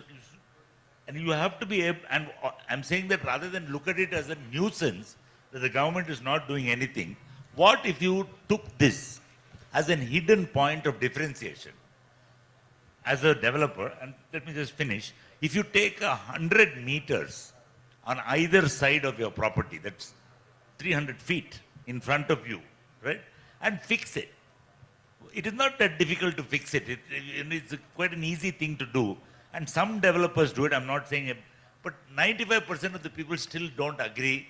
Instead of using it as a nuisance, convert the nuisance into opportunity. And I would suggest that if you're building, the simple metric for it is, if you're going to build 10 lakh square feet up, fix 10 lakh square feet on the ground also. No. And it's not going to cost you that much. Sorry. I would like to comment on that one. Very sorry to interrupt. See, that is not easy to do. And I'll give you a live example. I think it's easy. Neither is building the 10 lakh. No, it's not a question of will of the developer or putting the money. It is not about that. It is about, so there is a broken road, from Hinnu to Bhattisi. It's a broken road, right? we wanted to fix it. It doesn't cost much, really speaking. When you're building such a large township, you already have everything mobilized. You just need to put a little bit extra and then get it done, right? We wanted to do it. And we got the quote from our construction company. The day we wanted to do, the local leadership came and stopped it. Yeah. So they that's don't the want mistake, it. right? They No, will not allow that us to is- do. That is the mistake. No, but we told them. We had spoken, we spoke to the bureaucracy, we spoke to the municipal corporation. We want to, yes, we will do, yes. We said, okay, this is what we're going to put. Let us do it. Yes, the day you want to start, 2 trucks came and offloaded mud on that road, they bloody blocked the road. No, that is so. that, And then that then part is one issue. But the then, other thing, yeah, sorry, please continue. and then eventually we had to rally with them, and whatever needed to be done was done, and then we fixed it. It took us 2 days to fix it. Where the whole bloody crowd was suffering, the whole residence was suffering for 6 months. 2 days, that's all it took. And it didn't cost us much. But I'm saying, people, if they want to do, the will is there, Naresh, I don't think nobody wants to do it. It is, are you able to, is there enablement to do it? Just create a policy in the bureaucracy, allow people to do it. City will improve. Sorry, Brajesh. you say. No, absolutely. See, frankly, if you look at any, and you know, again, I'm not trying to market anything, but if you look at any of the large developments, including our development, right, we create an ecosystem where connectivity is eased out from outside the park to inside the park. What we can control is the ecosystem that we control and a little outside it, right? And to circumvent that point that you spoke about, we work with the government, we work with their contractors, we build with their contractors, pay our money through their contractors, which is generally a little more expensive, but we still do it. But ultimately, what we control is the ecosystem outside. So if you go outside Manyata, you have 2 loops taking you inside the park from a flyover. That reduces clogging big time. But I can't do anything about the clogging in Hebal. I can't do anything about the clogging in KR That is something that the government has to do. I mean, at the end of the day, I think if you look at a tech park as a micro zone, there's a great amount of planning. There's a great amount of planning for traffic, sewage, everything together. But when you look at a macro setup of Bangalore, that's where the planning lacks. And that's not only for Bangalore. I mean, we are sitting here, we crib a lot about it, we talk a lot about it. I'm just, All urban centers are the same. I'm just stepping in because we are, the time is moving on. The point largely remains that, you know, the intent of the developers is there to chip in and add value to the ecosystem and develop ecosystem beyond what is organically theirs. I'm quite happy to help. Please reach out to me. I know how to play the system. With that assurance moving forward. So this one is for Roshan, something for you to chip in, and of course Brijesh can also add value to it. But if you look at why the critical piece is, you know, Bangalore is consistently winning APAC in terms of expansions and the manner in which the mandates for commercial assets is coming. It's exciting. But even with rising costs, somehow Bangalore still looks attractive. That's what it is. So just a question for you that, you know, why is it a preferred option for Fortune 500 firms? How are global players looking at it, and what is the manner in which it is still ticking all the right notes in a way? So good evening, everyone. I think clearly from the last 3 sessions, infrastructure needs a different session altogether. I think we need more time for that. No, we'll ask for a day for it. Yeah, I was a part of last 3 sessions, and this one's taken the cake all the way. So yeah, about this question here, I think I would like to step back a little bit. Everybody's from Bangalore, people know the story. I think engineering and you know, tech talent in Bangalore dates back to about 1960s when those large PSUs set up like DRDOs and you know, research agencies like HAL set up here for aviation. From there it started, and then, you know, Texas Instruments saw the whole game, the availability of talent in the 90s when market opened up. Texas Instruments came into India. There's humorous quotes, you know, some humorous quotes in the internet if you see. They say, you know, the satellite dishes were carried in on bullock carts. So this was the quote that came in the internet when I was searching this one. And then from there on, we've all seen the journey. We are today about 213 million square feet in Bangalore. I think our vacancies are in the 14, 15 or 20% bracket. So that shows the amount of IT, you know, the growth of IT industry, the amount of talent that is there already in Bangalore. So for a global CXO, I mean, if he's consistent, I mean, when he's looking at Bangalore or any other city, when he makes a market plan or a city plan, The three main questions that he has to answer is whether talent is available, whether there is infrastructure, and there is political stability. I think from a talent point of view, Bangalore takes the cake. You find deep tech talent in every field for that matter, be it cyber security, AI, ML, any of the fields that you look at. When it comes to infrastructure, I think we've spoken enough about the infrastructure outside. From a building perspective, I think our developers are doing a great job. Our buildings can match standards of any buildings across the globe. We provide large floor plates, N+1 redundancies, AI, ML, sensor-based occupancy system, saving of energy, and everything is inclined towards sustainability and ESG factors. So I think from the building perspective, that is sorted as well. And also Bangalore provides, service providers like ourselves, AWFIS and my friends in the room. We come in, we bridge the gap between the built environment and the occupancy. We bring in the required capital. To build an office, it takes about 40, 50 vendors. That's the expertise we bring in. We work as a one-stop shop for the client. They don't have to worry about doing fit-outs, maintaining fit-outs. We take care of that. So I think that's some amount of ease of doing business here in Bangalore. And finally, I think the political piece, I don't want to bring too much action into it, but then I think recently we had some announcements about, GCC policy and, about 150 crores going into the tunnel building and all of that. So I think, those show intent. What is happening on ground, we all know, but those show intent. I think that's some kind of a driver for people coming into Bangalore or any other city in India. Cool. Thank you. So just moving on to something that I was reading earlier today, which was a term came across as hotelification of real estate. And to me, it sounded very interesting. Where there is a concierge involved in real estate, there are cafes and F&B involved, there is entertainment involved, and genuinely, truly integrated things are the manner in which it is coming.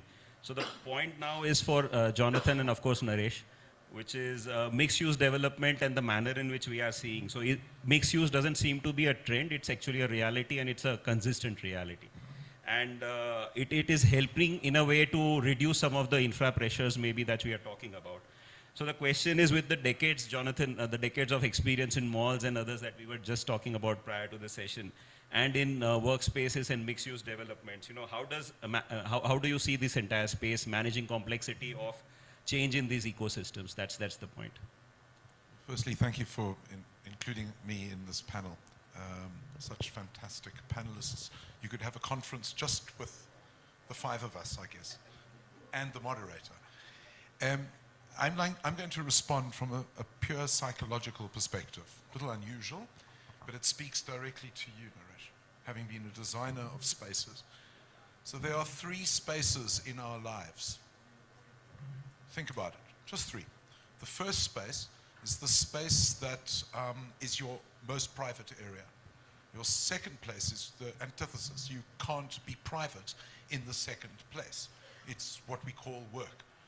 And the third place, surprisingly, is the place between your eyes. It's called the place where you want to be when you're not at home and when you're not at work. It's that third place that intrigues me the most, particularly in respect to how we manage our built environment. And what we're finding is that, yes, there's definitely a need and an opportunity here in Bangalore and elsewhere in India for mixed-use properties. Yes, we have to appreciate how people will use that space. And thirdly, we have to make sure that we mix it all up. Now, I'm not afraid of mixing up retail and offices and hotels, and I'm an unashamed service-orientated sort of person, which means that, to your point, the hotelarization of space and the way that we manage it, well, if you think about it, India's national sport isn't cricket, it's real estate. And we play the game exceptionally well here, particularly in Bangalore. And I'm being very, very complimentary, because real estate is a contact sport. It's the sort of engagement that requires us to talk to each other. For us as managers and owners and developers and architects to actually engage with our customers, our tenants, the users of the property, the people who manage and work in the property. So from our perspective in the Gopalan Group, we're not worried about mixing it all up. We're not worried about matters relating to mixed use. In fact, we're up for the opportunity. Our view is that the more mixed up it is, the more of an opportunity there is. There are enough number of investment bankers here.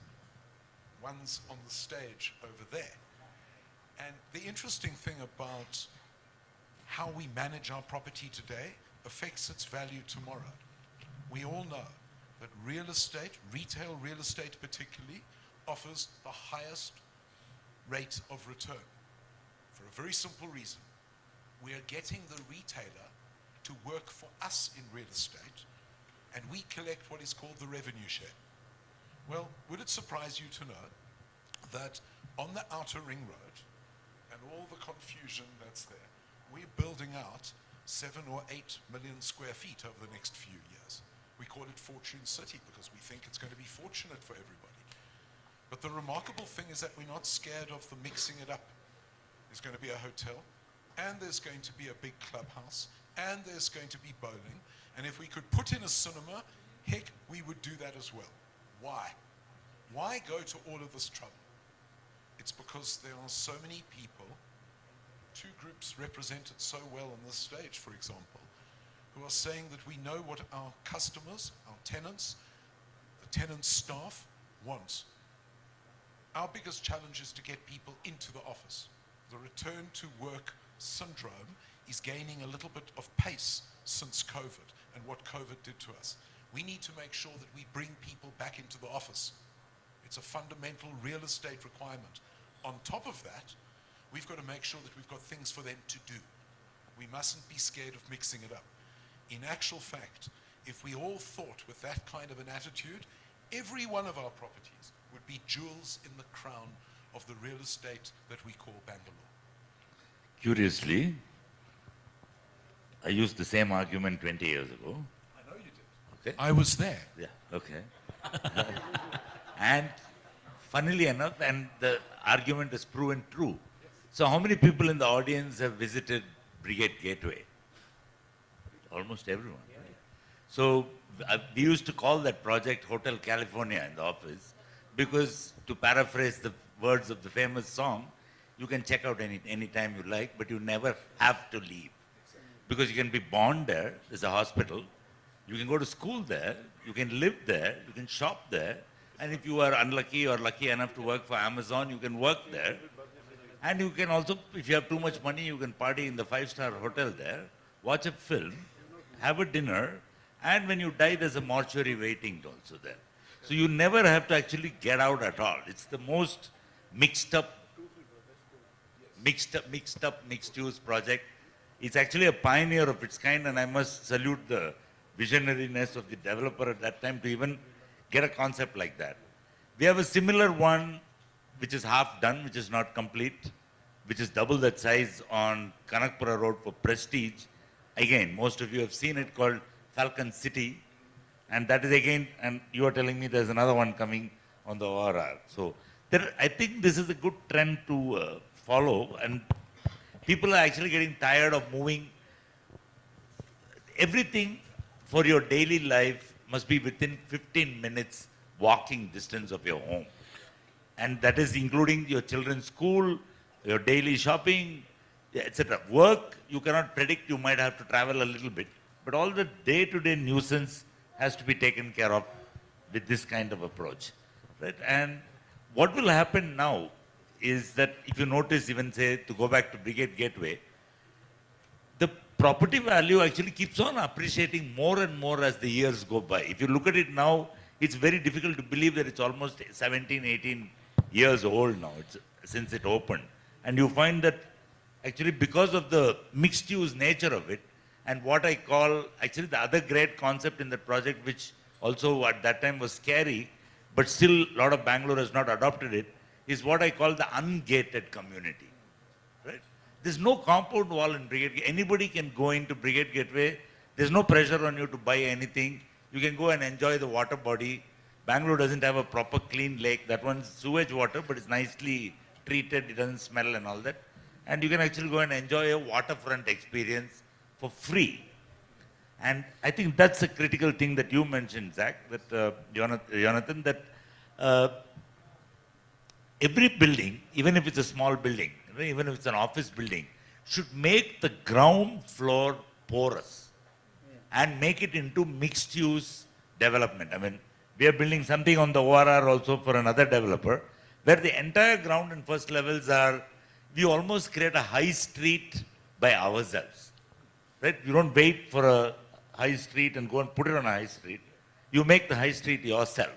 And you find that if you take, anyway, corporates don't want to occupy the ground floor. Offices, people don't like the ground floor, but retailers want it. So if you adjust the access so that one doesn't clash into the other, and the office has a separate access point which is not cluttered with random shoppers, something like that can operate. And the other point that you made, that you can't have a 9-to-5 building, because work from home doesn't mean 9 to 5. Work from home, work from office now means work 24/7. It has to be open all the time. It has to work on a 24/7, 365. And how do you build systems and processes and entertainment and dining and goody stuff all into that, which comes to the final point which I'm trying to make, is that earlier builders used to build stuff and walk away. Today, if you want to be a builder, if you want to do a building, you'll never leave. You can never let go of that project in your entire life. Otherwise, it will affect your own reputation. No, you're right, Naresh. But I think what you're saying, Naresh, is become hygiene now. Any project, whether it is us or RMZ or Embassy or Prestige, if you look at all the new development, whether it's office, specifically office, the retail is an integral part to create a lifestyle. Offices are no longer offices, they're experience centers. So it is now, unless you create that experience and you're ready and you have engagement to run it and be involved, like you gave the great example of Brigade Gateway. And so if, and I think everybody's doing it. You look at RMZ EcoWorld, you look at Embassy, or you look at Manyata, all of these, Bhartiya City for us, it's a 200-acre township now. It's got everything. You were saying 15 minutes, you don't have to walk even 5 minutes in Bhartiya City for anything. Live, play, school is there, mall is there, F&B is there, convention center, hotel, office, everything. So it's been designed on same concept. So effectively anybody, I mean, look at all the best parks in the country today, DLF Downtown, Cyber City, Satwa Knowledge City in Hyderabad, RMZ Skyview, whatever we are building here, all the parks. Every developer is trying to outdo the other, and they're creating these experiences. Offices are no longer offices. I'm saying static assets are over. All new developments have to be dynamic ecosystem. And you're Think right. like that. And then No developer is now walking away from the assets. Even if they sell it to a financial partner, the asset management remains with the developer, because that is his stamp of quality and longevity, and that this is what I stand for. And that is also your marketing tool for the next asset. So I'd like to pick up on what you esteemed gentlemen have said. And I'd like to tell you a little story.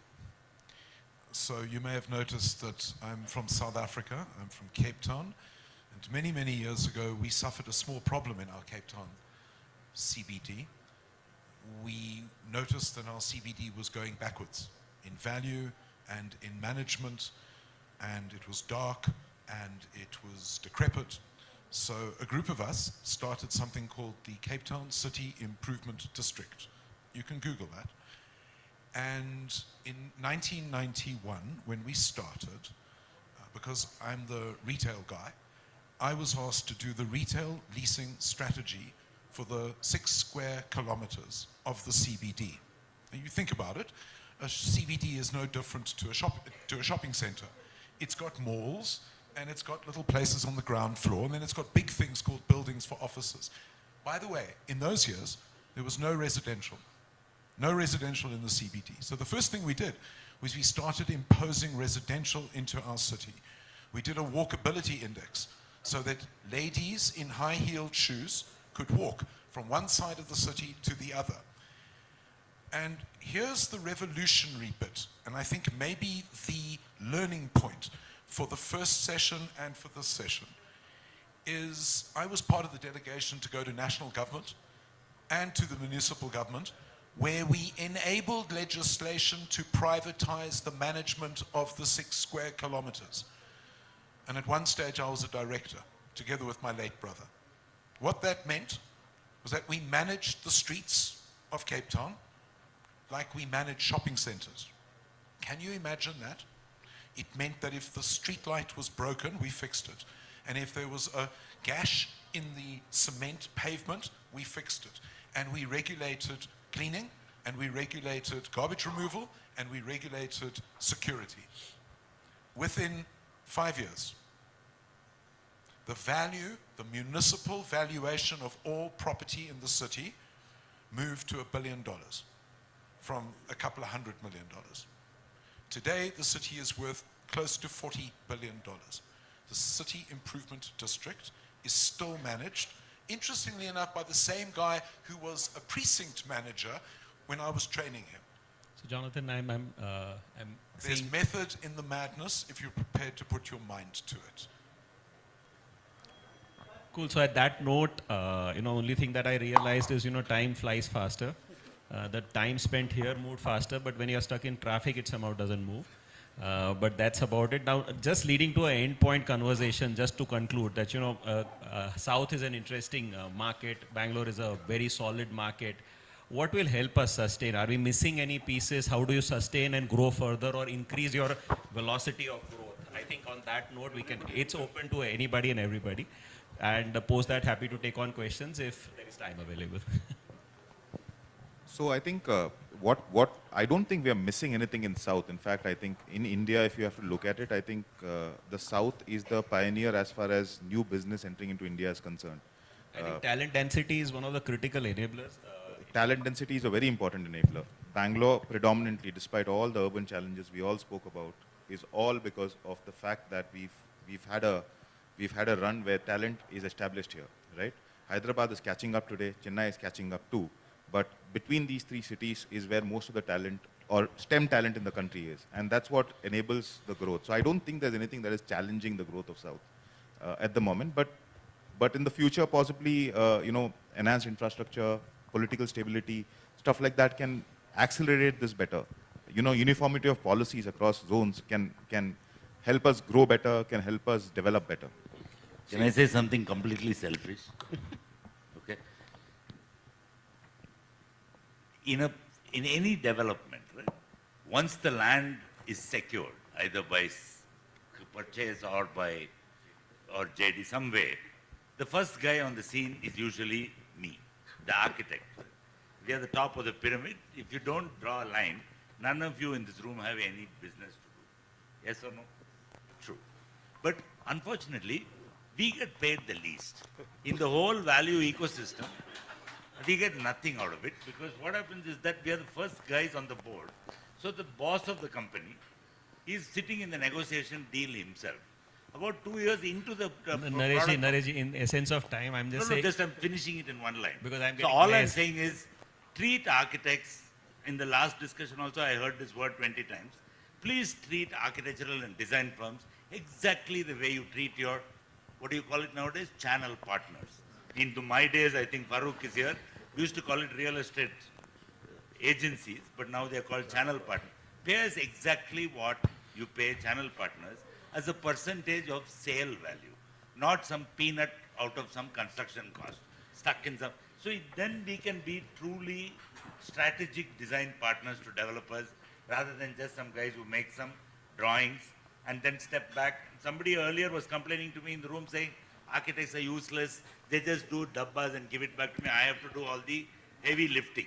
I said, because you don't pay people, why should I do it for you? Okay, I just see. I agree with. I agree with Brijesh. The South has been a trailblazer in terms of the total office uptake in the country and continues to do so. But as Bangalore, I think we are slowly slipping. Today morning, the news came out that, and we were discussing it just this morning and yesterday, that Hyderabad has taken lion's share of new GCCs this year compared to Bangalore. So so almost double of what Bangalore has got, Hyderabad has got.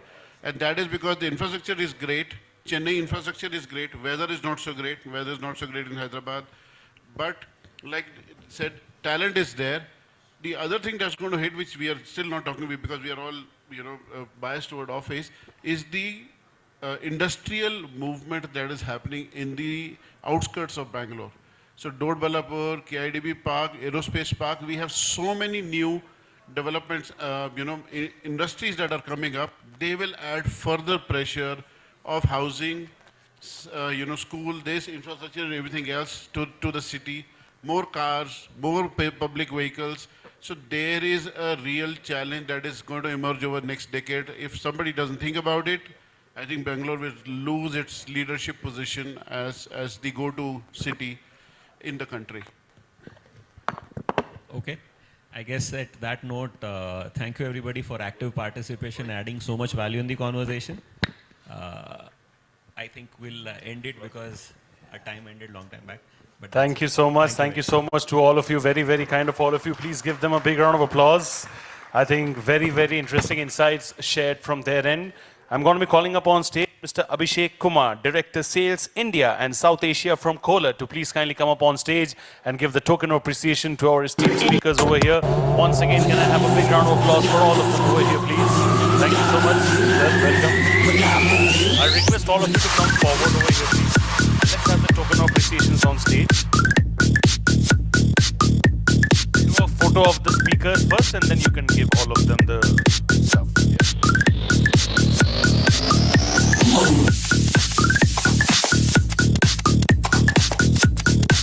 Thank you so much. Thank you.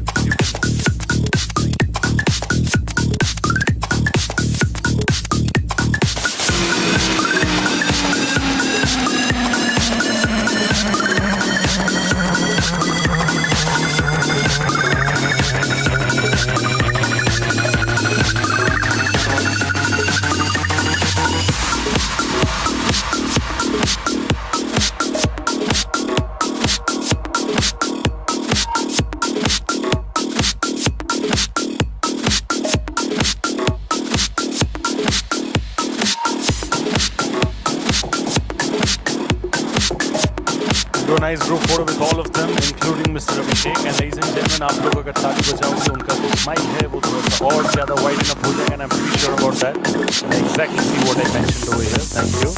Thank you so much, kind of you to come and do this on stage. Kind of all of you to share your thoughts. Thank you so much, sir. Thank you so much. We look forward to hearing from all of you next year as well. Quickly add one more chair. Just add one more chair, please. All right, so the next panel discussion, ladies and gentlemen, is about marketing homes, building trust, the South India Realty Playbook. I'll repeat the topic once again for you all. This is about marketing homes, building trust, the South India Realty Playbook. I'm going to be first calling up on stage our honorable moderator. He carries over 2 decades of experience and has advised more than 40 developers, from the largest developer to a startup developer.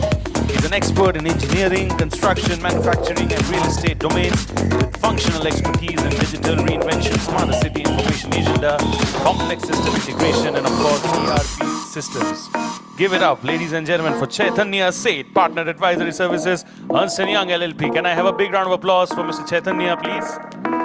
Thank you so much. Request you to come and join us over here on stage. Thank you. I'll now be calling up on stage our speakers for the session in alphabetical order. My first speaker is a veteran advertising creative director with a pedigree of defining major brands like Videocon and Manyavar, but real estate has been his absolute evergreen love. Comprising 300 plus real estate brands and 1,000 plus real estate projects, his current passion is to nurture distinct real estate communications where brands, not just projects, stand out. Give it up for Mr. Amit Baid, founder and creative director, ABC Brand Advisory. Thank you so much, sir, for being with us over here. Pleasure to have you. Thank you. My next speaker over here, before I add anything else about the introduction, I would just say that he's my surname sake, With over 2 decades of experience, he spearheads brand corporations, residential portfolio, driving growth, innovation, and excellence across sales and marketing functions. In his pivotal leadership role, he has successfully elevated Brent's residential business through transformation strategies that align with evolving market dynamics and customer expectations. Prior to Brent, he served as Honorable Vice President, Sales and Marketing at Shapoorji Pallonji Real Estate. Give it up for Mr. Anirban Ghosh, please. That's the reason why I called him my surname sake, and I'm happy to see him again very, very soon. Thank you so much. Alright, so in that case, I would mention that my next speaker is also my surname sake. A seasoned marketing professional with nearly 25 years of experience across banking, NBFC, insurance, and real estate sectors. He is responsible for driving brand growth, enhancing marketing communication strategies, and spearheading innovative campaigns to strengthen Puravankara's market presence. He is expert in both traditional as well as digital marketing, brand management, corporate communications, including internal, external, and media relations. Give it up for Mr. Dhruvo Ghosh, please, everybody. Can I have Mr. Dhruvo Ghosh over here? Thank you. And only the Bengali in me could have called it Dhruvo and not Dhruva, right?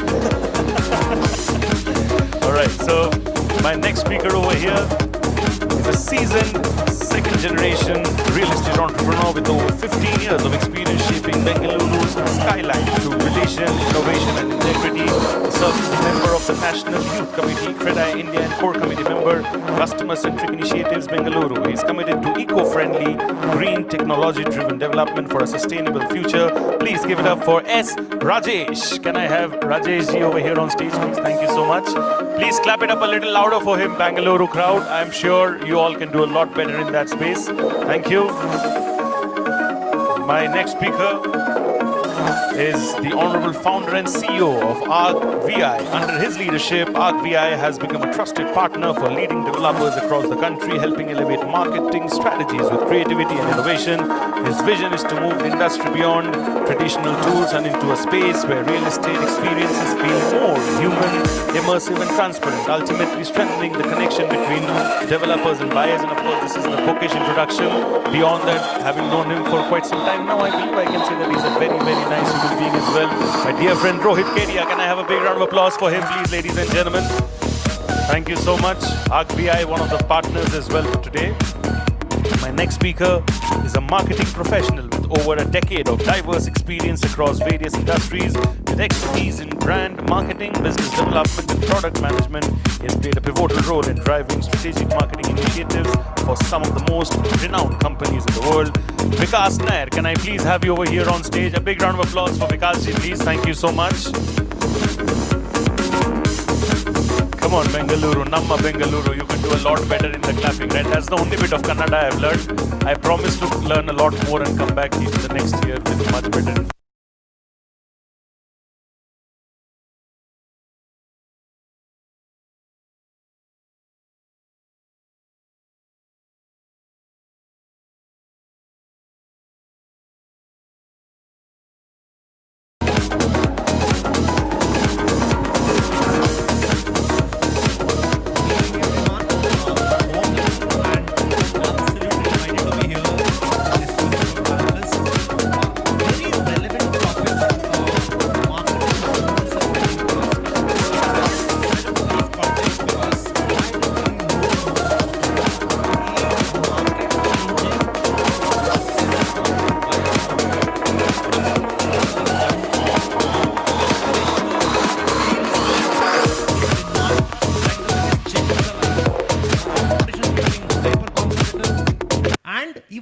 customer journey has evolved significantly, especially post-COVID.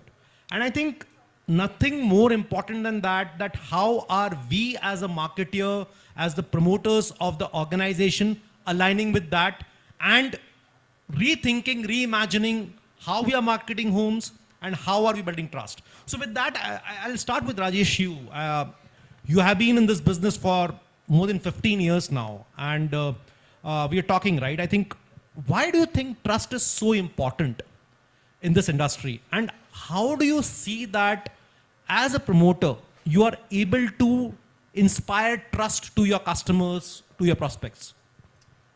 In the last 15 years, when I came into the business, I used to always see that the ads are only about showing specific images or the elevation of the project. Then I felt that is not the right approach. We are actually selling a unit or their lifetime dream. So what we felt is we wanted to give what is happening live. We wanted to gain the trust of the customer, like what is the quality checks, how are we going to deliver the property, or how is that once they enter to the project, what is the CRM activities. And trust is something which is very basics for any real estate, because the real estate does not have any trust in long term. So because of which we felt trust is one thing which we need to actually look into, and that's how trust is a very important factor. Great. And how are you building that in your organization? And if you've seen any change in terms of the way you talked about more, it was like elevation or images, and now you're talking about the real life things. Have you seen any change happening in the business performance per se? Yes, after we have shown what is the kind of processes and systems we follow in the construction industry, there is a drastic change when we show the quality inputs and how we are actually monitoring every part of the construction. We are able to show that the customer is getting more confident on the builder, and that itself is a great thing. So showing them the reality is something which is going to inspire more trust. I think you share more and more relevant. It's so great. Anima, let me understand from you. I think while he talked about that trust is important and he is doing his bits in terms of doing that. How have you seen the journey evolved in the last few years, and how you see it changing also, and how as a marketer responding to that? A very valid question, good question. I think I want to put some key points. So what happened last 5 years back? Last 5 years back, the customers to come, there's to put an ad on the newspaper or hoarding or something. You get a phone call, customers visit the site and sale get closed. That was the cycle. Today things is becoming quite drastically changed. Today, that time marketing was loud, sales was hero, and the brochure was the Bible. But thing has been changed now. Today, it's moved quite drastically, as Rajesh was telling that it's a trust, what is very important thing, which customer looking at. Today, South India, especially Bangalore, Hyderabad, the buyers generation has been changed. So look at today's 70 to 80% buyers are between 30 to 40 years of age, which was not earlier, which earlier was people after 40, 45 years think of buying property. Today, the thing has been changed now. So people today, before buying a property, before come to your sales office, 70, 80% they know everything about the property. They go to the browser, they go to your website, they go to your Google reviews, they go to your digital walkthrough, everything. So after come to the marketing office, they tell what else you want to give it to me other than all the things. So things has been changed drastically now, and I feel that this is the right way things are happening. And we look at a much more bigger shift happening in the future days as well, as the digital is taking forward. Transparency is something which is a very important part in the whole industry. Great. I think, so you're clearly saying that the journey is evolving, and you talked about a very important point, information asymmetry. Before customer is coming to your site, you don't know anything about the customer, but customer knows practically everything about you, your project, the micro market and everything put together. I think, Dhruvo, I'll come to you. As a marketer, I think it's what he talked about, changing customer demographics, changing journey, and what Rajesh talked about, trust. How do you use different mediums, and how is that between your traditional mediums of hoardings, your print ads, and now digital? Is that influencing your decision making? Is that making an impact? And how are you using these mediums to inspire trust? Yeah. Thanks, Chaitanya. I think there are quite a few changes which we are witnessing in terms of how the consumers are behaving today from what we had seen maybe a decade, I wouldn't say 5 years back, because I think in the last 5 years it's have been progressive, but it's in the similar thing. So the first touch point for a customer has been digital.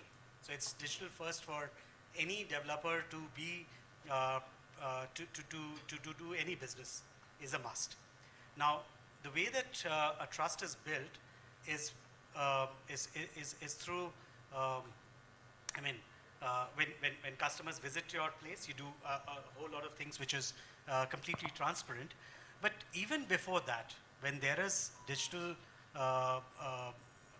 platforms which are available, it's extremely important that we bring in a whole lot of content which is, again, very informative, detailed, which can really give a consumer a whole lot of insight about a product, because it's a lifetime investment that a consumer is getting into. The other factor is that there's a huge change that we are witnessing, and especially down south in the southern market, is where we are seeing a whole lot of advisory which is getting a lot more prominence through channel partners. Now, when you look at the channel partners as a source, what used to be a 20, 25, 30% is now moved exactly opposite, where about 60-65% of the business in the southern market is through the channel partners. Now, it is becoming even more important for all of us to build that trust to the customer, is also how much we educate the channel partners. We take them through the product with every clarity, because at the end of the day, that's an extended part of our system. So the marketing doesn't just, you cannot encapsulate everything with just the advertising part of it. The entire, right from every touch point of customer and how much we communicate through every space is what becomes extremely important. And how much we put the right content up there is what builds the trust, not from just the consumer, even the advisories that comes in from channel partners, or even when they touch, our touch points from the perspective of our websites or through our call centers or any other channel that they come through. So that's how, I mean, the changes that we've seen in the recent past which is happening, and that's how we are doing various things to build our trust. Excellent point, I think. Sorry, just one more bit. I think it's also very important that when the consumer is also at the site, when they come in, if you look at how we do a whole lot of things, and a lot of peers do it in the same manner, is that the construction, I mean, we sell homes based on not even a hole in the ground, right? Now, you don't see the product except for what you see through various digital experiences and stuff like that. So it is very important for us to, how do we replicate that? So again, the conventional way was to put up a scale model, but we've gone much beyond that. We've really integrated the kind of digital experiences that comes into play. Even from a physical perspective, we literally build every aspect of a construction as a construction museum in every site of ours, so that a consumer sees exactly transparently what we are giving, be it the kind of brands that goes in, be it the kind of conduiting that goes in, be it the kind of material that we're giving in. Every aspect is actually covered, right?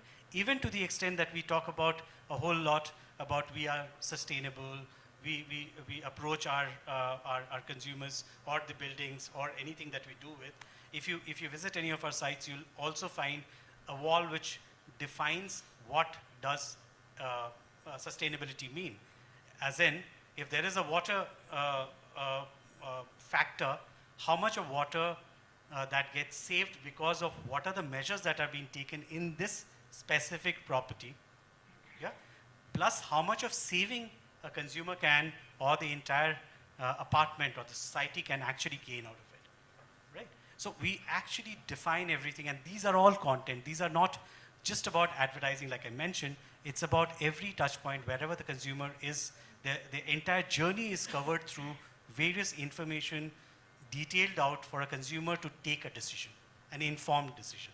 That's been our effort. And I think that's where the world is, or the real estate is moving towards. And I think that's where we will see a whole lot of, more trust coming up onto the real estate segment. Some real great lessons, Dhruvo. I think marketing is just not about putting those creatives on the digital and other platform. It's actually talking about detailing and being present at multiple customer touch points through the entire journey. And I think one more thing which you talked about, extremely important, which it's not only customer anymore now, it's even the channel partners. You have to build trust with them. And how are you creating those touch points with them is equally important.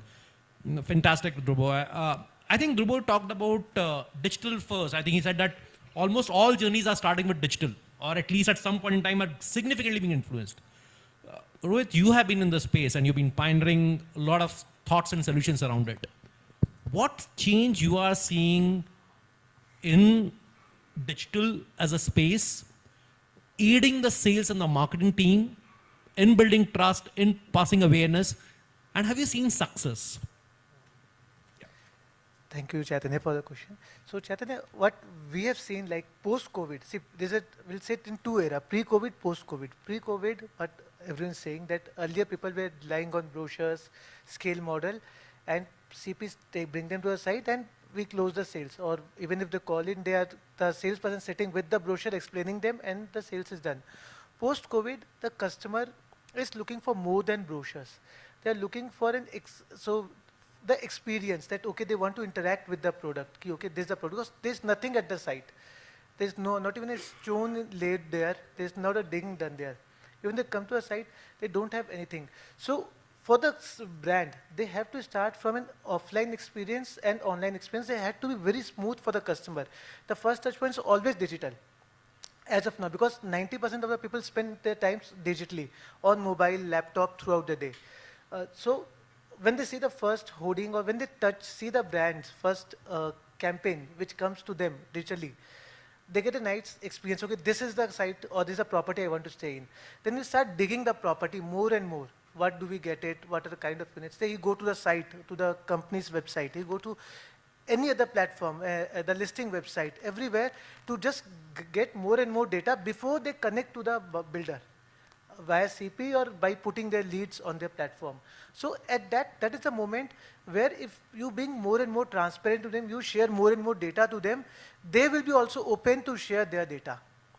And as it's said by Dhruva that the buyer knows us more than what we know the buyer. So we should also create a mechanism where we also know the buyer, and predict that whether he is an intent or not, based on what digital mechanism we are bringing out in the market. So that, because see, we have a limited resource, the builders have a limited resource, they have 5, 6, 10 salespeople. If they handle multiple customers, like who are, the chances of conversion are less than 10%, 20%, they are not effectively giving their time to the customer whose chances of conversion are very high. So but I believe that the online interaction with the customer, that has to be very strong, where you also get data from them, how much customer is convinced with the product, what are he looking for, and is he getting the right product coming to my site. And then when he come to the site, same experience should continue, that he is getting the same experience there. It shouldn't be that online experience is good, then now come to offline, the experience is not broken. He's not getting that kind of experience. He's not getting interacted properly and all. So once that journey is smooth, there's a high chance that there's a conversion. So we've seen success. So we have seen, and one of the major blocker is, so tech products, I know there are many tech products in the market, and real estate developers are actually putting it. But the major blocker are actual utilization at the site by the sales team. Mindset. So if a company is able to get their team adapt to that platform, to their sales team, you will see there's a conversion is actually very high. But if the sales team is just keeping them as a toy in the sales, in the experience center, that's just something put and the customer can just interact. They're not using it to create information or to pass on the right information or transparency to the buyer. It is not fulfilling the solution. And that product, you can build any tech product. Until it is effectively used by the sales team at the site, it will create zero value to the real estate developer. No, great, well said, Rohit. I think two parts again. One is you talked about omni-channel. I think it's extremely important, the continuum at any point in time in my journey, wherever I pick up, my experience should continue to be very smooth. And I think the second thing, I think, is about adoption. I think that's where, as an industry, adopting technology is also about the game in terms of to be seen as it's going to be an efficiency build out for them. It's more like a co-pilot to them rather than anything else. So I think relevant point. I think, I'll come to you. I think all the marketers talked about importance of journey, aligning the messaging, detailing, and creating trust, building trust. I think everyone talked about it. And point is, there's nothing on the ground. I am still selling 30, 40, 50% of my inventory. How important is brand in this entire space, especially in the real estate industry? And how do you see developers making effort to actually building a brand? I would like to make a couple of points. First, why is trust so important? Because this is the highest involvement purchase that one is going to make in his life.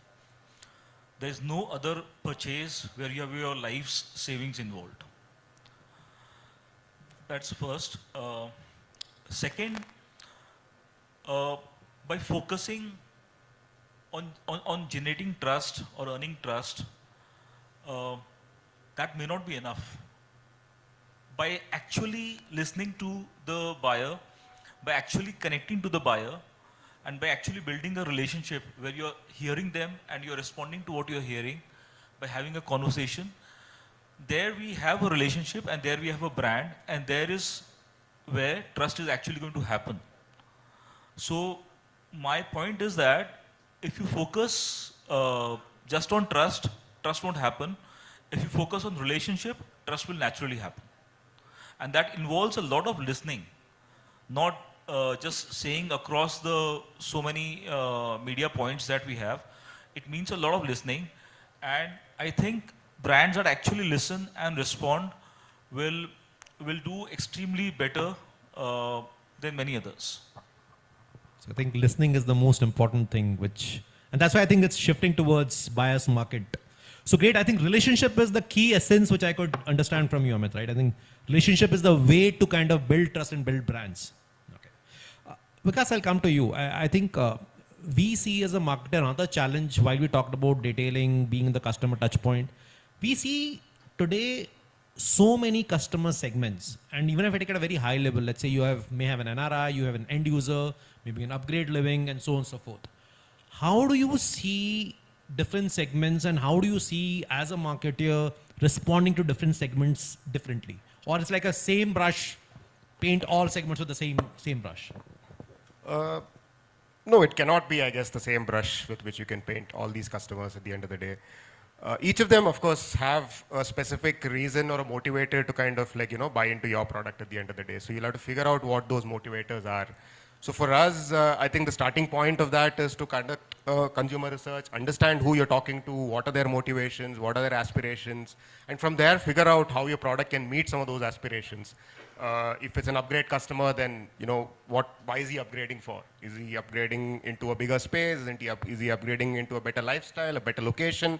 What is it that is really kind of motivating him to take that decision? Of course, he's more, so my communication obviously is around those conversations. But if he's a first-time homeowner, then it's a very basic kind of a need that he's trying to fulfill at that point in time. And I think at that point in time, your primary objective of your marketing communication would be to build that trust, like we've been speaking about. So he's never bought a real estate product. It's one of the most significant purchases that he's going to make in his life. He's going to probably put in all his life saving into this. Yeah, I mean, as most of us spoke today, I think this is the only category that I can imagine where customers are, putting their life savings without really seeing the product at the end of the day. So, I mean, I think trust becomes very important, especially when you are a first-time home buyer, when you're nervous. I mean, and real estate is also a very, very complicated purchase, right? I mean, you never know whether you've made a right decision or not until you kind of move into that society. And probably even after moving in and living there for a few years, then you realize whether those decisions were right or wrong. So I think it's important to kind of understand the consumer and understand what his motivations are, and based on that you figure out what your story is and how do you kind of build aspiration among this set of people, and then kind of pull them into your funnel, and yeah. So understanding each of every segment and responding to their needs. Yeah. Fantastic. So Anban, I think coming to you, he talked about different segments. Do you see technology playing any role in terms of responding to these needs, or how you see prop techs or digital in general integrating far more strongly to the entire real estate ecosystem? I think I give a small example. Today's we talk about Instagram is everybody's life. People spend about 2-3 hours in general, not in the general young generation, the Instagram. To give a small example, a guy see Instagram reel of your property at 11 o'clock in the evening, in the night. They chat with the chatbot at 11:30. They come to site next day morning, and on the Saturday evening, they're booking the house through a Zoom call. So that's the reality of today's the real estate, how it's moving. Coming to the point, how the digital taking forward. So today, I feel that today's your real estate, the CPL, which is called cost per lead, depends on your company reputation. So today's your Google reviews come down to 1 point, your CPL cost goes 30 to 40% up. You can get a lead, but your conversion will be about 20-25% than the market, whatever the market standards. So I think today's market is more driven on the trust, as everybody's talking about it. And as Dhruva told that today people are making the places where they showcase the product, how they build it. And in my organization, Brain also not on the far behind of that. We are the company, we build our own construction. We don't do any subcontracting to anybody.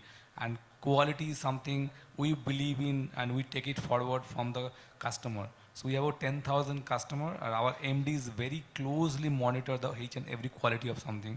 I think that's something which make digitization, trust, quality, as Vikas was talking about, that people don't know they're buying a product of the lifetime, they don't know what they're getting. But these are the things which make things much more easier. I've been part of Shobha about 20 years back. That time, Shobha, I can proudly show, I was associated with Shobha at that point of time.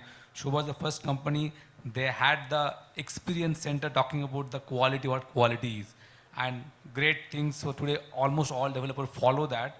And it become more digitization now. People don't need to go and visit the place, they can see everything on digital.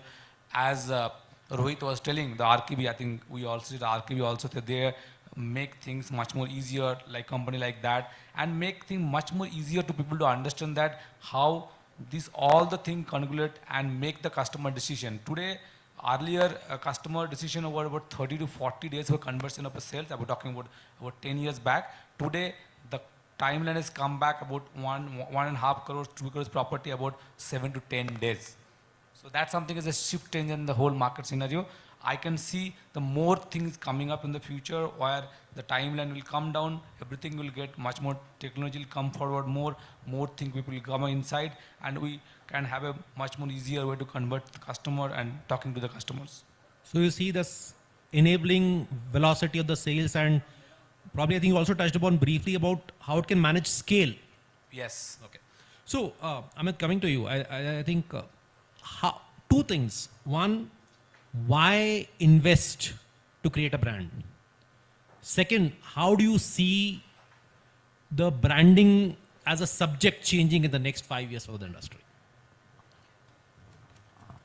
I'm just imagining Steve Jobs, he's not alive, but just imagining, would he ever think about the cost per lead? What is the CPL? So it is simple. You can dig all around the world, you can sweat on every platform, or you can build a business by building a brand. You build a brand and the brand takes care of everything. So I think real estate developers now will not just make buildings, they'll make brands. They'll not just think of building architecture, but the architecture of their buyer's mind. Not just the landscape garden, but the landscape of emotions. So that is where the real fortune is. Your CPL will be best when you don't have to think about CPL.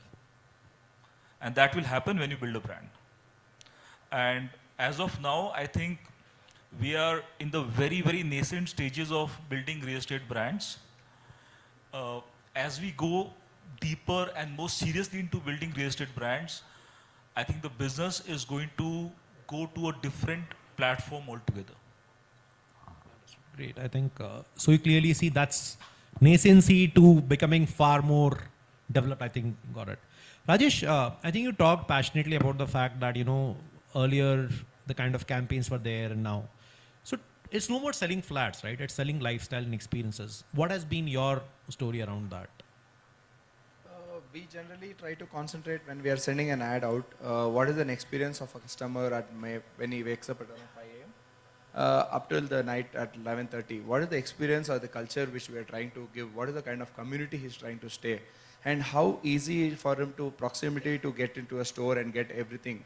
Like we were just hearing to the architects when we were just talking in the panel right now. So that is the kind of feel which we need to get, right? As an architect, they are planning everywhere what is easy to get, how far they're spending their time to go out for shopping or going for their offices and coming back. So that's the lifestyle which we're trying to sell. We are trying to exclusively showcase what is their living going to be. It is not that just an ad of the space, of how much space they are getting in a bedroom or any size. It's their lifestyle, how their habits will change and how their routine will be there. So essentially simulating the life of the entire family there. Right? It's all about the experience which we are trying to sell today. Great, fantastic. Vikas, help us understand in terms of, I think we talked about trust, we talked about mediums, we talked about importance of brand and so on and so forth. How do you today decide first, what's the kind of a budget which you have from a launch perspective, typically when you have to launch a project from a marketing standpoint? And then how, let's say it's 100, how would you typically divide it, split between traditional and digital mediums? Sure. So, it's no secret that the customer doesn't look at media spends, whether digital mein kar raha hai, whether he's doing it in traditional. So I think omni-channel, of course, I think we kind of strive to kind of be where the customer is at the end of the day. So I guess digital definitely is the discovery platform. That's where most of your customers kind of find your product at first level, probably understand a little bit about your product. But at first, traditional media is required in the sense that is the media through which you build trust. You build a brand through traditional media. Of course, you can build it through digital as well. But traditional media kind of has an edge, in my opinion, in that side. So you are able to establish credibility and trust through your traditional media. And you're able to probably create aspiration better when you use traditional media. So when you launch a project, your spends is usually tilted towards traditional media more, also because they are a lot more expensive than digital media at the moment at least. But as you go in, I think once your product is out there in the market, once you've made the first impressions, once you kind of people are aware, people are talking about it, etc., then obviously your budgets move significantly towards digital because that is where product discovery happens. That's where customers get to know a lot more about your project, about your product, how are you different, what are you doing better, how is it relevant to that person's life, etc. So obviously, performance marketing kicks in, wherein you're, generating leads. Through traditional media, you probably, led with trust in that sense. And demand, of course, is an outcome of that trust that you have already built probably. And you try to capitalize that on your digital media through your demand generation campaigns, etc.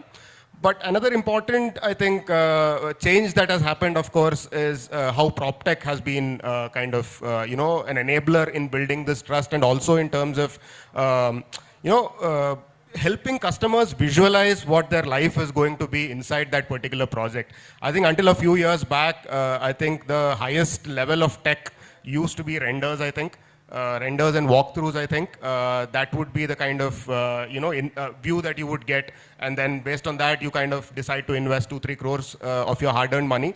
But today, I think you're doing a lot more. I think customers can literally walk through the entire development. AR/VR experiences are there. You can explore floor plans. You can, even lay out your furniture and see how it looks. You can change your interior designs. You can look at the views. They also tell you, the map, how the light kind of flows through the day, so if your balcony is getting sunlight. So this lot of more information that is being shared right now, And that obviously kind of builds trust also among customers because they exactly know what to expect now from your product. So there's a lot of investment that happens on that front also. If you ask me today, I think one of my apart from my media spends, my next biggest spend will be on tech and on creating these virtual experiences that help customers visualize. And also from a very brand perspective, from a sales perspective, when you kind of are able to help customers visualize, you are letting him buy into that life. Now he goes back home and he really thinks about, playing a game with his son, probably in one of those courts or sitting with his wife in one of those gardens or whatever it is. So you are trying to kind of create connection with your product, emotional connection with your product, which eventually kind of results in, sales conversations. So I would say when you start launching a project, you obviously have a heavy ATL budget to create that aspiration and create that buzz in the market. You slowly transition into digital, creating demand, etc. And then finally, when you come to the site, that's where you kind of get exposed to the prop tech and the technology aspect of it, which help customers to visualize a lot of things. And that's typically how we kind of take the product to the market. You stayed away from numbers. I'll probably pick Dhruvo's brain there. But I'm sure whatever narrative was music to ears for Rohit, I think this is exactly what he also believes and would want to work towards. So Rohit, before I jump to Dhruvo. I just want to add to what Vikas was saying. Very short, traditional media is equal to better stature, and new media, social media, online media is equal to better reach. Fantastic. Well summarized. So Rohit, I think he anyways became a spokesperson for you. But one thing I would want to hear from Rohit, what is that you would want developers to do or act differently that the PropTech becomes a mainstream part of their spend today? See, PropTechs, it shouldn't be like main part of spending. See, the developers have to train their team more and more to utilize, because we have seen like example, we have implemented that tool in multiple sites. Some sites are doing wonderfully well. They the conversion has increased. Any numbers? Sorry, I don't want to share numbers, but at least 20 to 25% the conversions have increased because they're training, they're pushing their team every time. They're talking to them like every week. They're having a discussion. And they're evaluating the data which is coming in our product. That, okay, how many customers have been evaluated through this? Are you showing to all the customers or not? And we have simultaneously seen many sites where the product is just left aside. People are not using it. The sales team is not using it. See, the objective is not to gain more and more spend on it. The effectiveness should come out. The market should get mature that, yes, this platform is to give transparency to the customer, whatever you want to know. See, tech is now able to handle pass all the information of the product to the end customer. So what happens? When sales team, because sales team is again a human, and we know human do errors. And many of the sales doesn't happen because the salesperson isn't able to handle the customer well. So that's where the PropTech product comes into the picture. They streamline the entire process of selling and all. So the more and more training happens, the effectiveness will come. Effectiveness आएगी तो sales अपने आप हो जाएगी. So last question, Dhruvo. I think time is already up. So maybe I'll push you for the numbers. I think if you can give some idea in terms of the sense that what would be a typical spend? And I think I have one classic question, right? People may have 1% or 2% spend, whatever it is. Typically, when you do a launch and you go ahead and pump in money, especially if it's traditional medium, the money is gone. And God forbid the launch doesn't happen well. What do? You pause marketing, you double down on marketing. What does happen? Okay. It's not one right answer for I this. agree, yeah. Otherwise, none of us would be really required to be here. See, the launch of a project, if you look at the percentage, we'll probably do about 40% into digital, balance into non-digital. When I say non-digital, there are a lot of aspects which come into play, which is from even technology infrastructure, I would call it, because that's where you require from the space that we are in. Plus, the media, the print, etc., are extremely expensive. But that is where you need to get the larger share of voice in that market. Now, if you look at real estate per se, it's a very hyper local brands that exists. So within that market or within that micro market, I think there is enough and more noise that needs to be built to really create that curiosity and to pull. Also, the beauty of traditional media is, I keep quoting this to a lot of my team various point in time, and whenever there is a debate on this, is like, why print when, I can, can I just request for a raise of hands of how many of you actually read newspaper on a daily basis? Look at the percentage. It's not even 10%. And I mean, they all are an equal consumer. Yeah, So that's how it is. But what it does is that even a glimpse of that to various people, whoever are interested, it just talks about, people getting into discussion about that. And beauty about print is that, right from my childhood, I was always told that if you want to really make me believe that whatever you're saying is true, yeah, write it and give it to me. That is what print does. You can go back to the, for history and check any newspaper which has come out on any particular day, and that will be there. So the trust on a particular media which is engraved into our minds is way more. Any decision that we take or any consumer takes, 95% of the decision making actually gets done in a subconscious mind. And these sit in the subconscious mind. And that's why all of these media, which you cannot just rub off, is something which builds the trust or that factor of that brand much more strongly. Yeah? The digital aspect, like Amit rightly said, it gives the reach. With the amount of spend that you can do on and the reach that you get in return is way more. So when you need to balance out is when obviously you do that trade-off. And as you move towards the sustenance, obviously it changes completely, where digital is almost like 80% and balance will be on the non-digital aspect of it. Right. You said what happens when it fails. I think failures are defined in various ways, right? The optimization of any of this thing is where digital is bang on, right? That is where it really plays its role much better than any other media can even do. So you reduce on your offline and you build up on your digital, which is much lower than the traditional media. It's not that it's extremely low. That's how it is. Great, thank you everyone. I think building trust is no option, and building brands and aligning to the customer journey is something which is, as all market, is key for us. Thank you very much. Thanks for the invitation. Thank you. Last one point. I think we have talked a lot about digital, print and all the things, but the one thing we are missing in real estate is about AI. So AI is not about the chatbots. I think a lot of things can be done, and I am working few of the startups with them. I think today's market, as everyone talking about, that people are coming and buying, but customer don't have intelligence. What the market was there 10 years back, what is there 2 years back, what going to 5 years, after 5 years.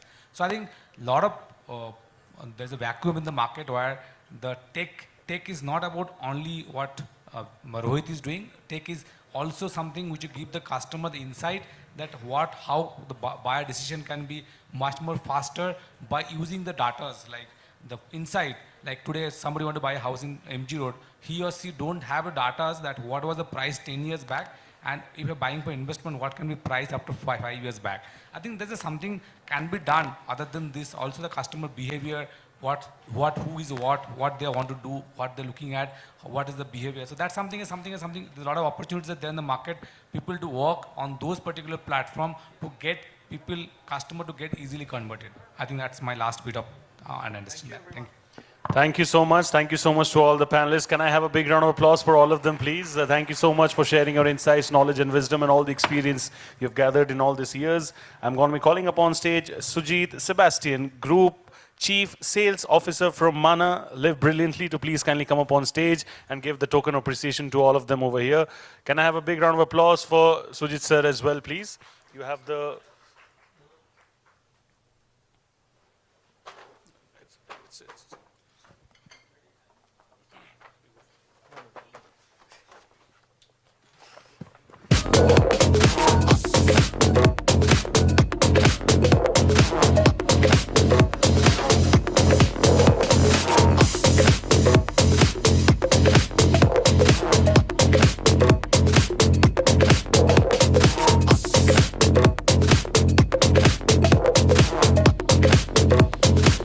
Thank you so much, ma'am, for leading the appreciation game. We love that, and I would love it if the industry needs to rotate it and everybody continues to engage in that. Thank you so much.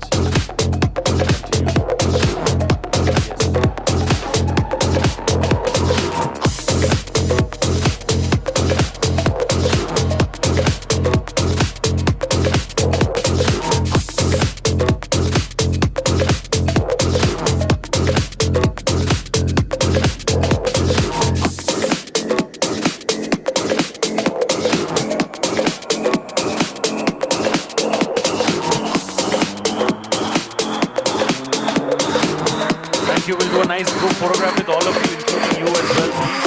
Thank you. There it is. Ladies and gentlemen, you all know the drill. Can I please request 1, 2, 3, first of all, karaoke rooms, please? Yes. Thank you so much. Like every year, we hope to have you all the next time when we do this one, the conclave here in the south. Thank you. We'll request for the exact number of chairs to be on stage.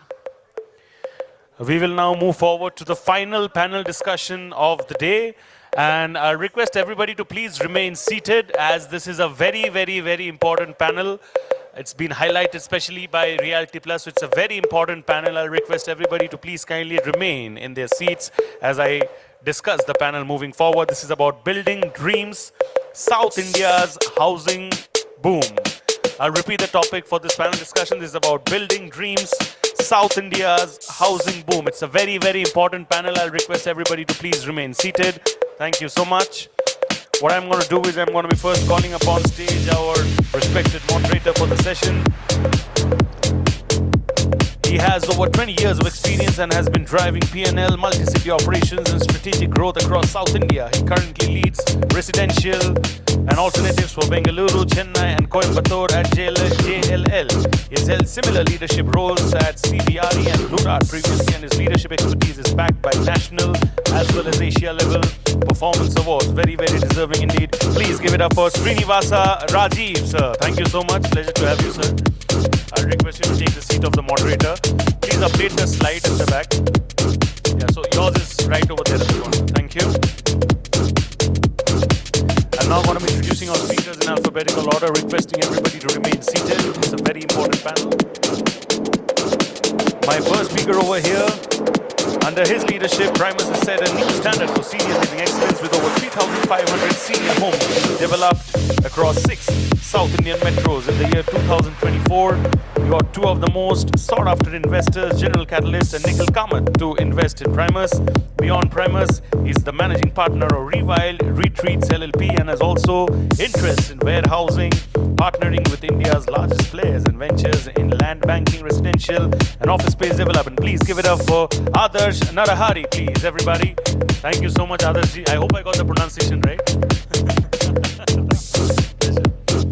My next speaker over here, ladies and gentlemen, brings over 15 years of diverse experience at Brigade. He plays a crucial role in liaising with government authorities and statutory bodies. He's also focused on driving the company's expansion plans in Hyderabad. He's actively involved in transformative IT initiatives aimed at improving business efficiency and has been instrumental in securing renewable energy for Brigade's commercial, retail and hotel properties. Please give it up for Mr. Amar Mysore. Amar Mysore ji ke liye zor se taali, please, everybody. Thank you so much. My next esteemed speaker over here has been in the real estate business for over 4 decades. That's a really, really, really long time. In Bangalore, he has been the linchpin in finalizing numerous deals for multinational corporations, companies, and high net worth individuals. He's the chairman and managing director of Silver Line Realty and holds significant positions in international real estate organizations. Please give it up for Farooq Mahmood. Give it up for him, please, ladies and gentlemen. Thank you so much, sir. What a pleasure to have you. My next speaker over here, ladies and gentlemen, has over 20 years of experience in real estate investments across the country and has managed more than $2 billion across 100 plus transactions spanning debt, mezzanine and equity. He also serves on the board of Giraffe, a fintech startup with sector agnostic investment approach. Please give it up for Mr. Naveen Dhanuka over here. Thank you so much, sir. Pleasure. Swagat hai aapka. My next speaker over here has a prolific experience of more than 25 years and has successfully managed the sales and marketing of billion-dollar residential township and is absolutely extremely high-skilled in negotiation, budgeting, and market planning. Please give it up for Sujit Sebastian Group, Chief Sales Officer, Mana Projects Private Limited. So, do we have you over here? Sujit, sir. Yes. Thank you so much, sir. I request you to take your seat. And my next speaker over here, ladies and gentlemen, as part of the second generation of the promoter family, has been closely involved in shaping prestigious growth trajectory, contributing across sales, marketing, business development, finance, and investor relations. His influence goes beyond the organization. As the youngest president of Credai Bengaluru, he has been instrumental in advancing policy discussions that directly impact the real estate sector. Please give it up for Zaid Noman, Executive Director, Prestige Group. I hope I got the pronunciation right. Thank you. Pleasure. No, you don't need. That's a good one, huh? Great one to start with. All right, we'll quickly update the timer. Please set it to 45 minutes. How much? 60. Please change it to 60.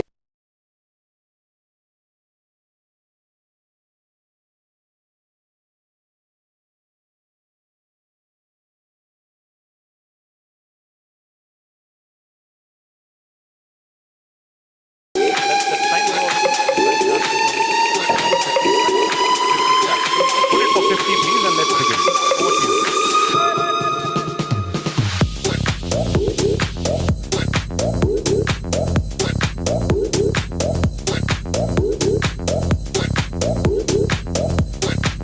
Good evening, everyone. Thanks, Realty Plus, for organizing this event and got a fantastic panelist here. So, as a moderator, my work becomes much easier because all our experts here can throw a lot of insights on the real estate market. Today, we are going to talk about the on the real estate residential front. This is going to be a very important discussion as far as residential real estate is concerned. And the people here are going to give a lot of insights on the residential market, how the house is being growing in terms of residential. So I've just divided this into 3 segments. One is going to be the demand drivers and market momentum. The second is going to be on the innovation and delivery design. The third is going to be on the investment and the future trends. So let's start the panel discussion. And my first question is, South India has consistently been outperformed most of the markets, and the housing demand has been pretty good.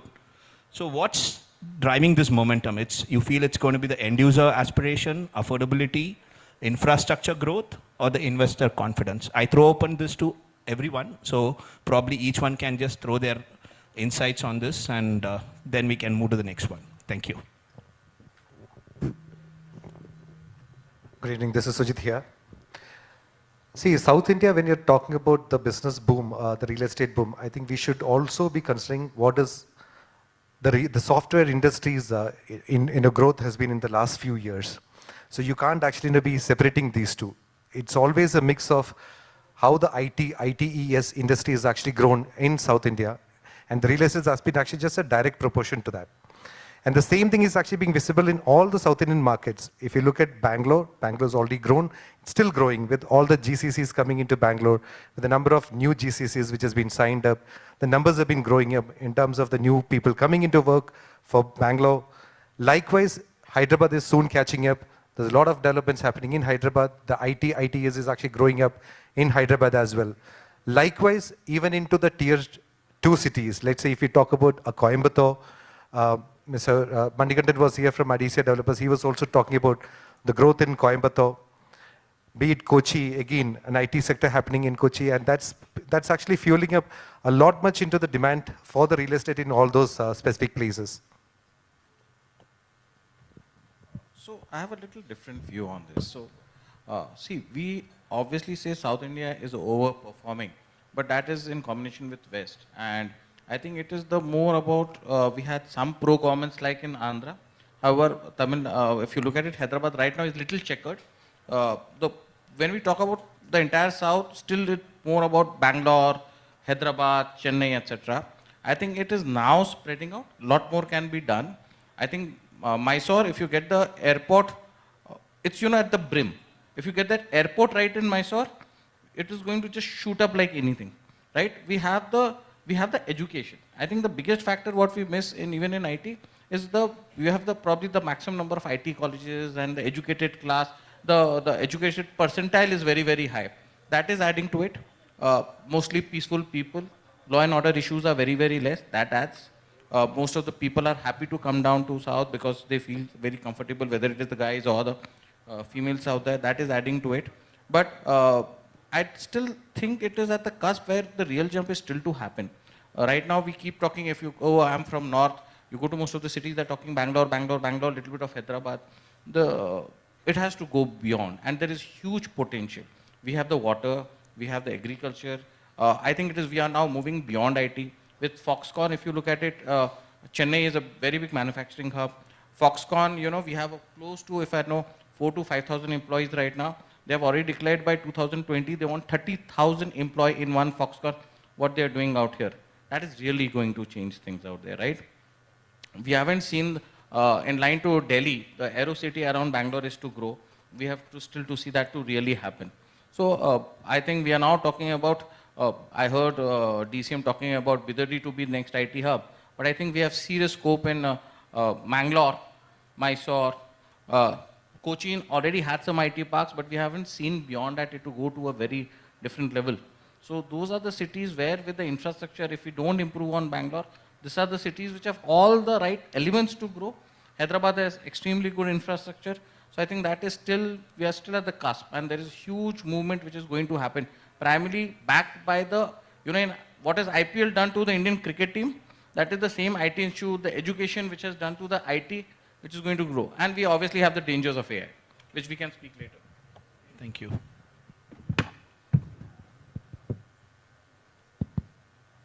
Yeah, honestly, I think it's all about IT.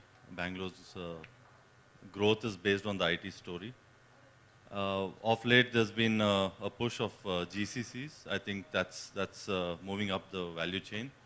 I think that's what is the difference. What was earlier more like a entry-level job, I think we've all grown up on the value chain aspect, at least Bangalore and India. So with that, the spending power, the income, everything has increased. So we're seeing that play out on premiumization of apartments, people's ability to pay a little more for amenities and getting that going. So I think that's played a huge role. Infrastructure developments in Bangalore, like the STRR, all that has opened up a lot of land pockets. The metro naturally is one of the driving factors.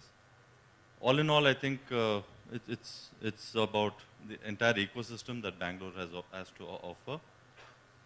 I think if I'm correct, there were some 70,000 units launched in Bangalore, and in that, 65,000 were sold. In that, not just the ones that were launched, but obviously the ones which are already launched prior, under construction. So I think it's a strong market. It should continue to grow, and with more and more issues like H-1B visas to the US, I think outsourcing will be more, and whether it's through GCCs or plain Jane outsourcing, I think that's only aids to the growth of Bangalore and Hyderabad. So those are my 2 cents.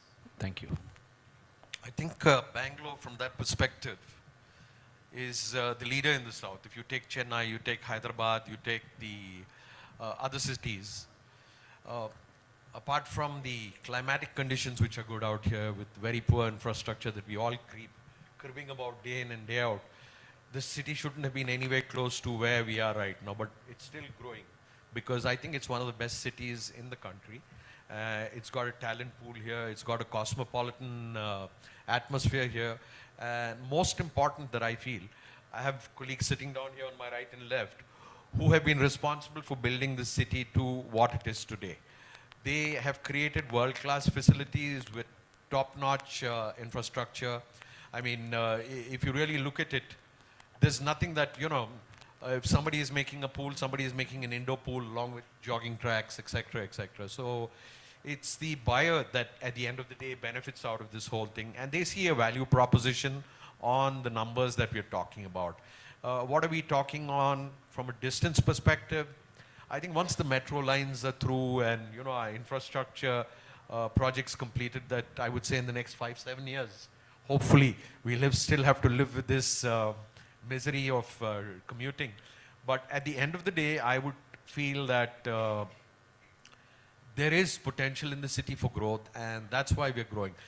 You take all the Fortune 500 companies, they're looking at Bangalore, second option Hyderabad, though Hyderabad's got some big ticket size projects right now, infrastructure projects like Google and the port stuff with Adani and the others. I think close to about $1,200 billion has flowed into that city there. But I think Bangalore is not far behind from that perspective, that everybody wants to be in Bangalore and they want to function out of Bangalore, not apart from the climatic condition. It's there's something about this place, something unique about this place that blends, it makes people, whether it's from north, south, east, west, they feel very comfortable living here. So I would say that Bangalore's here to stay, and it's my all-time favorite, and I think it's going to continue with this growth pattern of, commercial, be it residential or retail, logistics, warehousing, etc. So I think Bangalore is here to stay. Thank you. So Srinivas, I'm going to restrict my answer to senior living, and let's see if I can get the audience out of their phones. Good evening, guys. And Tripti, you've given us the ghost hour, yeah, after 6:30. So, how many of you guys here live with your parents? Yeah? 10-15%. In 10 years' time, how many of you think that you live with your parents? 1 hand, 2 hands, 5 hands, okay. So that's the answer to your question, right? Children have become financially independent. Elders always had money. The children are now encouraging their elders to live life fully, to also spend on themselves. That's what is driving demand for senior living. And as far as senior living is concerned, education level is directly proportional to my sale. So more educated the elder, quicker is my sale. And if you look at South India, we always placed a massive emphasis on education from a long, long time.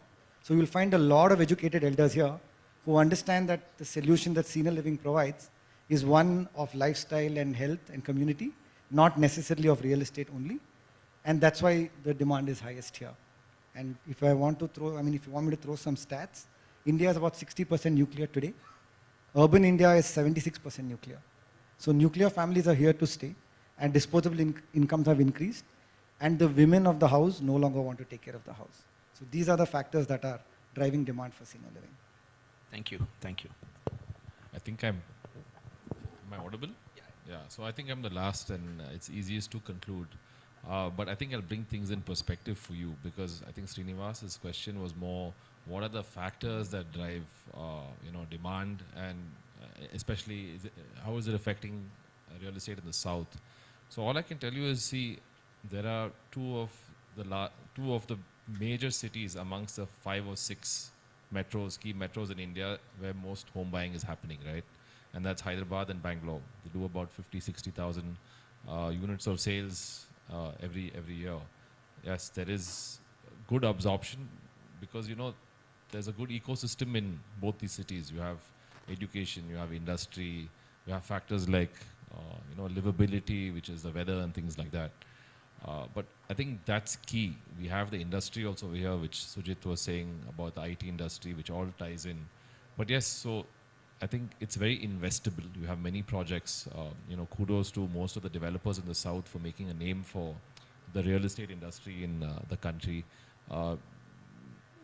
Developing really unique projects, well planned out, and delivering on time. So I think of the top 10 listed developers, I think 5 or 6 of them are from Bangalore. So I think, and the south, and they operate in the south. So I think that's key. One is there's people you can trust who can deliver projects. Number two, of course, you have the entire ecosystem that kind of encourages people to buy homes.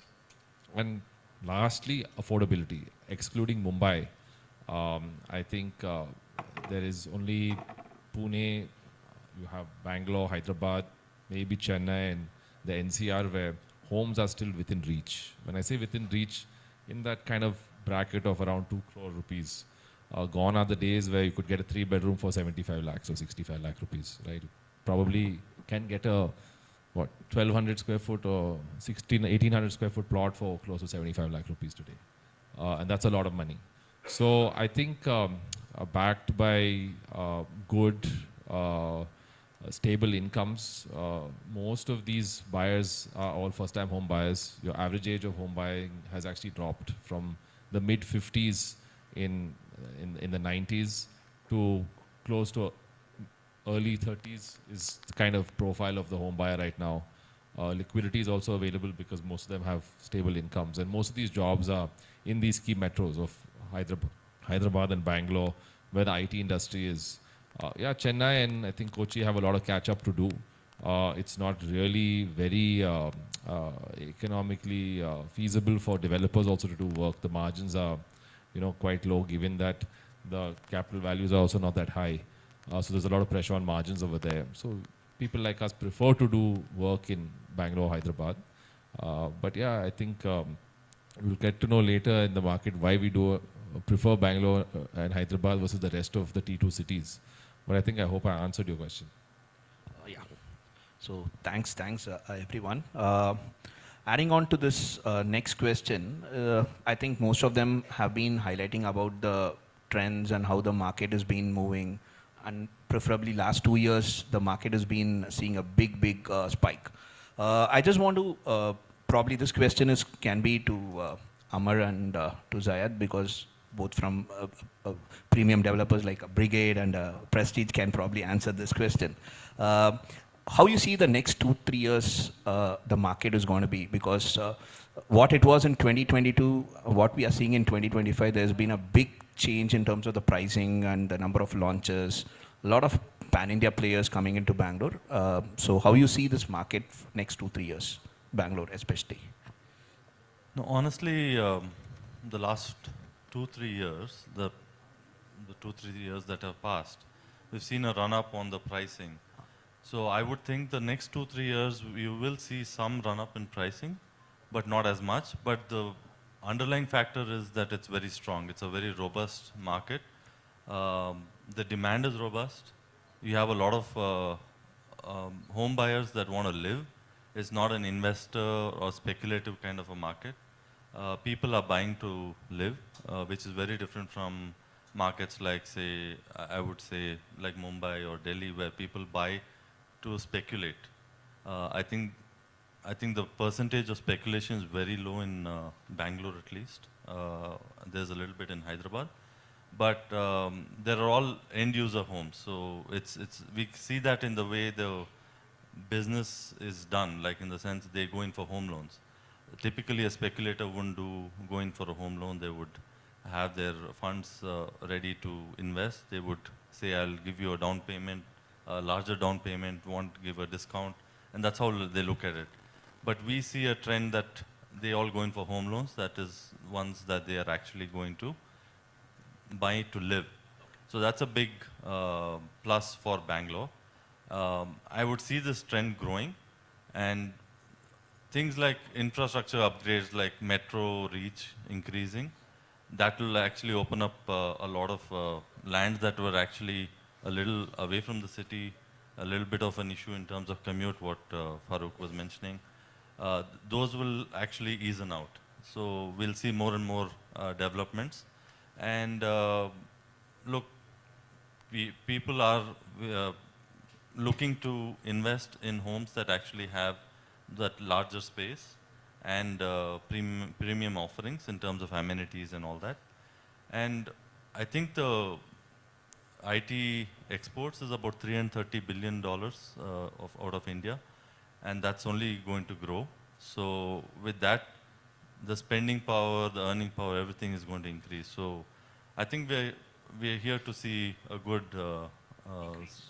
sales for the next 2-3 years at least. Thank you, Amar. See, I have to say we are all quite biased on this panel because we're all believers, right? If we weren't believing in it and we didn't have that conviction, we wouldn't go and invest these monies and buy these lands and develop. But I think fundamentally, I think as Amar pointed out, the fundamentals are very strong, right? You have a huge amount of young population, educated, getting into jobs, stable incomes, first-time home buyers, who really believe in buying a home, right? They don't believe that they can get away with renting. As others said, many will kind of in their formative years save that equity contribution that goes into their home by living with their parents, right? And then that's what happens reverse later, which benefits him. But we will see this trend continuing. A lot of people ask, where are you in the cycle? Are there cycles with me? That's a different story. But I think India is growing at a very rapid pace. Our economy is growing at a very rapid pace. Not anybody can experience what we're experiencing, close to 6-7% growth each year on year, whether the government does anything or not. If the government does something, great, we'll go above 7%. Otherwise, we'll be between that 5.5% to 6.5%, is what I believe.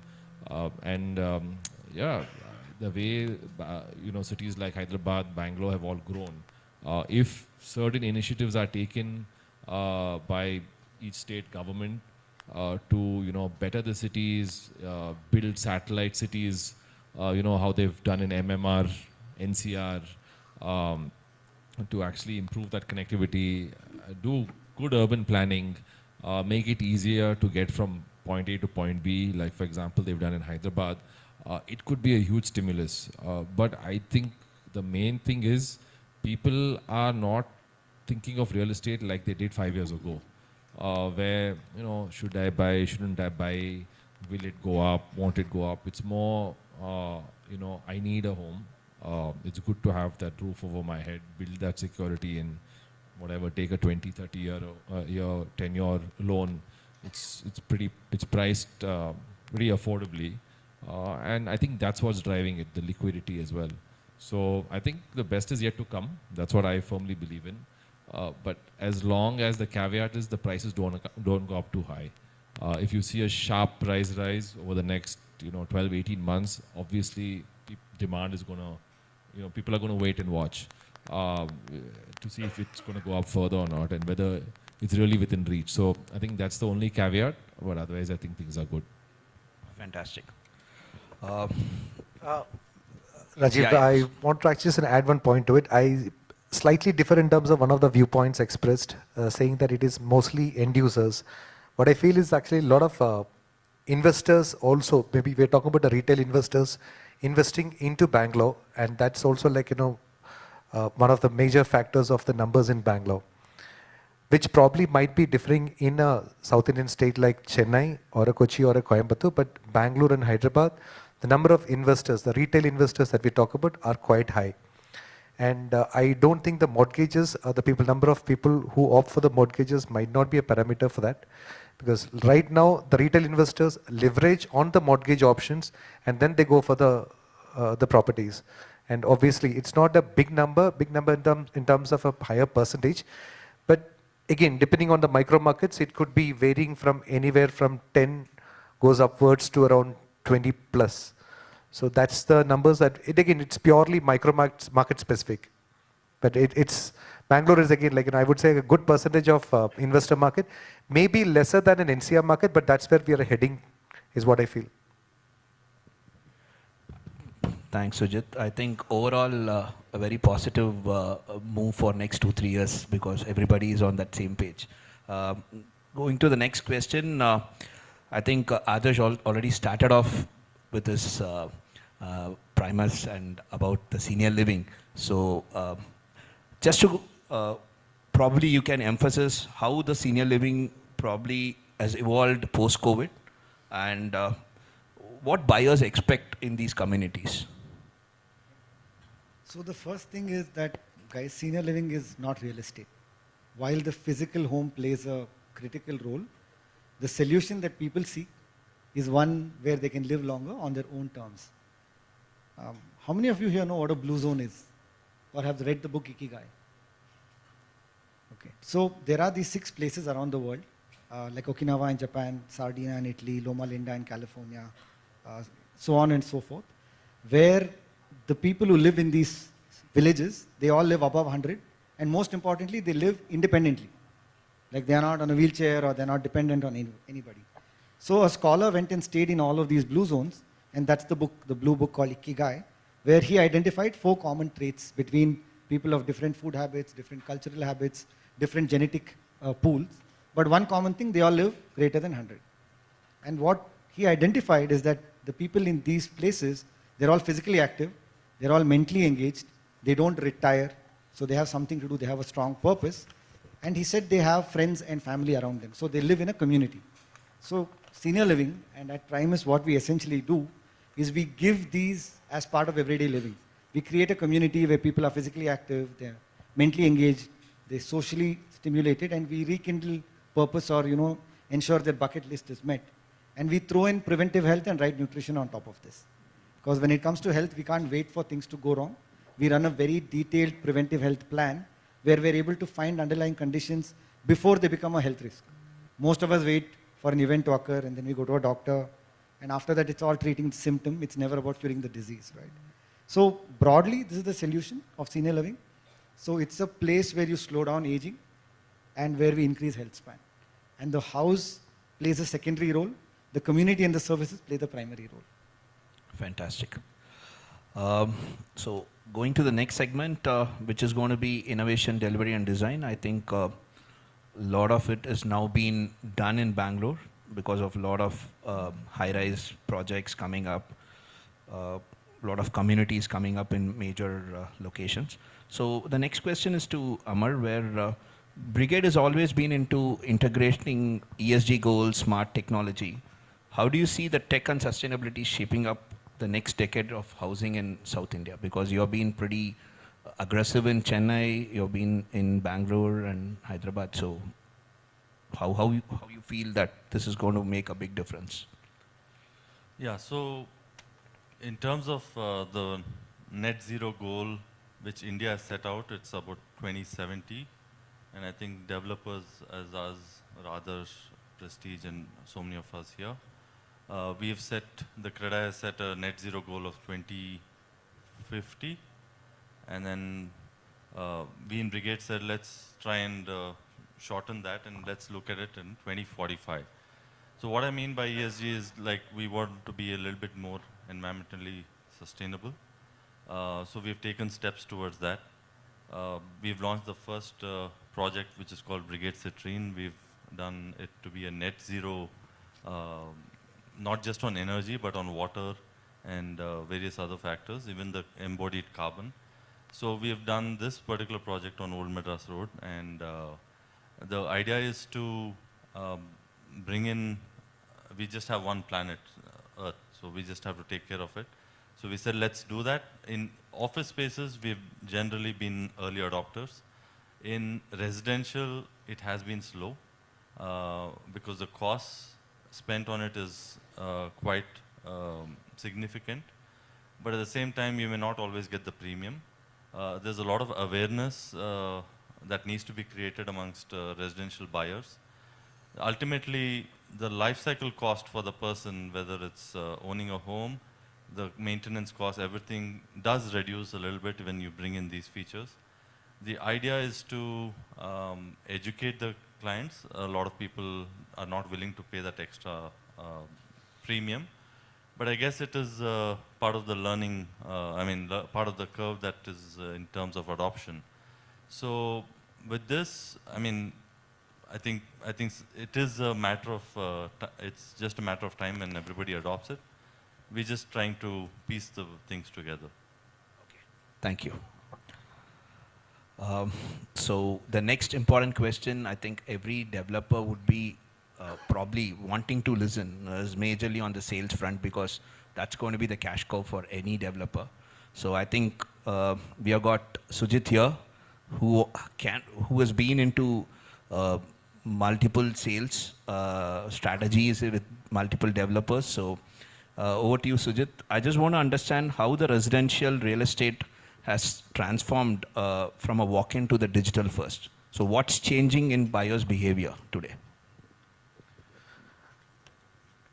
See, it's all about digital discovery now and offline purchases. And see, how it's happening nowadays is the customer is hyper-informed. Before even he visits the site, he knows about the project, he knows about the price, he knows about the reviews of a particular project, he knows about in and out of a project, and then he comes to a particular property, meets a sales guy for a reassurance. What I've actually selected, or probably what I'm looking at, is it the right thing? He just needs a little bit of nudge. That's what is actually required from a sales perspective. So one major change had been from a customer's behavior over a period of time is about the dependence on digital factors, the tech part of it. Not just that, again, that's one major factor, but that's not alone. Today's customer needs a lot more things beyond just an apartment. He wants amenities, which has got social amenities, has actually got fitness amenities required in that. So many things are required in that. So let's say, for example, I'll tell you, AV rooms we thought might not be used to a very large extent in many of the projects. So there was a lot of discussions. Should we continue building AV rooms or should we discontinue? So when we did a dipstick study into a couple of communities where the AV rooms were actually provided, surprisingly, the bookings are actually there up to 4 months to 6 months in advance. So to get an AV room also, it's actually difficult. That means people are valuing all these amenities which is provided, and there's a reason why they're actually buying into all such properties. So these are few things which is adding up to a customer's behavioral shift from past. Okay. So you mean to say everybody's now started wanting more amenities and looking at large township kind of a projects? Those are basic expectations now. Amenities are basic expectations. And what is actually going to be extra? See, he's looking at a sustainable living. What is going to be is the developer going to be doing anything for, in terms of rainwater harvesting or solar panels or solar electricity for beyond the common areas? There are multiple things what a new guy is actually looking at. And this is actually not specifically for a first-time home buyer. It is even applicable for a person who's looking at the second or a third home as well. And again, the tech part of it is different again from city to city. And as I mentioned earlier, investors to an end user. Investor is actually not that concerned. He's more keen about the location and the overall price aspect of it. This is what an end user's perspective would be, to look at much more things than the investor's perspective. Okay, thank you. If I can butt in on this, see, what is the major reason from physical to DG first? See, today there is a complete mental shift of the entire population. If years ago, we wouldn't be thinking about Swiggy and Zomato. Today, in our times, we used to go on Sundays with our dad, with jholas, and used to do weekly shopping.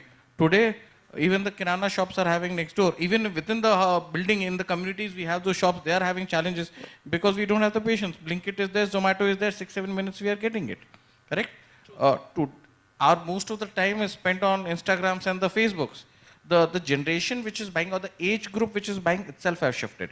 I have been on this dais where we're a couple of years talking about whether the real estate purchases will take effect, because now we have the WeWorks, Co-Live and all those people who want to be more independent, they want to move around, they wouldn't be buying real estate. The last 3-4 years have shown completely different than what was being discussed on the same dais, right? So there's a completely shift. So we are getting most of those people being online most of the time in one way or the other, or the Instagrams. Our first things comes to us about various projects coming, all those comes to us on online itself. Then we have become a little more educated, where we know we have, unlike earlier, we have access to information which was not possible. If we had to look for a house, the only way was go and see 10 houses. Now we know we can save that time as a generation. A, the patience level is less. B, we know that there is access to a lot of information through digital avenues to know about the project. The e-brochures are there. 80% of the data is there. Ticket sizes are available. Otherwise, we have to go to the shop to find out whether what price we can buy. So when the information is accessible, we have Google Maps, which we didn't have long time back. Now we can't do without Google Maps. So things have changed. World has changed. Efficiency has changed. So there is no reason why it will not change. Today, I think most of the times when we are discussing in our marketing meetings, we talk about putting a paper ad of 40 lakh rupees in Times of India is complete waste. The number of responses, and I think most of us will agree, the number of responses which come through that just doesn't justify other than you just want to putting it once to show the world that you have launched the project. Most of the things do come through digital because that is the most efficient way of attracting the new generation who are your actual buyers. And that again, as Sujit said, it again will differ from city to city. Maybe in tier 2 or tier 3 cities, some of those places, that may still not matter. But highly technological cities here, that is what matters. So and it's very cost efficient, most important, even for the developers. So it's a complete shift on a mental level. Thank you. Adding on to that, there's one more thing. See, earlier, let's say 15 years back, if at all you were thinking about buying a home, one of the worries was like, how are you going to get the loan? I have to go to a bank, sit in the bank, talk to a manager. Then it was actually a bit difficult like that earlier. Now there are a lot of fintech companies which is offering you multiple options. You just click on it, they'll give you 10 different options with the loans and EMIs, including the interest calculator. So it's actually become a lot more easier to actually go for a home purchase nowadays. Yeah, so tech is going to be the next big thing, and we have already started seeing that. Moving to the next question, everybody talks about pricing, why pricing is going high, but nobody thinks about two factors. One is the land component and the construction cost. My next question is to Zayed. So, you're constructing multiple gated community projects across various cities, and the land and the construction cost, which is going on a higher level. How the developer balance premium aspirations with affordability, how that is going to happen, and are we likely to see more compact or the mixed use developments? It's quite a elaborate question, so I'll just break it up for everybody to understand clearly. Firstly, in terms of the land, yes, the market heated up, prices have gone up, so obviously expectations from the land side would increase, right? The land prices, landowners would increase their expectations on pricing. But what we tell them is, listen, for me to have a successful project, I need to sell the project, right? I cannot pay you a premium and then at the end of the day pass that premium on to the customer, because the project has to make financial sense to me. I need to build in some buffer in case things go wrong somewhere in the middle. What if steel and cement prices shoot up? I can't go back to the customer and say, listen buddy, your premium specifications are costing more. Can you please pay me more? Nobody's going to pay. So we buffer in a certain underwriting for the project. If it doesn't meet that expectation, then that's not a deal to be made. So that's where we balance it out with the landowners and try to explain to them. For example, in Hyderabad, landowners think, they have this land, there's no ceiling on FSI, there's height available, builder will come and he'll build as much as possible, let me ask for the moon. But the reality is, it builds in a lot of inefficiency because you have something called as building code. You need to build car park, this, that, so your common areas, your excess just goes up. Efficiency it's not very efficient. So there are many factors like this, so we need to balance out that kind of need with what's required, and then come up with some sensible pricing and economics to guide the project. Then of course there's a certain affordability, right? And that doesn't really change year on year. Your salary will only go up 7-8% every year probably. Maybe if you've done exceptionally well, you got a 12% hike and maybe a bonus. So we need to keep in mind that we have to play backwards from a certain ticket price. That's how when we approach a project, we look at, or a certain location to do a deal, we look at what could my end product sell at, right? In a more conservative, reasonable fashion, and then build in kind of the buffer and work out the area share or percentage that we give the landowner, or even what price we could buy the land at. So that's how we balance it out. But at the same time, we don't dilute the product. So in case the land is too expensive or whatever, and there's no other choice, then probably we'll have to rationalize on the size of the unit to make sure that it still doesn't exceed that final end price that is expected. So that's how we balance things out. We don't really compromise anything on quality because, as the rest of the panel said, the customer is becoming more and more aware. He's shopping around. He's like, if he's giving me X, why can't you give me, why are you giving me Y and charging me at a premium? And nobody's going to pay you for your good looks, right? They're only going to pay you for delivering on time, maybe, right? That's the premium they're paying you. And that's what you can charge, because maybe you will give it at a slightly higher cost to a better contractor, which somebody may not give, to build faster for you. So these are all the different factors. And I think if you give these amenities and open spaces and design it well, this is like the basic requirement everybody wants now. You cannot shortchange a customer on that, and you shouldn't as well. So I think this is basically how we balance things out. Great. So one way people understand how difficult it is from the developer point of view before asking for the pricing discount. Moving on to the very important segment, I would say, and we are also having last 11 minutes, investment outlook and future trends. And over to you, Farooq sir, how you see the international investors viewing South India now, and what policy or perception shift could you further attract them?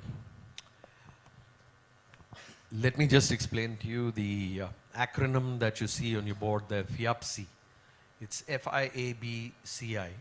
That stands for Federation Immobiliers, and translated into English, it's International Real Estate Federation. It has 5 verticals: legal, broking, developers, investors. I've had the good fortune of being the world president of this organization a couple of years ago, and we have about 1.2 million members in about 70 countries, and the organization is 78 years old. And I'm the only Indian and the second Asian to have been given this, rather won this prestigious election. It's not because of who I am, but because of my country, and they see value in India as the future. You take Europe, it's on a decline from a perspective of investment. The only US, except for New York and certain 2 or 3 other markets, everything else is kind of stagnant out there. You take Asia, Singapore's doing well, Malaysia is okay, Taiwan. Dubai is another good market, but everybody sees it with a suspicious eye. We've been running around selling properties there too, but I always see it more as a kind of an investor-driven market than an actual need-based. So it leaves very little to imagination that India is the place which is not volatile. We've got a fairly stable government, good industry here, good business practices here, and quite affordable. So if you see so many of the funds and billions of dollars that have rolled into this country, it's not because they like the tandoori chicken and the climate of India and the masala vada, but it's the value for money and the investments that they're making, whether it's the stock markets that they made money earlier or in real estate. Lots of money is flowing into India. This year, I think there's been a slight restriction on certain funds, but otherwise, they see value in Indian real estate investment. There are constraints on where and where they can invest in. So I think plenty of money is coming in from overseas. Apart from the funds, you've got the non-resident Indians who are pumping into money here into various markets. Middle East is one, then the US is another, certain European countries, then Southeast Asia. Many of the funds are looking at India, and a lot of them have invested in REITs and other things out here in the Indian markets. So these people are coming here because they see fantastic returns in the long run. And they're here to stay. They're here to stay. I mean, this is going to differentiate between the boys from the men. So these funds are putting in money here, and they're going to be long-term players out here. So I would say that the next 5 to 10 years is India's, and I think we're for number 5 right now on the from a perspective of the economy, global economies. I think we should get closer to it as time goes by, and this is the market that they see real value in. They see that there's so much more potential for affordable housing, or even for that matter, high-end homes. If you look at a couple of years back, one couldn't think of selling an apartment at 60 or 80 crores, but it's being selling right now at these values in Bangalore. So these were numbers that you could only think of Bombay, but the whole of India is happening. And from my perspective, a lot more is to happen on the high end and the middle income group. So there's so much more potential for growth out here. And even the logistics, a lot of companies have been investing money out here. Retail, of course, we've not even barely touched the surface of the markets. So there is tremendous potential out here from that. Thank you, sir. And very positive. Next 5-10 years, a lot of positive things are going to happen in. Just adding to that, probably Naveen can just throw his inputs or insights on what he feels is going to be the hotspot within or beyond Bangalore. So before that, I'm just trying to cover a little more on the funding side. I have a little different view. I've been an investor all my life. So I've seen the 2004, 2005 to 2008, the equity run or the race which was there in India. And then we had the NBFC thing running between 2013 to 2020, fortunately or unfortunately, I've been part of both of them. So there are a lot of positives and negatives. So see, we still don't see, because the RERA has been a serious value add, but because the kind of regulations and the laws which are there, we still don't see a lot of international funds entering into India actually. If you even see now, we hardly have any equity funds investing in India, which was in abundance in 2005-8 when Press Note 2 came into. That is something which really needs reforms. They really need to understand that the better laws where they can exit, they have exit facilities, and that is where the large international funds will start entering into it. If we still look into it, we have a residential yield of about 2 to 3% in most of the places, whereas we have a home loan interest rate of about 8 to 9%. So on the residential side, if you leave aside the capital appreciation side, which is on and off, we do not have actually good yields. And if you look most of the developed countries where the your home loans will be anywhere between 3 to 5%. So most of the transactions and funds which we are still seeing is on the commercial side. The REITs have been very successful. We have Embassy and then Satwa being probably one of the largest REITs in Asia. So on that side, I think there is some need. We need to see if really, see, we are about 140 billion people and growing. The economy is growing. The population doesn't seem to be coming down in any way or form. So the roti kapda makan will stay. The makan is going to require, and I think there are some large funds who are looking to do platform level deals with likes of Prestige, Brigade, some of the bigger guys. But if the real country has to grow, then we need investments, equity investments at a much deep-rooted level. We have a lot of NRIs definitely putting in. I think the H-1B visa, I think what was raised is a very important point. I have few people living in my building. All of them are very clear that they want to have now a house in India because they never know where their H-1B visa will get expired and they have to come back. So a lot of those monies are really coming in and it's really helping, especially the South India. But we need to see better laws and rules where we can see a real good amount of funding coming in, both debt and equity. Right now we are living completely on, we don't have large international funds. It's all domestic. And now with all the restrictions now on NBFCs, they cannot fund for the land.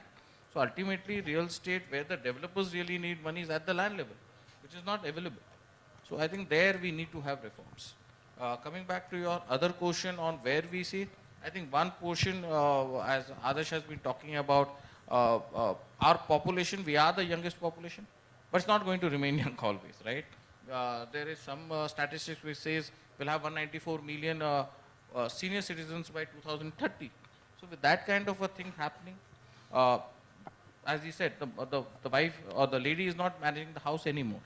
So now the next generation, unlike what were our parents, we becoming senior citizens, we want much better lifestyle and the quality. So that is, senior citizen is going to definitely play a very important role. And I think the word senior citizen itself is self-changing, as we were talking before that. Some call it active home, some call it assisted living. So the whole lifestyle there will be changed. It will not be some house outside the city. It's probably going to be more inside the community, maybe just a different building. Earlier, what used to happen now, parents are saying, okay, we need to be one floor up, one floor down. Now they may be one building away with their own facilities and like that. So that is going to play a very important role. Co-live is going to exist and going to grow at a very different level. Because again, urbanization is a reality, a lot of people coming in. Rental are becoming very, very difficult in cities like Bangalore. So the only best option is, and I think there is huge scope of creating quality co-living places where those youngsters can come in and find a good place to live, where the workplace is close by. With the infrastructure issues, it's not possible for them to travel. You know, to buy a good quality, affordable home, probably they have to do 30 kilometers away, which may be about 1.5 hours one side. So co-live is going to be a very, very important role. What another trend I see is the aspirational level of people are very, very different than what it used to be. So today, what Brigade has been, or Prestige has been doing, the community living is becoming more and more critical. We'll find challenges in home, standalone homes and all, because people, the next generation are aspirational. They want the community, they want the culture. They're living away. South Indian may be living in Delhi, or North Indian may be living in Chennai. They want all the festivals to be happening. They want to celebrate everything. They want the communities to be there. They want the swimming pool out there. They preferably want the school close by, maybe in the same place. So community living is going to come. A lot of sustainable things. I think FHD is doing some concepts like oregano, which is a mix of you are farmer, but you are living in the city. So there are a lot of concepts and a lot of innovators which are coming in, and we'll see a lot of changes on that side. Thanks, Naveen. I just want to add a few things. Yeah. These foreign funds are the sharpest of the minds. If you see, they're not investing on greenfield projects. They're letting us do all the hard work. They come in and then they buy the core asset. So they just don't want to get into the hassle of or any uncertainty. They want to get in when it's built. They want that stable annuity income. They come in, they pick it up. We're seeing that happen. I also want to mention that the interest rates are at the lowest in India right now. But for them, I think the issue is it's about the exchange rate that happens. And some of these funds have a 5-year, 7-year time schedule where they have to again return that money and book some profit. A lot of times the exchange rate doesn't go in favor. So I think that's where they like to invest in core assets, which is ready and stable in terms of annuity income. And they don't like long-drawn projects, and projects do take time whether we like it or not. Thanks, Amar. And I'm just coming to the last question. I think the time is also more or less up. But how I think this can be probably been thrown open to the entire panelists, and each one can just give their views and inputs. What do you see the market is going to be in 2030? Integrated township, luxury living, senior living, or tech-led homes? I'm sure others should be starting with this senior living. Let me, obviously I have a bias, there's no doubt about that. But let me tell you where I think housing itself is moving towards. If you see offices over the last decade, they have moved from being a physical space to a place of hospitality. Right? Today's offices have a massive component of hospitality. I think homes without services won't exist in maybe a decade's time. So companies like us, other companies, many will come in where there's going to be a home that's also backed with a great layer of service, and those are going to see much better lifetime values than a home with no service. That's my prediction of a larger trend. True. I think that's going to happen in future, like already started. Again, senior citizen assisted living or even senior citizen home living, none of these are actually going to be separate. We had actually talked about, when you mentioned integrated townships, tech-assisted. So it has to be everything. We are talking about probably a tech-assisted integrated townships or tech-assisted, senior citizens living. All these are actually going to be the future of it. And it's not just integrated townships. Again, when you talk about integrated townships, it actually talks about certain amenities as the basic expectation. So right now, any property we are talking about in terms of a convenience, affordability, these are actually the things what's going to be coming up towards 2030. Great. Anybody else? I think I concur with what he's saying. Senior living is going to be there. Maybe I'll add a little layer, which he's already doing, which is multi-generational homes. So where the parent lives and then the child, the senior lives and then the child also lives nearby. So I think it works very well, these trends. And a lot of millennials will, Gen Z and the millennials will start buying more and more homes. So I think they'll place a lot of importance on community living. So they will look at amenities and just the schools nearby, hospitals for their parents, all that. I think all that ecosystem is what they will count on, not as much on standalone apartments, although they're in the best of the locations. Maybe they would like a community. I think that's what will drive, like villas and all that. Okay, thank you. I think I agree with this. I think community living is the way forward, and it's going to be, a lot more of housing for the old or assisted housing. We're going to see a lot more of that happening here. But one must realize that artificial intelligence is going to play a very, very important role in all of this. And designing of interiors, designing of the project itself will evolve. I mean, if you look at the Gen Z and the earlier thing that we were talking about, the millennials, we're not talking about buying homes. They were talking about rentals. There's been a shift totally, and everybody now realizes. And I'd like to conclude this by saying, real estate is the safest investment in the world. And you see the performances of stock markets, gold, or the other instruments that have been there. And I think the growth that has been there in real estate globally is number one, comparatively in every other way. You look at it over a period of 25, 30 years. So the safest investment is real estate, and it's going to be that way. Thank you. I think I can only hope for things in the next 5 years. I can hope that a lot more people can afford to buy homes. It's not a luxury anymore. Okay, that the economy grows enough to support that. And then I think I can hope that people will be a lot more confident in real estate. I think that confidence is there right now, but I think there'll be a lot more confidence in the next 5 years, given that there's some exceptional work being done, and hopefully all these developers live up to their promises and deliver on time. Just to conclude, I don't know, 2030 probably is too close. But let us all, I think all of us understand that our next generation are not going to see a lot of maids, cooks and everything else. That's gone. Because, it's not going to happen. Because if you talk to them, their children are studying. We are doing well as an economy. We should be happy about it. They are going to be the next level of engineers, doctors, and they have the fire. So it will be very, very difficult for you to get your maids and house drivers, servants, etc. So where the community, it is going to be completely technological driven.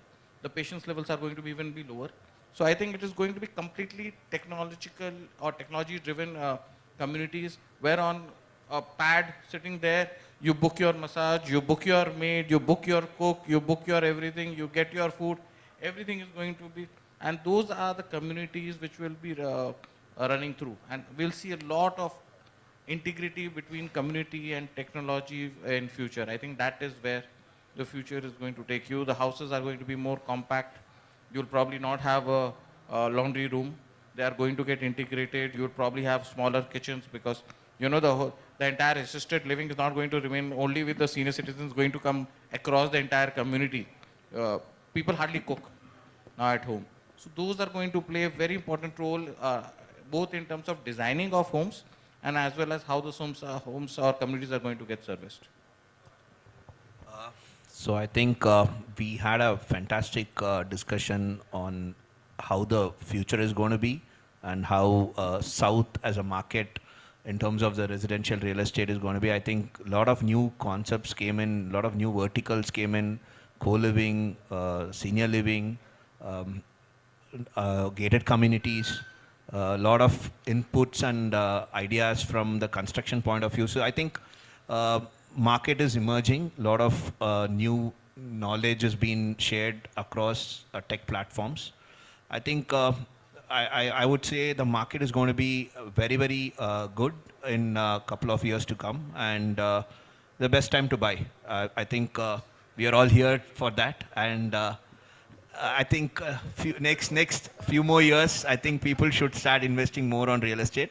As Farooq sir rightly said, that's the best bet in the industry right now is compared to your gold or your mutual or whatever it is, your real estate is going to be the best thing. So on an overall level, thanks a lot panelists for throwing your insights and inputs. Thanks Realty Plus once again for this opportunity, and very, very happy that we are just closing off this session now. Thank you. Yeah. Yes, sir. As I was walking in, somebody asked me, when is a good time to buy? The market's going for? I said, today is cheaper than tomorrow. So invest today.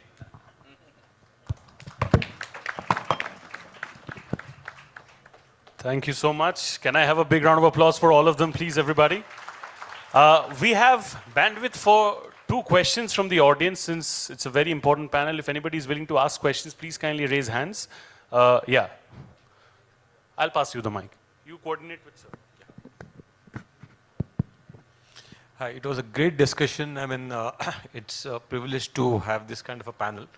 One question which I had was, what will be the impact on this industry, our industry, from the shift of the mindset of the consumers from a few decades back where it was single income and double child to now a double income and single child, and probably in the next decade or so, the DINK, double income and no child. So what can be the impact? See, I think child or no child, the concept of community will remain, right? So in terms of my product, the expectation is still going to be there to provide those amenities, those common spaces. Maybe, you know, affordability could change, right?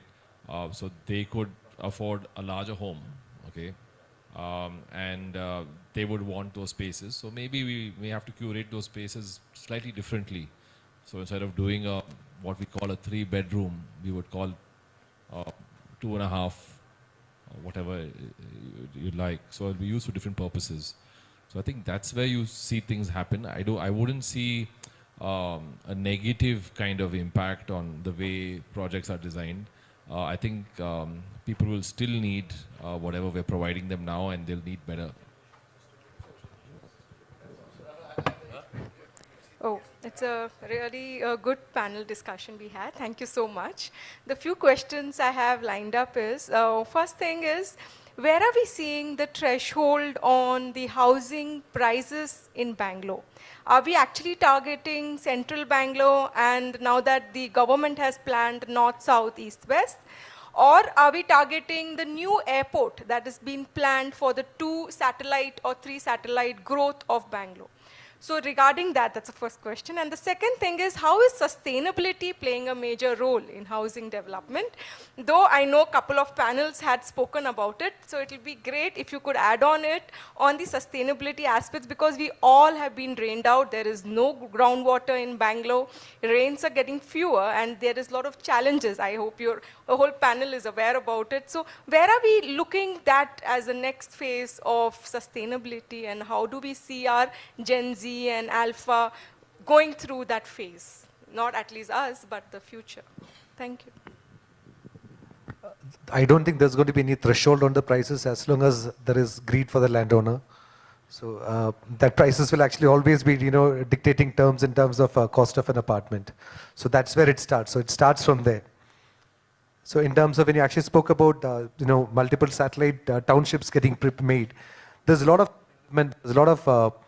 development and a lot of demand getting risen in all those places. Let's say there are multiple satellite townships. We are not talking about Devanhalli alone.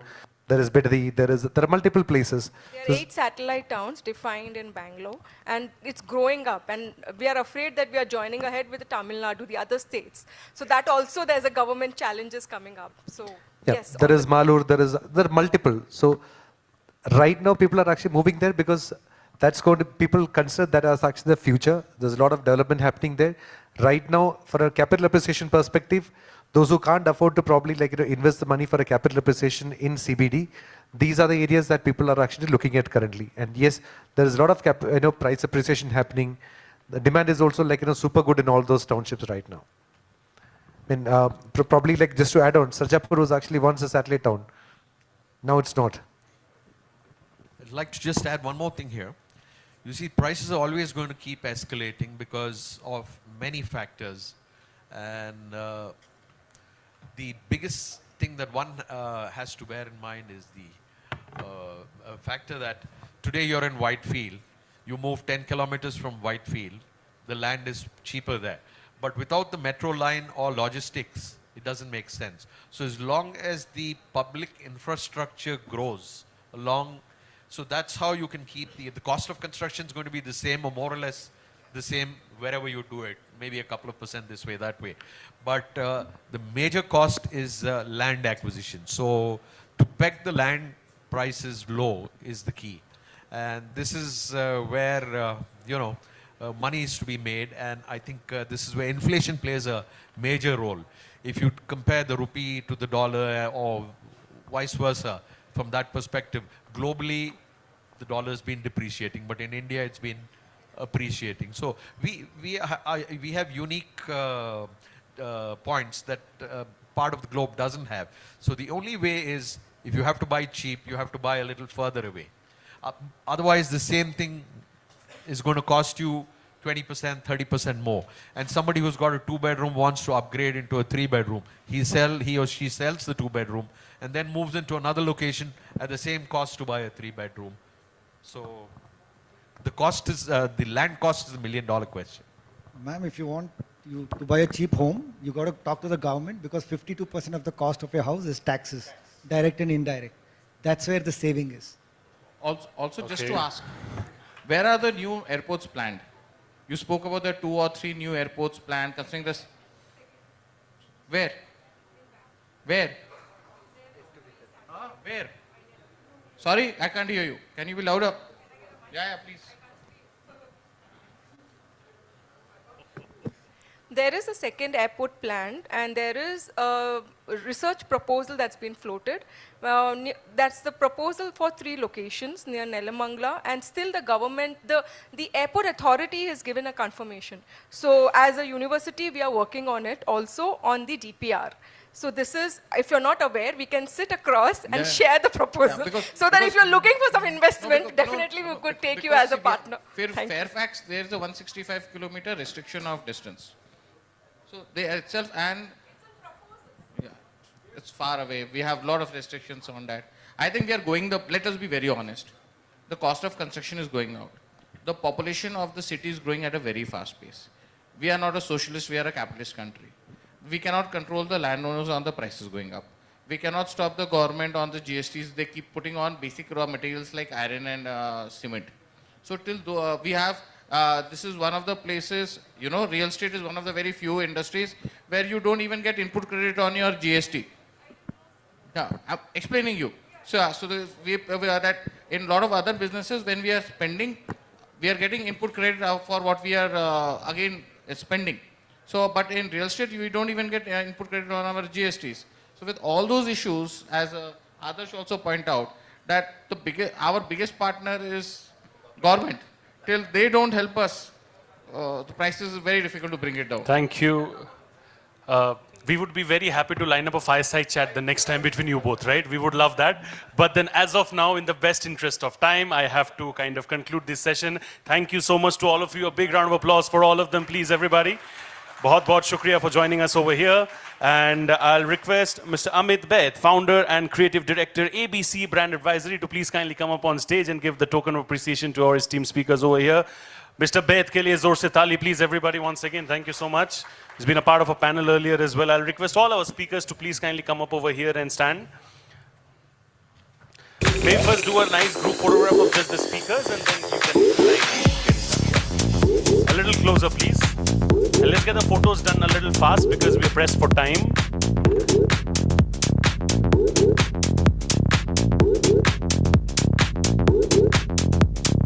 That fireside chat.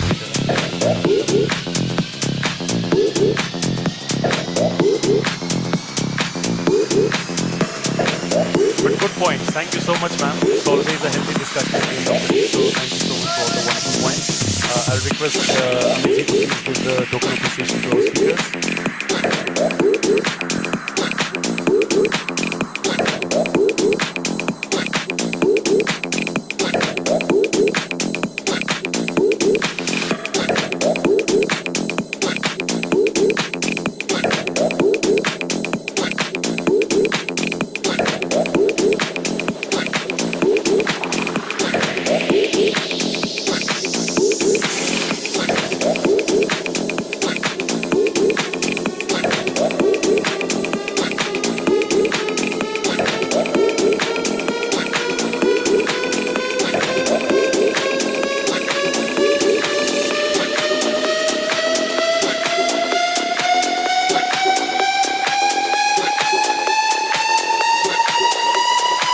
Thank you so much. Can we please clap and appreciate their efforts, ladies and gentlemen, for being with us over here. Thank you. We look forward to seeing all of you the next time as well. God bless. We'll quickly request the hotel staff to please kindly clear the chairs from the stage. All of them, please. Kindly remove the chairs.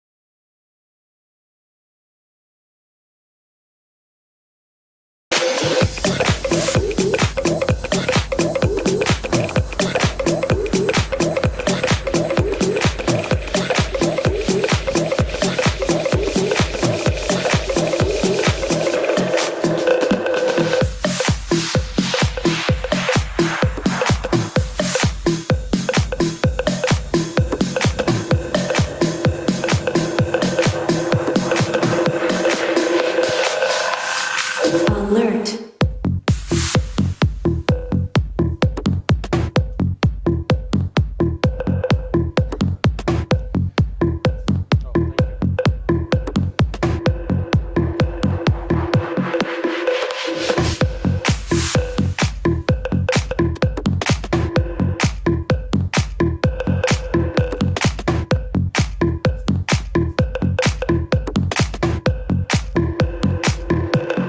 Alright, thank you so much for clearing it all up. Ladies and gentlemen, we are all set to be going ahead with the awards right now. And I request all of you to please kindly be seated and pay attention to me, please, everybody over here. You can call me an attention seeker, but I'm actually seeking that because I need everybody's attention to get going. Can I please request audience over there around the beverage side to please take their seats and settle down? Everybody over here, can I please request all of you to take your seats and settle down? Can I request all of you to take your seats and settle down? Can I please request all of you to kindly take your seats and settle down, everybody over here? We can't really begin with the awards until unless the seats are occupied. So, yeah.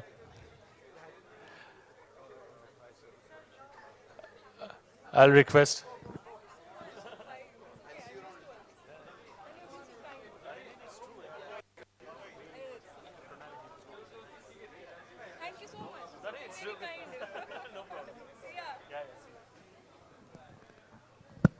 I'll request my esteemed audience to please kindly take your seats as we are waiting for your presence.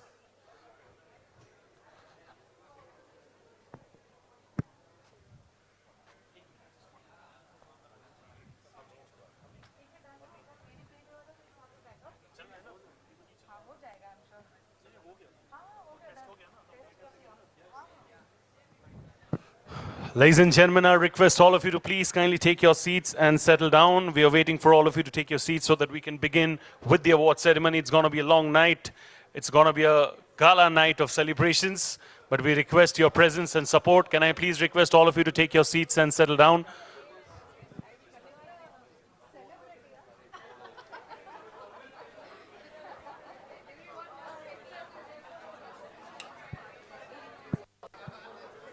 Can I please request all of you to take your seats and settle down?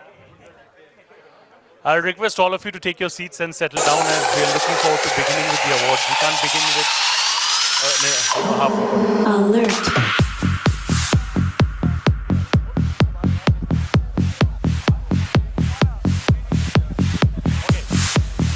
And just a bit of an announcement for everybody. Those who have not re-registered themselves for the awards, kindly get themselves re-registered at the registration counter. And get the yellow band, please. The ones who have not registered for the awards, I request all of you to kindly get re-registered for the awards at the registration counter.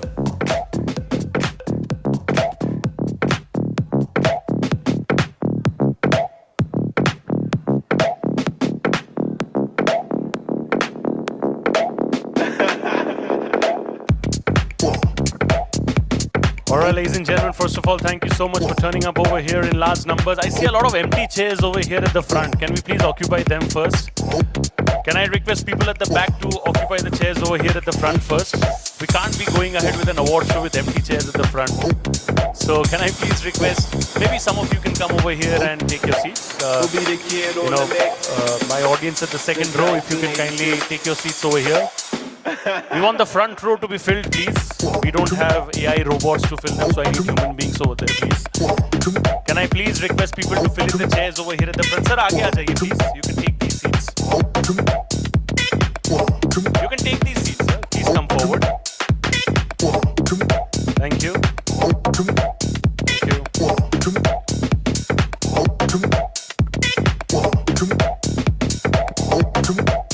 Thank you so much. Good evening, ladies and gentlemen. It's my honor and privilege to welcome all of you over here. My name is Shubhajit Ghosh. I'm an anchor, MC, and YouTube talk show host. And ladies and gentlemen, we are here at this very, very special glittering evening, the 17th edition of the Realty Plus Excellence Awards South. Like we all know, tonight is not just about trophies and titles. Tonight is about celebrating vision, innovation, leadership, and the extraordinary spirit that has shaped the South Zone's real estate industry into an absolute powerhouse of talent and potential. This is where dreams meet design, ideas meet execution, and leaders meet recognition. So thank you so much. Like we all believe, the world is watching, so the ones who couldn't really join us over here in person here in Bangalore, we have the awards being live streamed right now at the Realty Plus website. Let me quickly iterate it for all of you, which is www.rprealtyplus.com. And of course, you can see the live coverage on the social media handles as well. Everybody, I'm sure, they are hooked onto their social media platforms in every way, be it LinkedIn, Facebook, or Instagram. So on LinkedIn, you can find us as Realty Plus. On Facebook, you can find us as @RP Realty Plus. On Twitter, the ID is @RP Realty Plus. And on Instagram, you can find us as @RP_Realty. Ladies and gentlemen, we look forward to your winning shots from the evening. Please do use the hashtag for the evening. This is the Realty Plus Excellence Award 2025. We want to engage with your winning moments, like them, comment on them, and share them. So please do use the hashtag. Please do tag Realty Plus. We would be more than happy to be a part of your celebration. You know, everybody is well and truly aware about the kind of incredible work that Realty Plus have been doing, and not just recently. I think for the last 20, 21 years, they've completed 20 years successfully already. They're in their 21st year. Can I have a big round of applause for that fact, please, everybody? 20 plus years is a very, very long time. I have said a lot about Realty Plus. I work with them in events for a long time. So I can keep on saying and saying, but then I think an audio visual certainly helps the understanding a little better. So can I please request the console to play the special AV of Realty Plus for our audience over here?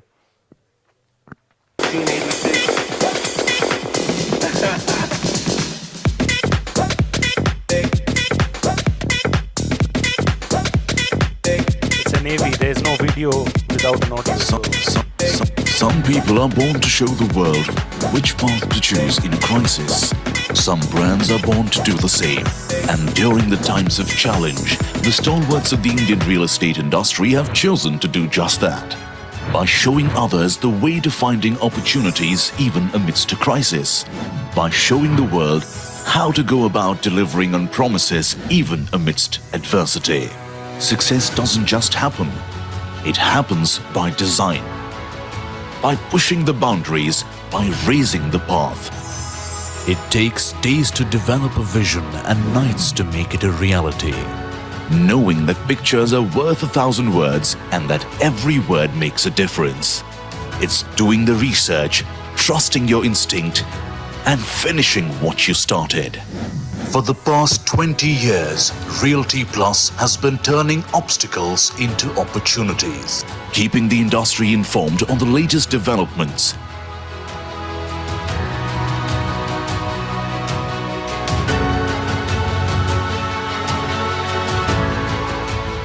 Innovating to inspire debates and discussions.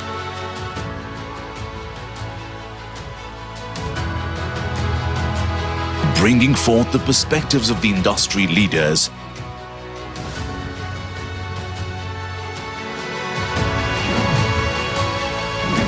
Honoring hard work and achievements.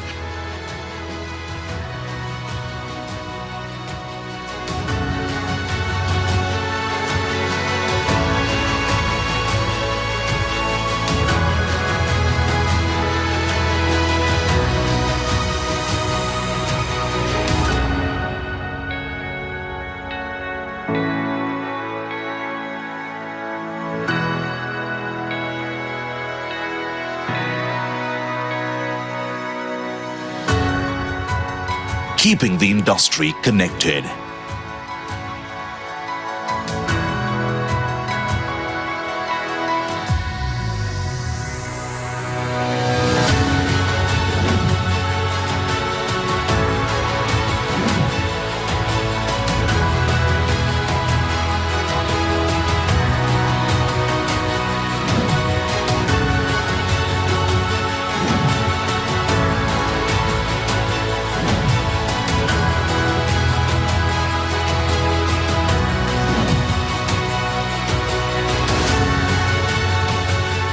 This is what we are built on. This is what we are building.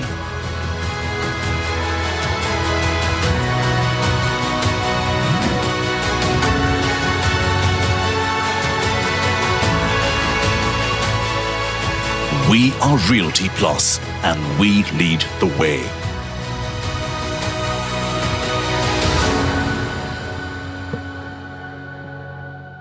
Leading the way and how for the last 20 plus successfully. As a big round of applause for Realty Plus, please, everybody. And of course, for more details, you can get in touch with Ms. Tripti Kedia, who's the publisher and business head of Realty Plus. It's no hidden secret that no event is genuinely successful or possible without the support of the partners. So I would also like to take out a moment to thank our partners for the day, as without them, we couldn't have pulled this event off. Thank you so much. This is powered by Addis Infra Solutions Limited, strategic partner Anarok Property Consultant, Mana Projects Private Limited, co-partner Nicest Finance Services Company Limited, Kohler Pudavankara Limited, event associate partner the Phoenix Mills Limited, Adisia Developers, White Lotus Group, strategic marketing partner Sion Marketing Private Limited, technology partner Cell.2, ArcVI, doors and window solution partner Allumal Systems India, PropTech partner Reloy, industry partner Bangalore Realtors Association India, Wirenet, Vyapche India and Kriya, Confederation of Real Estate Associates India, creative partner ABC Brand Advisory, business media partner BW Business World, online media partner exchangeformedia.com, and of course organized by the entire team of Realty Plus. Thank you so much. Your support really means a lot. Can I have a big round of applause for our partners, please, everybody? Thank you so much. You might be wondering who's this guy making us clap so many times, but then the idea is to get you all prepared and prepped up for the awards. As when the winners come up on stage, we need to appreciate for them. So this is exactly the idea. And can I please request people over there in the corner to kindly take their seat? That would be really lovely. We'll now be having the special address For this, I'll be calling upon stage somebody truly, truly special. He leads Kohler's business strategy and operations across the South Asia region, drawing on nearly 3 decades of leadership experience across multiple sectors, geographies, and product categories. He brings a breadth of cross-functional leadership in sales, marketing, and general management, having held key roles both in India as well as abroad. Prior to joining Kohler, he served as member of the board and chief commercial officer at Pernod Ricard, India, and held leadership roles at Unilodgers, Make My Trip, and Procter & Gamble. He's known for his ability to identify critical business drivers, establish robust processes, and inspire high-performing teams towards sustained top and bottom line success. Please, ladies and gentlemen, join your hands together in welcoming on stage Mr. Ranjit Oak, Managing Director, KNB South Asia, Kohler. Can we please have Mr. Ranjit over here on stage, please? A big round of applause. Thank you so much, sir. Swagat hai aapka. I'll request you want to use this mic? Okay,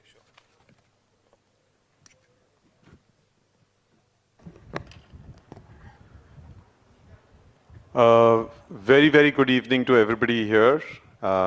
It's been a very eventful day. Since morning, we've seen some fantastic speakers talk to us about their industry, about their area of work. I'm just going to take a few minutes to address this group. It's an honor to be able to address this audience. We've learned a lot from this audience. As a company, Kohler has been a small contributor towards ensuring that we have elevated living spaces. I myself have seen the output of a lot of the work that has happened by industry stalwarts sitting in this room, ensuring that there are people who are happily living in homes that they enjoy, become even more critical after COVID, where this is a sanctuary, where you want to ensure that every day you get a chance to come back to a place which is comfortable for you. We try to play that role. We try to contribute to this overall initiative in our very small way. But what I'm going to present to you today is a couple of figures only. The first piece is that there are only a few spaces where a home gets branded. The most critical one is when the owner of the home walks into the society that they're living in, or they know who's built out their house, and that's the biggest brand that they're buying into. But once they enter the room or enter the home, there is a very small portion of the home that actually is still branded, and that's the bathroom space. If you think about it, the rest of your home that is built out with great quality, but doesn't have the brand to be able to speak out to the consumers. It's probably one of the few places is where the consumers in India and globally have accepted a brand name on something which is within their home, and that's the bathroom space.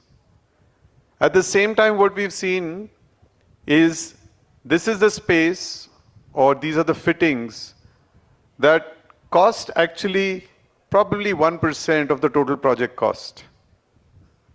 But at the same time, we see that this is the place where quality can be driven hard. Those of you who have supported good, solid brands, luxury brands, premium brands, and I'm not talking about just Kohler, but any of the brands that are at a top value for the consumer, delivering top quality and experience for the consumer, have not looked at that 0.1% of the cost that actually translates into 10 to 15 years of a fantastic experience for the consumers. This is the space that we want to help to elevate the experiences for our consumers. Now, which are the brands that actually make the cut? And I wanted to share with you, India design has come of age. And I can say that very confidently, because there was a time when we would look at things coming from outside of India, and we would feel that this is the quality that we want. But today we have a design center which is based out of Gurgaon, and not only is it a design center that is making products, but it is making products that are globally acclaimed. Just a few examples of international design awards that have been won in a category that you would otherwise not imagine would be into a product design winning stage. IF awards, Red Dot awards, and not just that. India technology has come of age in this space. There are patents that we've launched, about 31 patents, for technology that is being used in the bathroom space, in the kitchen space, where we can deliver a better experience for our consumers. India manufacturing has come of age. We have a plant in Jagadia, and we know that that particular plant is not just producing for India, it's producing for the world. A significant portion of what is manufactured in India is currently being exported to the US, to Europe, to Middle East, and Southeast Asia. This means that the quality that we are producing today in India is at a level where the world is looking and saying, this is what we want to achieve. And that's why I say India manufacturing has come of age. India service has come of age. Service turnaround time, as we define it, we are available for service in more than 700 cities across India. And we deliver on the service promise for 94.7% of the people, irrespective of where you are in India. The few places that are still challenging and outside is where brand lovers have chosen our brands in places that are so remote that it takes us a couple of days to send in our technicians to be able to help. This is further accelerated in terms of the same day resolution. We are now at close to 80% of service calls being completed within the day of when it was launched. Consumers in India, and all of you know, consumers in India today are demanding things faster than ever. The last minute delivery apps, 10-minute, you can get anything that you want, including the gold for your Dhanteras, has made the consumers expect a lot more from every company. And that's something that we are very proud that India has started delivering on. And the range and premiumization, the journey that each one of you has gone through. I've met several of you, and I've heard about your journey, about the first project that you launched. And you remember the first project like a dream. You remember every single plan, you remember every single home that was built and handed over. And at that point, you felt that this was the best possible home that you were building and delivering. But we have seen your journey. The spaces that you're delivering today have premiumized to the next level. Today, if you see the quality of homes that are being delivered in India, they are nothing short of world class. And for these world class homes, it's important for us to have world class products. Products that span across luxury, we have Kohler, across premium luxury, where we have Artist Edition, across Uber Lux, where we have Kalista as a brand, and now we are getting to spaces that go even beyond. For those of you who don't know, we have recently acquired two companies, one being Conclave, which delivers world-class spa solutions for condominiums, making sure that every single clubhouse or even significantly big residential homes can be supplied with spa technology that is of the next level. And we have also acquired a company called Bar and Ray, which is a consulting company that helps you to build out world-class spa facilities in the projects that you're launching. So what it tells me is India has come of age. We've seen that together you have been able to deliver elevated living spaces, and that is something, in whatever small way we can contribute, we would love to be a part of. Thank you very much for this excellent opportunity to be able to address each one of you in the room. And we are hoping to be able to have a long journey with all the partners sitting here today. So thank you very much. I'm going to end with a small AV. If you can play the AV, please.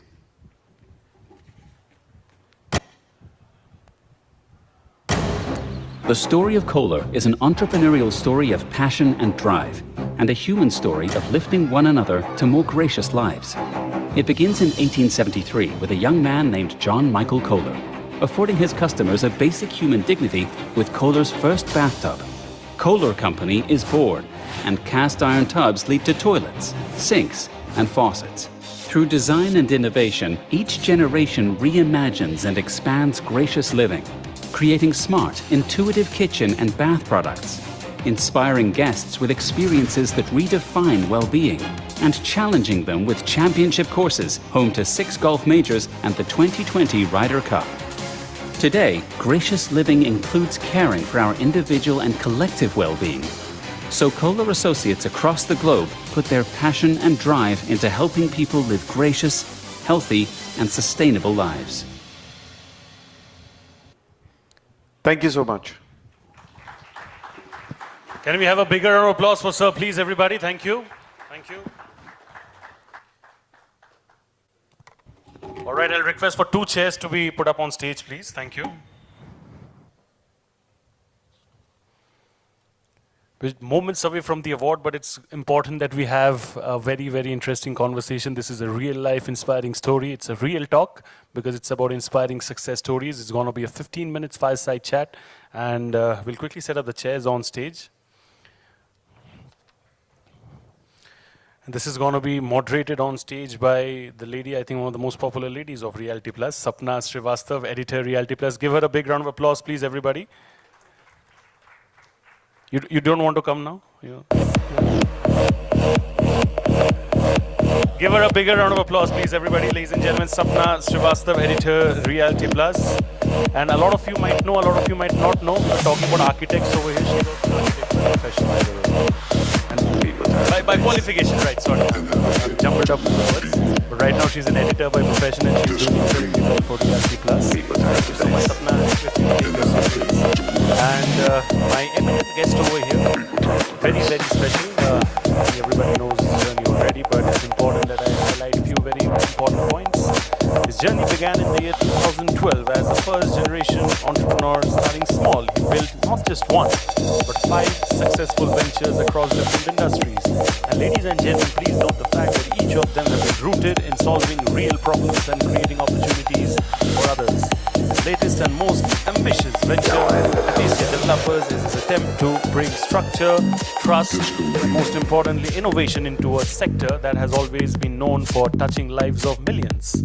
At just 30, he has already accomplished what it takes for many in a lifetime, proving that success doesn't really wait for age, background, or privilege. It's always a result of hard work, consistency, and unwavering dedication that leads you to becoming a leader in your space. Ladies and gentlemen, please welcome on stage M.V. Manikandan, founder and managing director, Acacia Developers Private Limited, on stage, please. Give him the biggest round of applause. If I may request all of you to please participate in this special moment. Thank you. Sapna, you have your timer over here, and yeah, over to you. Thanks, Shubhajit, for those lovely introductions. And, one thing that Shubhajit didn't say about M.V. Manikandan is that he's popularly known as MK, and he is an Instagram celebrity. So if he posts something or if he likes something, you get a lot of followers. MK, if I can, call you MK. At the age of 16, you're a first-generation entrepreneur. You started at the age of 16. At 16, most of the kids are still figuring out what they want to do. You thought, I want to be an entrepreneur, I want to be a business person. How did you think of that at that younger age? At the age of 16, entrepreneur journey was very, very hard. Because of my family circumstances, I was forced to do an entrepreneurial journey. That is how entrepreneurial journey chose me. That was the real talk we can say. Okay. So you didn't want to do any job or get into any this thing, and at the age of 16, you don't have education. Even you finished now MBA and go, people ask for experience. At age you don't have anything. You have to start something for yourself to earn. That's how all the journey started. Okay, so entrepreneurship chose you or found you. Yeah, yeah. You started with licensing, PMC consultancy, then construction, and now in real estate. How did this journey happen? In licensing, it happened by a miracle. One of my friends helped me to start it, and we did one of the largest licensing agency in Tamil Nadu, followed by one of the largest in PMC by construction, and doing it 10 years with in licensing and PMC itself, we did a turnover of 200 crores in Tamil Nadu, only in one state, and doing it for 10 years, it made me very boring, and at the peak of the business, one fine day, one of my mentors told, this is not your cup of the tea, let's stop doing business and let's build a brand. So that is how all started, and I thought we want to start a brand. Then I had a hesitation in my mind of starting what to do. Then one fine day, I went for a holiday and I took a 4 days of break. Always great decisions comes at breaks. So I thought I'm already experienced in licensing, land aggregation and PMC. Then all combination is called real estate. So why can't we build a brand and the expertise what we have instead of searching for what new things we can do. That's how I started Adicia. Now in 2 years with a 560 crore turnover with 500 people at Tamil Nadu. Yeah. Now in 2 cities in Coimbatore and Chennai. Now expanding to 8 cities in next 1 year. Fantastic.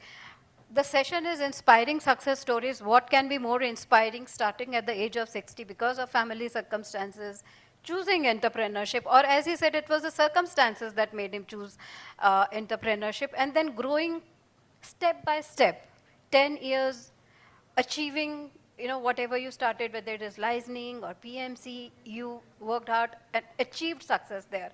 That is what led to what you are here now today, Adicia Developers, as you mentioned. Now real estate, you've been there in real estate for 3 years. You've been connected with real estate for many years before. What are the gaps that you have seen? You are a young entrepreneur, as we mentioned, you're just 30.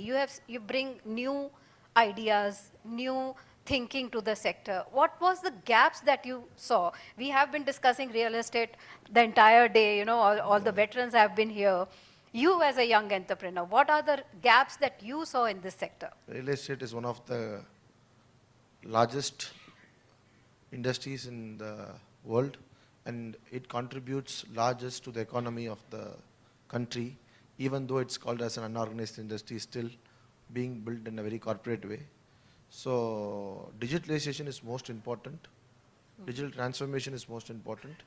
So once everybody not only running the organization in a corporate way, also they start running it in a digitalized way, not only using CRMs or doing marketing clouds or nothing, the end-to-end process management and the life cycle of the business entirely once it made inside the systems and softwares, then this industry will be a revolutionary industry which can make the market cap more in the country.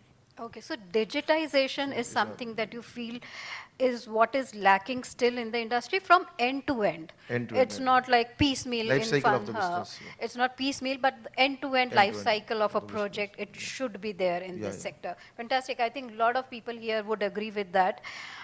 Let's talk about the growth. You mentioned, 3 years of Adicia Developers, already 2 cities you are building projects. 560 CR turnover, 500 people you already are employing.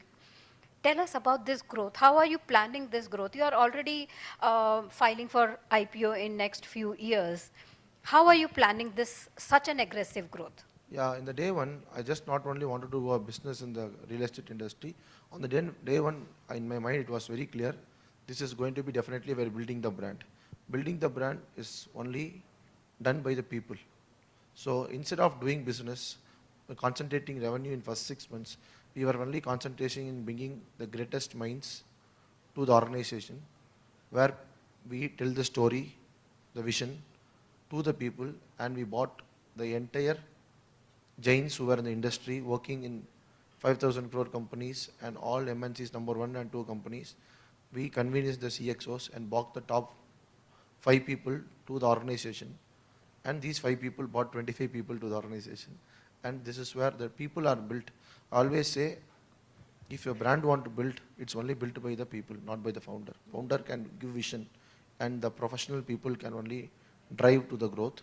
So we made it at the early stage of the organization itself, where the first 6 months, the turnover was just 72 crores, and the next 1 year we would make to 500 crores. That was 10 projects at 1 year, entirely sold out, zero stock, because all were done by experts and professionals.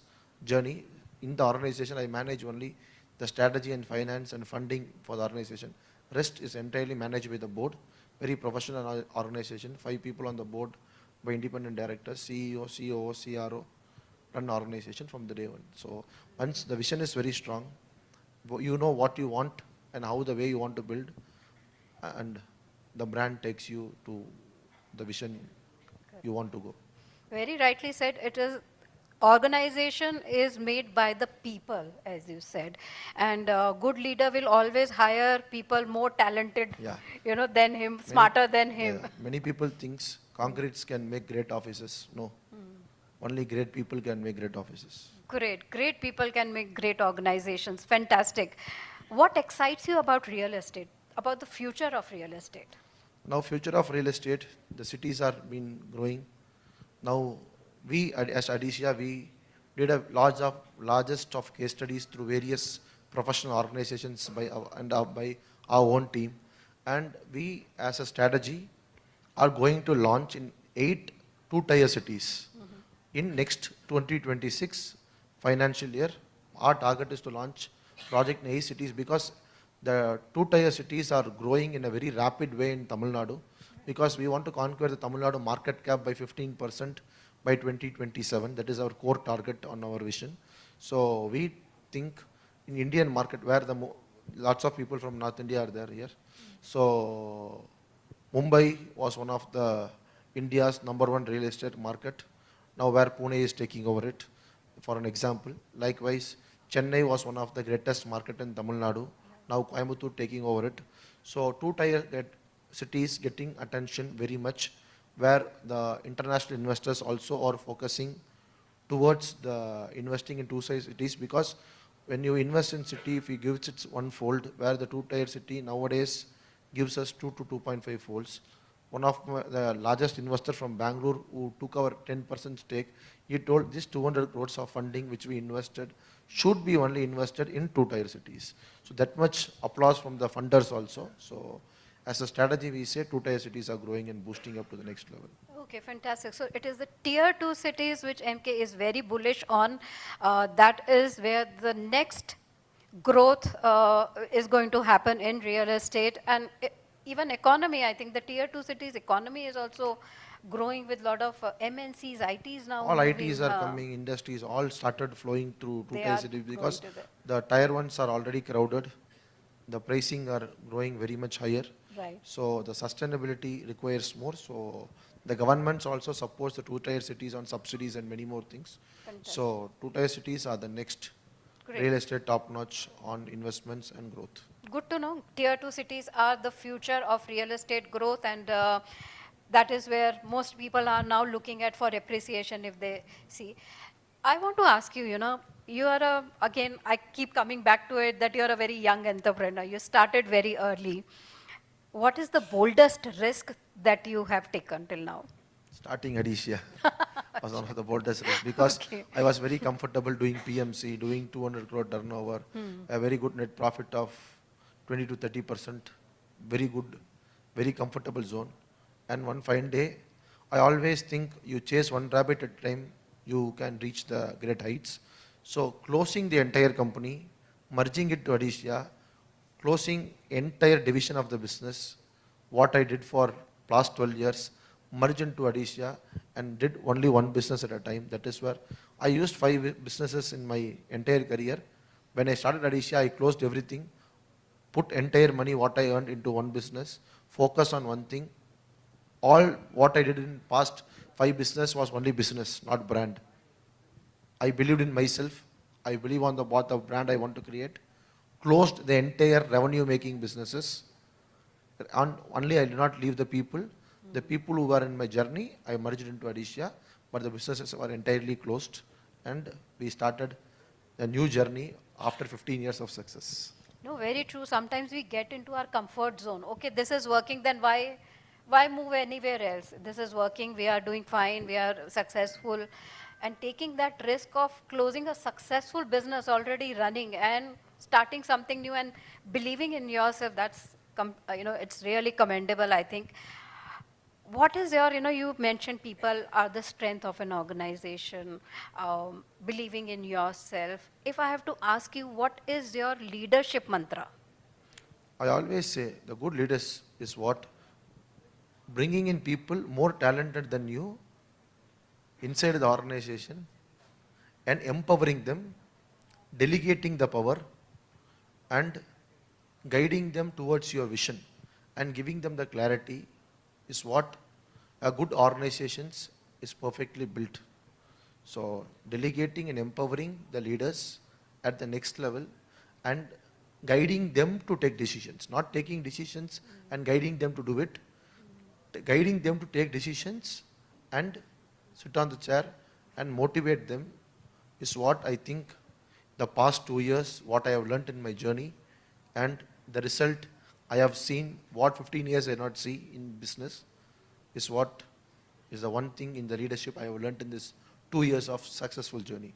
Fantastic. I think it's a very empowering mantra that MK just shared. Delegate, empower, enable, mentor, guide them to make decisions, rather than making decisions on their behalf and being, secure in yourself. As a leader, we have to be zero egoistic. If you hire a person, he is more talented than you, he takes more wise decisions than you, please enjoy the success because he is taking decisions for you. You think you are losing the control? No. You built data, people, process, system, everything in your organization, then you will not feel anywhere that you are losing the power. Yeah, that's the mistake I think a lot of people make. They hire the best of the minds and then they start telling them, okay, you do this, you do that, rather than taking the decisions, because they are smart. And very rightly said, data, people, processes, and product, like we were talking earlier. Data, also. people, process, system, and yeah, then create I've your learned product. it. So fantastic, great. Now, before closing this session, I have to ask you, there are many other, who are watching us. We are live online, and people who are watching us who are here.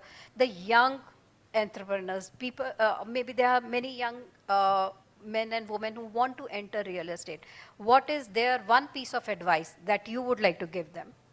Always, whatever business you do, start early. Whatever expertise you have, do first in it. Always start small, do big, and scale to the sky. Don't wait until you want to do big, I want investment, nothing. You are the best investor than anybody else. So money is not the investment you require to start business. It's all the time you invest is what you get the reward on the success. Never choose the easiest path. Always choose the toughest path, because the toughest path is little bit tough only for few months or few years, but it is the permanent success which nobody cannot beat you. So always choose the right path, keep right mentors, do the best, and the outcome is called the success. Fantastic. I think we couldn't have closed it on a better note. Choose the toughest part. Don't wait for things to happen. You are the best investor in yourself. Upgrade yourself, skill yourself, believe in yourself, and if you take the harder part, I think the success is more permanent, is what MK is saying here. So thank you, MK, for first of all, talking to you makes us believe that the future of real estate is very bright. So we have people like you who are now leading new organizations, who have the vision to scale up and who have the vision to take it forward and bring new innovations in it. So thank you so much, MK. Any last words that you would like to share here with the people Any here? business you do with the passion, right team, give them the best respect and make them to feel that it's their company, then nobody can stop your success. This is the biggest mantra this 2 years has taught me. Empower them, and every leader should think it is their company. Fantastic. I think you have wisdom beyond your age. So thank you so much. Thank you for being here and for that very short and crisp, very inspiring talk. Thank you so much. Wonderful indeed. I'll request both of you to please wait on stage. I'll request Sapna to please kindly give the token of appreciation to, I would also like to call you MK in that case. Thank you so much. Give him a big round of applause. Ladies and gentlemen, give it to her, please.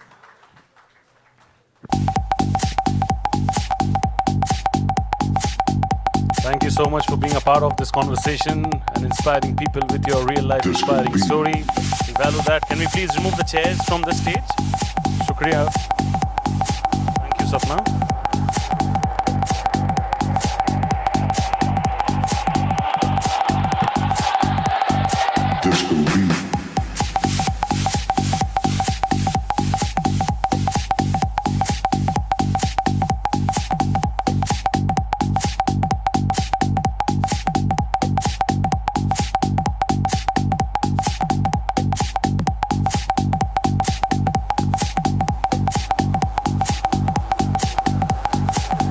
Ladies and gentlemen, we're just a few minutes away from the awards and we're all set to get going and honor all you excellent, incredible minds from the real estate space of the South.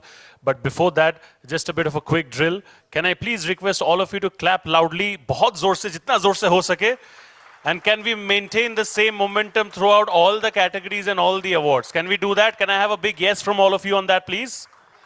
Thank you. I only heard one yes that actually kind of acknowledged all the other yeses, but that's fine. I think, ek ki shakti, one man army, or maybe one woman army in that case. So yeah, thank you.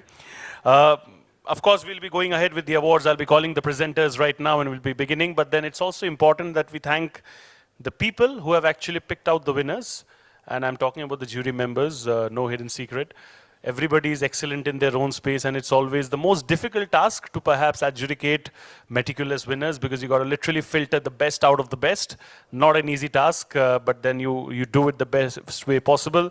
So before we get going, just a small AV of the jury members who have put in their efforts and time from their end to adjudicate all of you, because of whom you all are winning the awards. Can we please play the jury AV for our audience?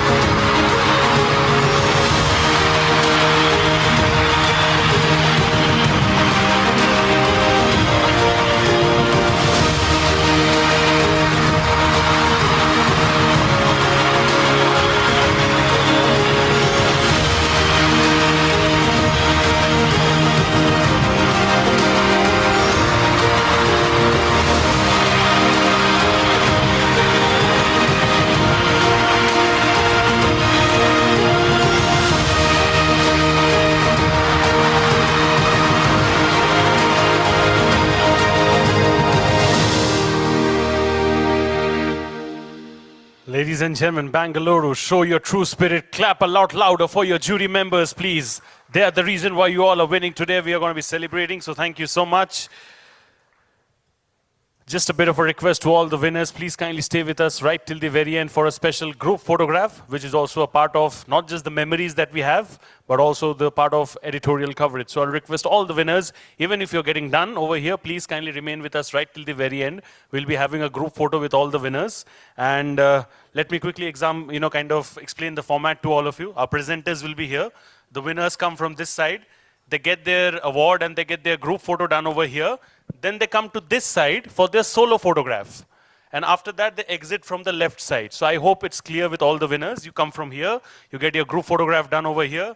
You move to the left side of the stage. You get your solo photograph done over there with the award. And then you come down from the left side. And we continue this cycle throughout. Thank you so much. I hope we are clear. And now I'm going to be calling up on stage our first set of presenters for the first set of awards. Ladies and gentlemen, please brace yourselves for Dr. Sangeeta Holla, Taj Miss Universe winner, actress and social activist, alongside Mr. Farooq Mahmood, CMD Silver Line Realty, former FIAPCHI World President, Chairman, Emirates Bride. Thank you so much, sir and ma'am, for being with us over here. Can I have a big round of applause, ladies and gentlemen? The moment has... Thamba. I'll give you the cue. Follow that. Thank you. I'll request both of you to be over here at the center, please. Thank you. All right, we're all set to get going with the awards now. Perhaps my console friends are more excited than me. That's why they want to play everything a little early, but then you can play it right now. We are going ahead. No, we'll do Ladies and gentlemen, the moment has arrived. Play it. I say play it. Ladies and I gentlemen, have to learn that. the moment has arrived to celebrate the visionaries who continue to redefine Indian real estate with innovation and unwavering dedication. The 17th Realty Plus Excellence Awards 2025 South. We come together to honor the leaders, landmark projects, visionary architects, innovative designers, prop tech pioneers, and inspiring brands that are setting new benchmarks across the industry. Tonight, we recognize passion, we celebrate innovation, and we applaud the excellence that is shaping the future of real estate. We begin with the Individual Achievement Awards. These prestigious honors celebrate outstanding contributions by real estate professionals who have set benchmarks in excellence, honoring visionary minds, shaping India's design landscape. We present the award for Iconic Design Leader of India, celebrating those redefining sustainability, innovation and purpose through architecture. And the award goes to Chitra Vishwanath, Principal Architect, Founder and MD, Biome Environmental Solutions.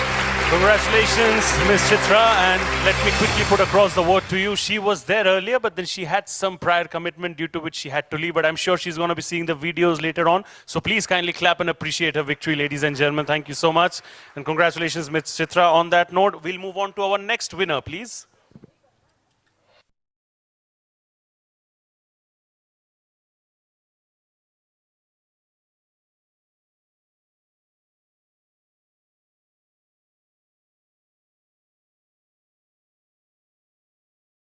Vice Chairman, BCD Group, Chairman, CII Real Estate, Advisor, NAR India.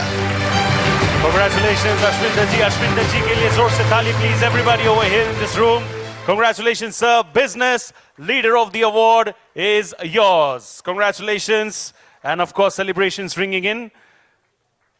Can we have the award being given away? Yes. Both of you. Thank you so much, sir. Congratulations. Thank you.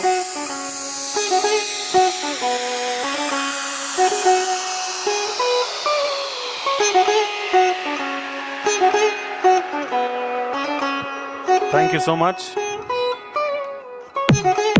Thank you, sir. Sir, your solo photo over there at the left side. Yeah. You can place yourselves on the left side and you can get down from that side. Thank you. Can I have a bigger round of applause for sir, please, everybody? Thank you so much. On that note, we'll now move on to our next winner, please. Recognizing dynamic leadership and strategic excellence, we present the award for CXO of the Year, honoring those who drive organizational growth with vision and impact.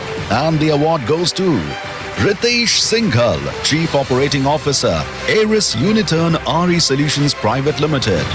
Congratulations, Mr. Ritesh Singhal, Chief Operating Officer at Uniturn RE Solutions Private Limited. Congratulations. Can we have you over here on stage, please?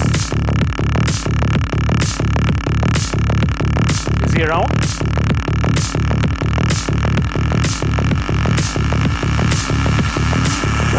Why have me tell him? The CXO of the Year award goes to Mr. Ritesh Singhal. Okay.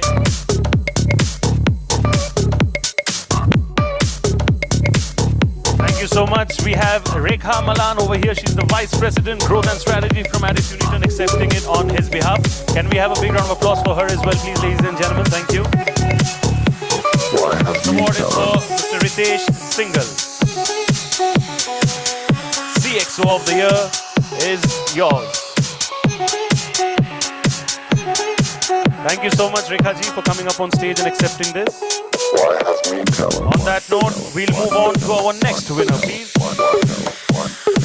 We now move on to honoring excellence in the Builders and Developers Awards. Honoring visionaries, redefining residential living is the Developer of the Year Residential, and the award goes to Assets. And Mana Projects Private Limited. Congratulations to both our winners from Assets and Mana Projects Private Limited. I'll first request our esteemed winner from Assets, Mr. Sunil Parekh, to please kindly come up on stage. He's the Honorable Executive Director of Assets. A big round of applause for him, please, ladies and gentlemen, as he makes his way to the stage to accept the award honor. Congratulations, Assets.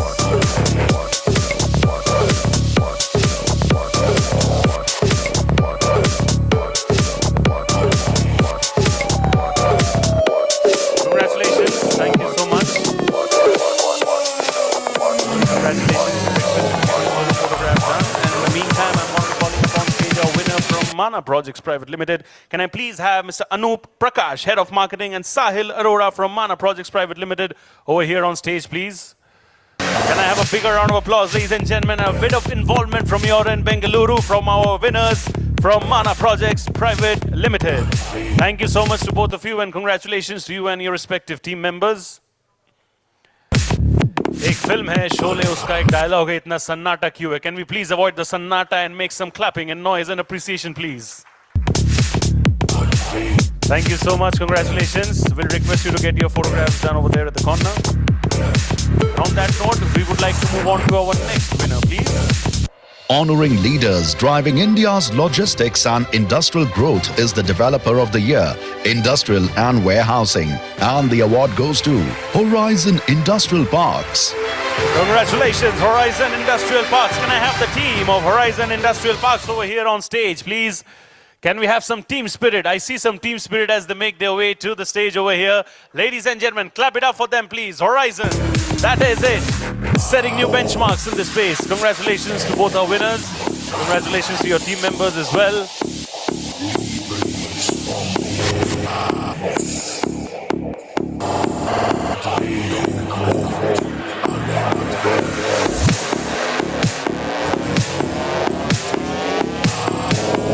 Congratulations to our winners from Horizon Industrial Parks. Big round of celebrations. We'll request all our winners to remain with us right till the very end. Just a gentle reminder so that we can do the group photograph. Thank you. And on that note, we'll move on to our next winner, please. Celebrating vision and precision in land development is the Developer of the Year Plotted Development. And the award goes to Aditya Developers.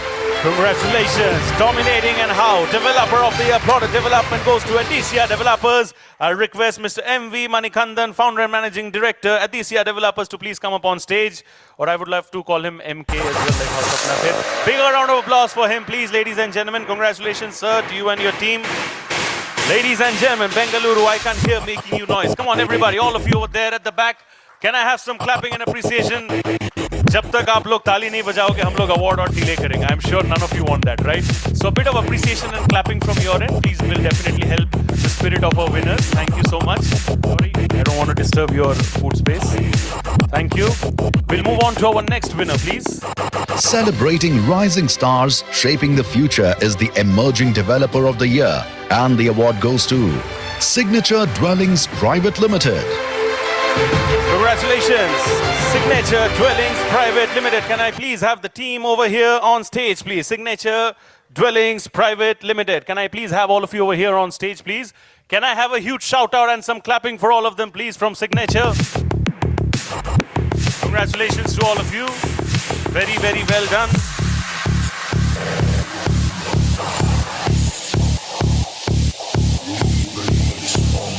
Ladies and gentlemen, you are all growing together as a community. Today you clap for others. Tomorrow when you win, they clap for you as well. That's exactly how it goes. Cross exchange of energy and love that radiates.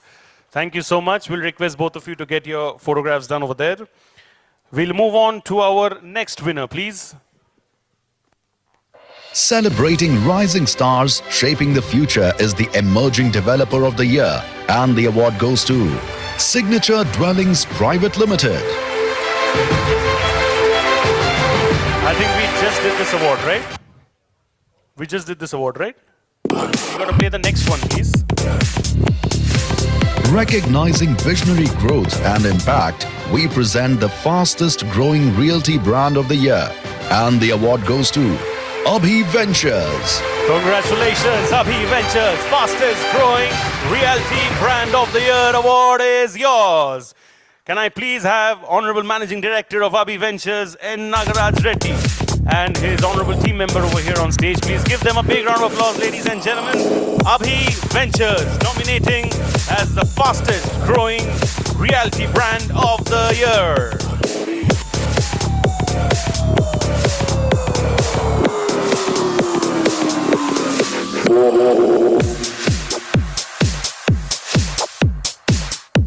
Thank you so much. Congratulations. We'll request both of you to get your photographs done over there. I'll request Farooq ji to please take his seat. Thank you so much. Can I have a bigger round of applause for Farooq ji, please, everybody? And I'm going to be requesting Ashwinder R. Singh, Vice Chairman, BCD Group, Chairman, CII Real Estate Advisor, NAR India, to please kindly come up on stage as an esteemed presenter for the next set of awards. Can I please have more clapping and noise for Sir, please, everybody?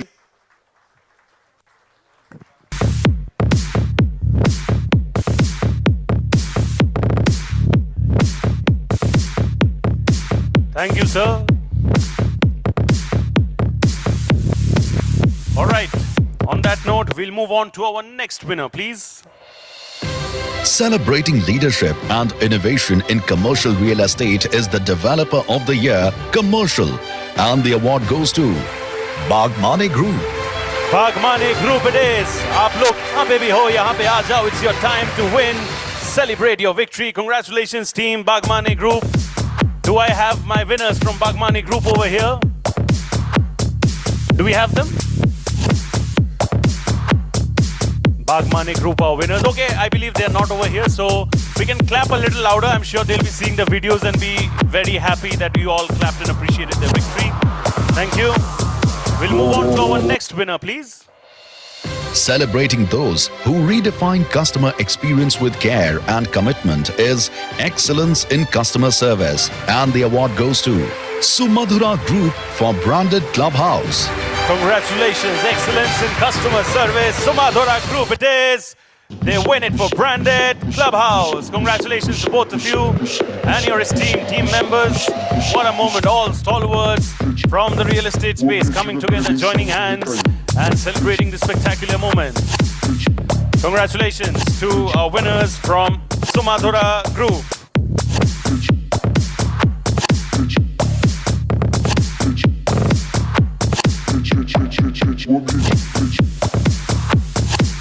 Thank you so much. Congratulations. On that note, we would like to move on to our next winner, please. Next, we move to Honoring Excellence in the Real Estate Projects Award. Honoring landmark developments. Redefining commercial spaces is the Commercial Project of the Year. And the award goes to Century Real Estate Private Limited for Century Downtown. Century Downtown ke liye Century Real Estate Private Limited it is. Ladies and gentlemen, Commercial Project of the Year.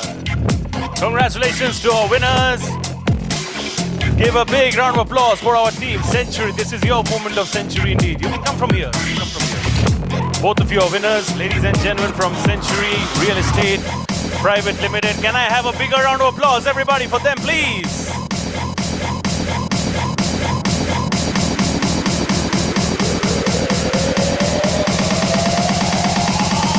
Ladies and gentlemen, can we have some more noise for all of them, please, everybody? They are our winners from Century Real Estate Private Limited. Thank you so much. We'll request you to get your photographs done. And on that note, we would like to move on to our next winner, please. Celebrating excellence in creating well-planned, sustainable communities is the Plotted Development Project of the Year, and the award goes to Aris Infra Solutions Limited on behalf of Aris Uniturn RE Solutions Private Limited for KNS Candrel. And Adisia Developers for Adisia One World.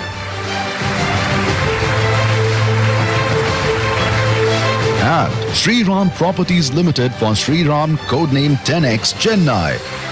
What an incredible category. We have 3 winners over here, ladies and gentlemen. Plotted Development Project of the Year.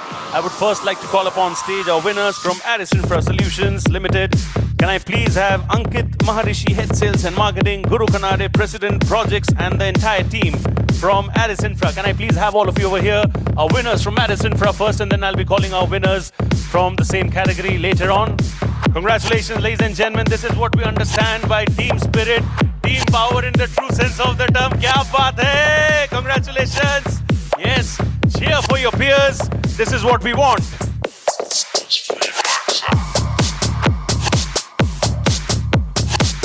And every time I have these number of people coming in, I get an opportunity to say my favorite dialogue.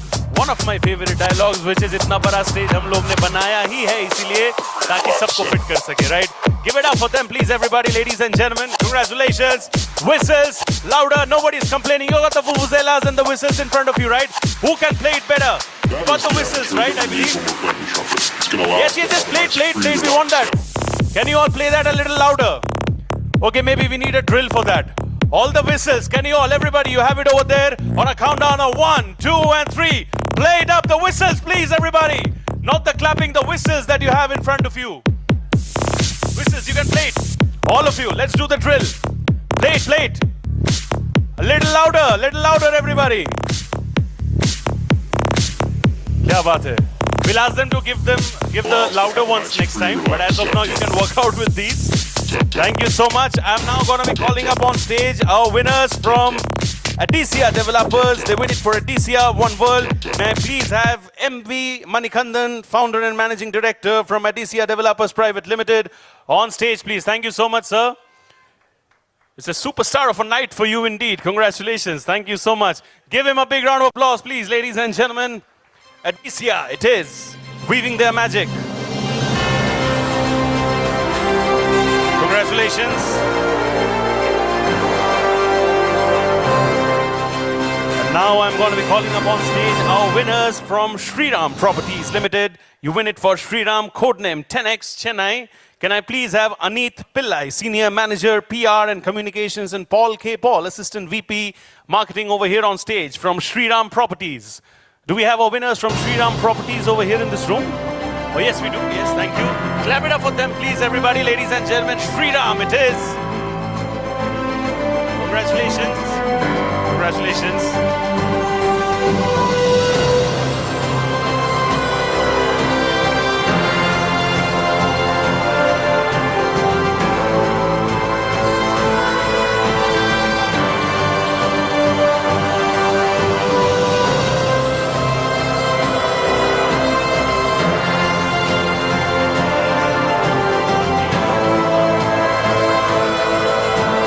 So much. On that note, we'll now move on to our next winner, please. Celebrating self-sustained communities built with vision is the Integrated Township Project of the Year, and the award goes to Mana Projects Private Limited for The Right Life by Mana Skanda.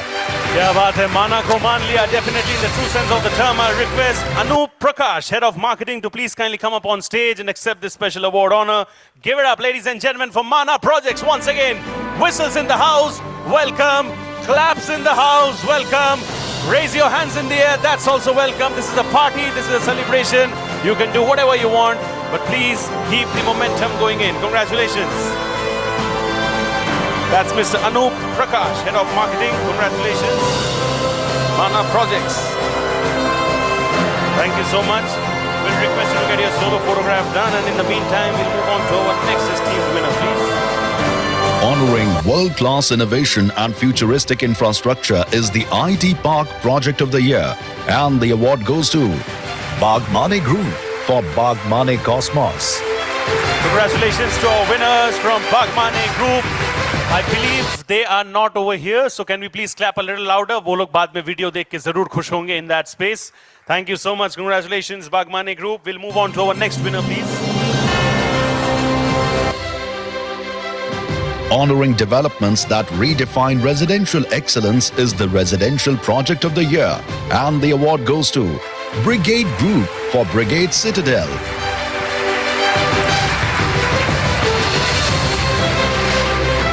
And Bren Corporation Private Limited for Zahara by Bren.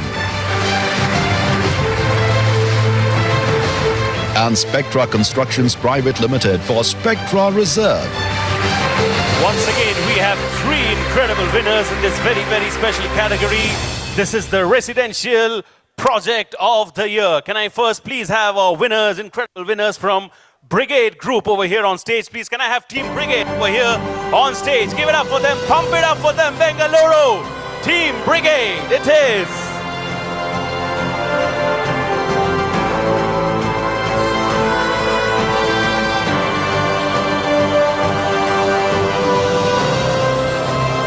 Congratulations, Team Brigade Group. Many, many more awards coming your way in the future.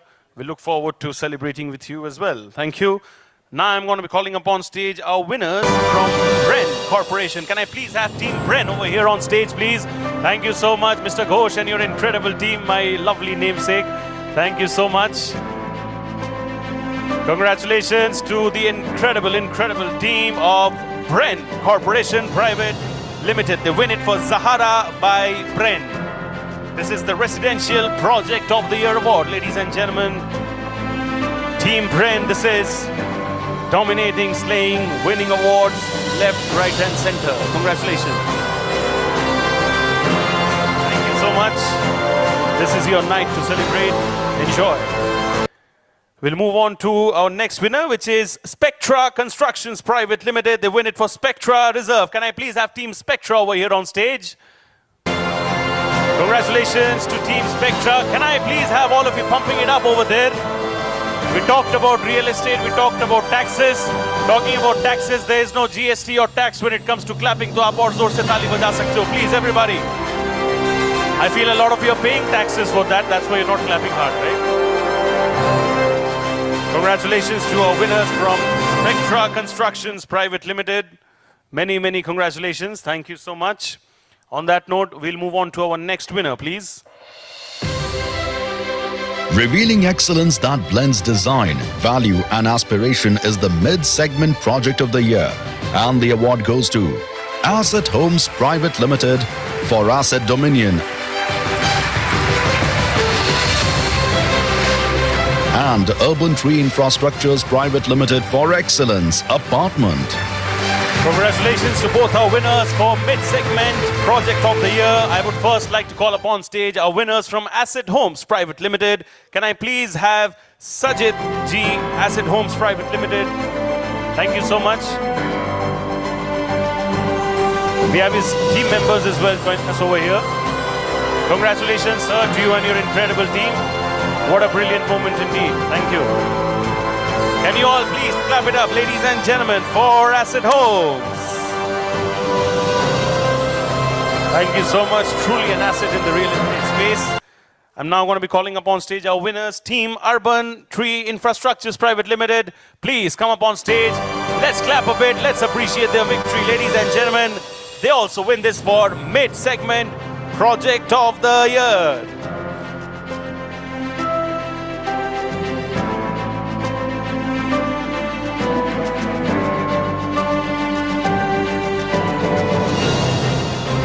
Congratulations. Those are our winners for mid-segment Project of the Year. Gentle reminder to all our winners to please stay with us right till the very end for a special group photograph, which is a part of not just the memories for the night, but also part of the editorial coverage. So thank you. On that note, we'll move on to our next award, please. Honoring sophistication, design and grandeur is the Luxury Project of the Year, and the award goes to Pride Group for Pride Euphoria. Pride Group, it's your moment to make some noise and take pride for the incredible work that you have done. Team Pride, can I have you all on stage, please? The clapping seems to have dried up and it's not something that we want, so can I please request all of you to participate and appreciate their victories. Pride Group, ladies and gentlemen, that is.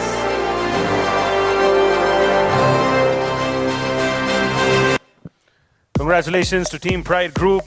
I'll request all of you to please kindly get your photographs clicked. And I'll request Ashwinder ji to please kindly take his seat. Please give him a big round of applause, ladies and gentlemen. Thank you so much.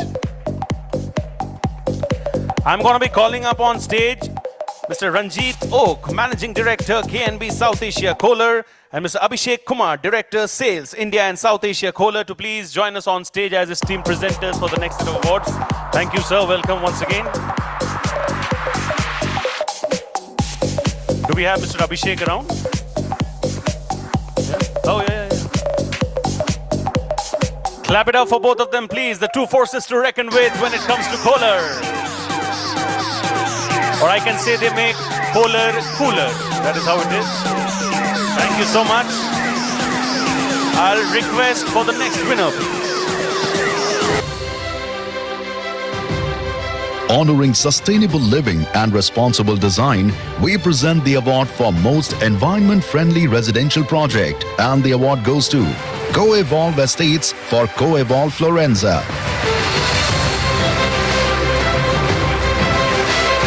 And DLF Homes for Park Estate. Congratulations to both our winners for this category, the Most Environment-Friendly Residential Project. Can I please first have our winners from Co-Evolve Estates for Co-Evolve Florenza? Can we please have our winners over here? Thank you so much. Congratulations. Big moment of pride for all of you. Ladies and gentlemen, those are our winners from Co-Evolve Estates.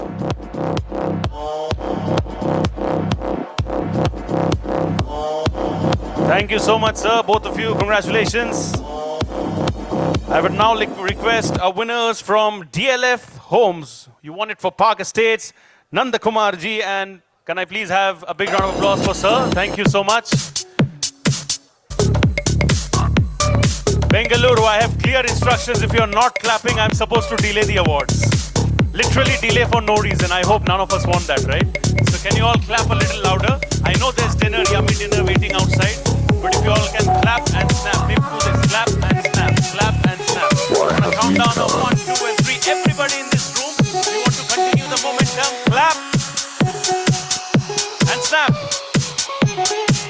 I don't see people snapping. I'm not going to resume till the time everybody's doing, and I'm genuinely serious about it. Clap, everybody clap.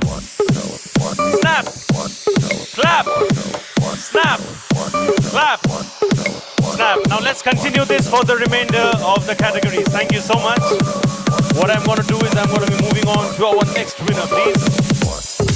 Celebrating creativity and concept-driven excellence, let's honor the winners in the category of Themed Project of the Year, and the award goes to Mana Projects Private Limited for Mana Vista.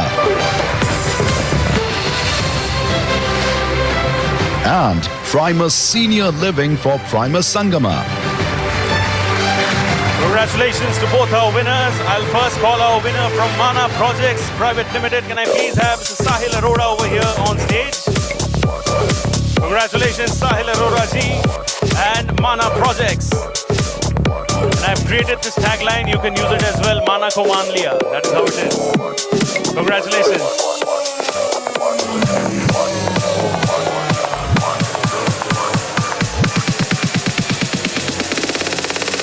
I would now request for our winners from Primus Senior Living. Can I please have Mr. Dev Gupta, Chief Branding Officer from Primus Senior Living, over here on stage? Oh yes. You are okay. Okay. We have Mr. Adarsh over here. He's the managing director. Thank you so much. Give it up for him, please. Clap it up for him, please, ladies and gentlemen. Thank you so much.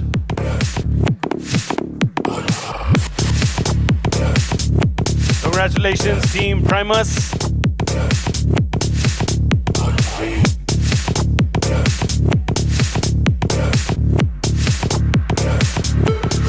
All right, so on that note, we'll kindly move on to our next winner, please. Celebrating visionary excellence and grandeur in commercial spaces is the Ultra Luxury Lifestyle Project of the Year Commercial, and the award goes to the Phoenix Mills Limited for Phoenix Asia Towers, Bangalore. Team Phoenix Mills Limited, this is your moment. Can I have all of you over here at the front on stage, please, everybody? I see two people. Do we have more representatives from Phoenix? Well, I can say that you both have risen like a phoenix, so you can celebrate as well. Congratulations, very well done. Congratulations, thank you so much. Give it up, clap it up for Phoenix, please, everybody.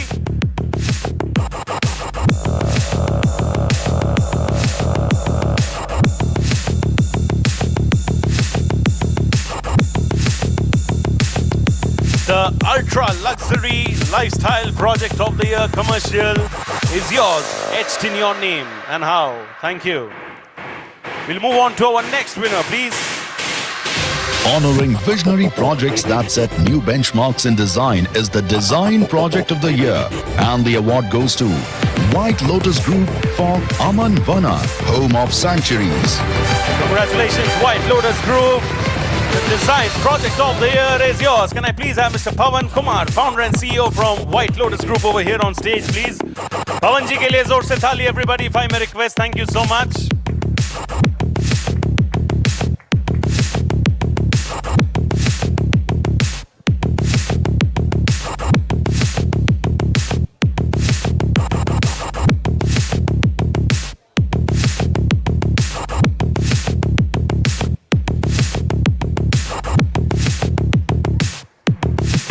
Thank you so much. On that note, we'll move on to our next winner, please. Celebrating landmark developments that define excellence is the Iconic Project of the Year, and the award goes to Vaishnavi Group for Vaishnavi 81 Krishna Vrindavan,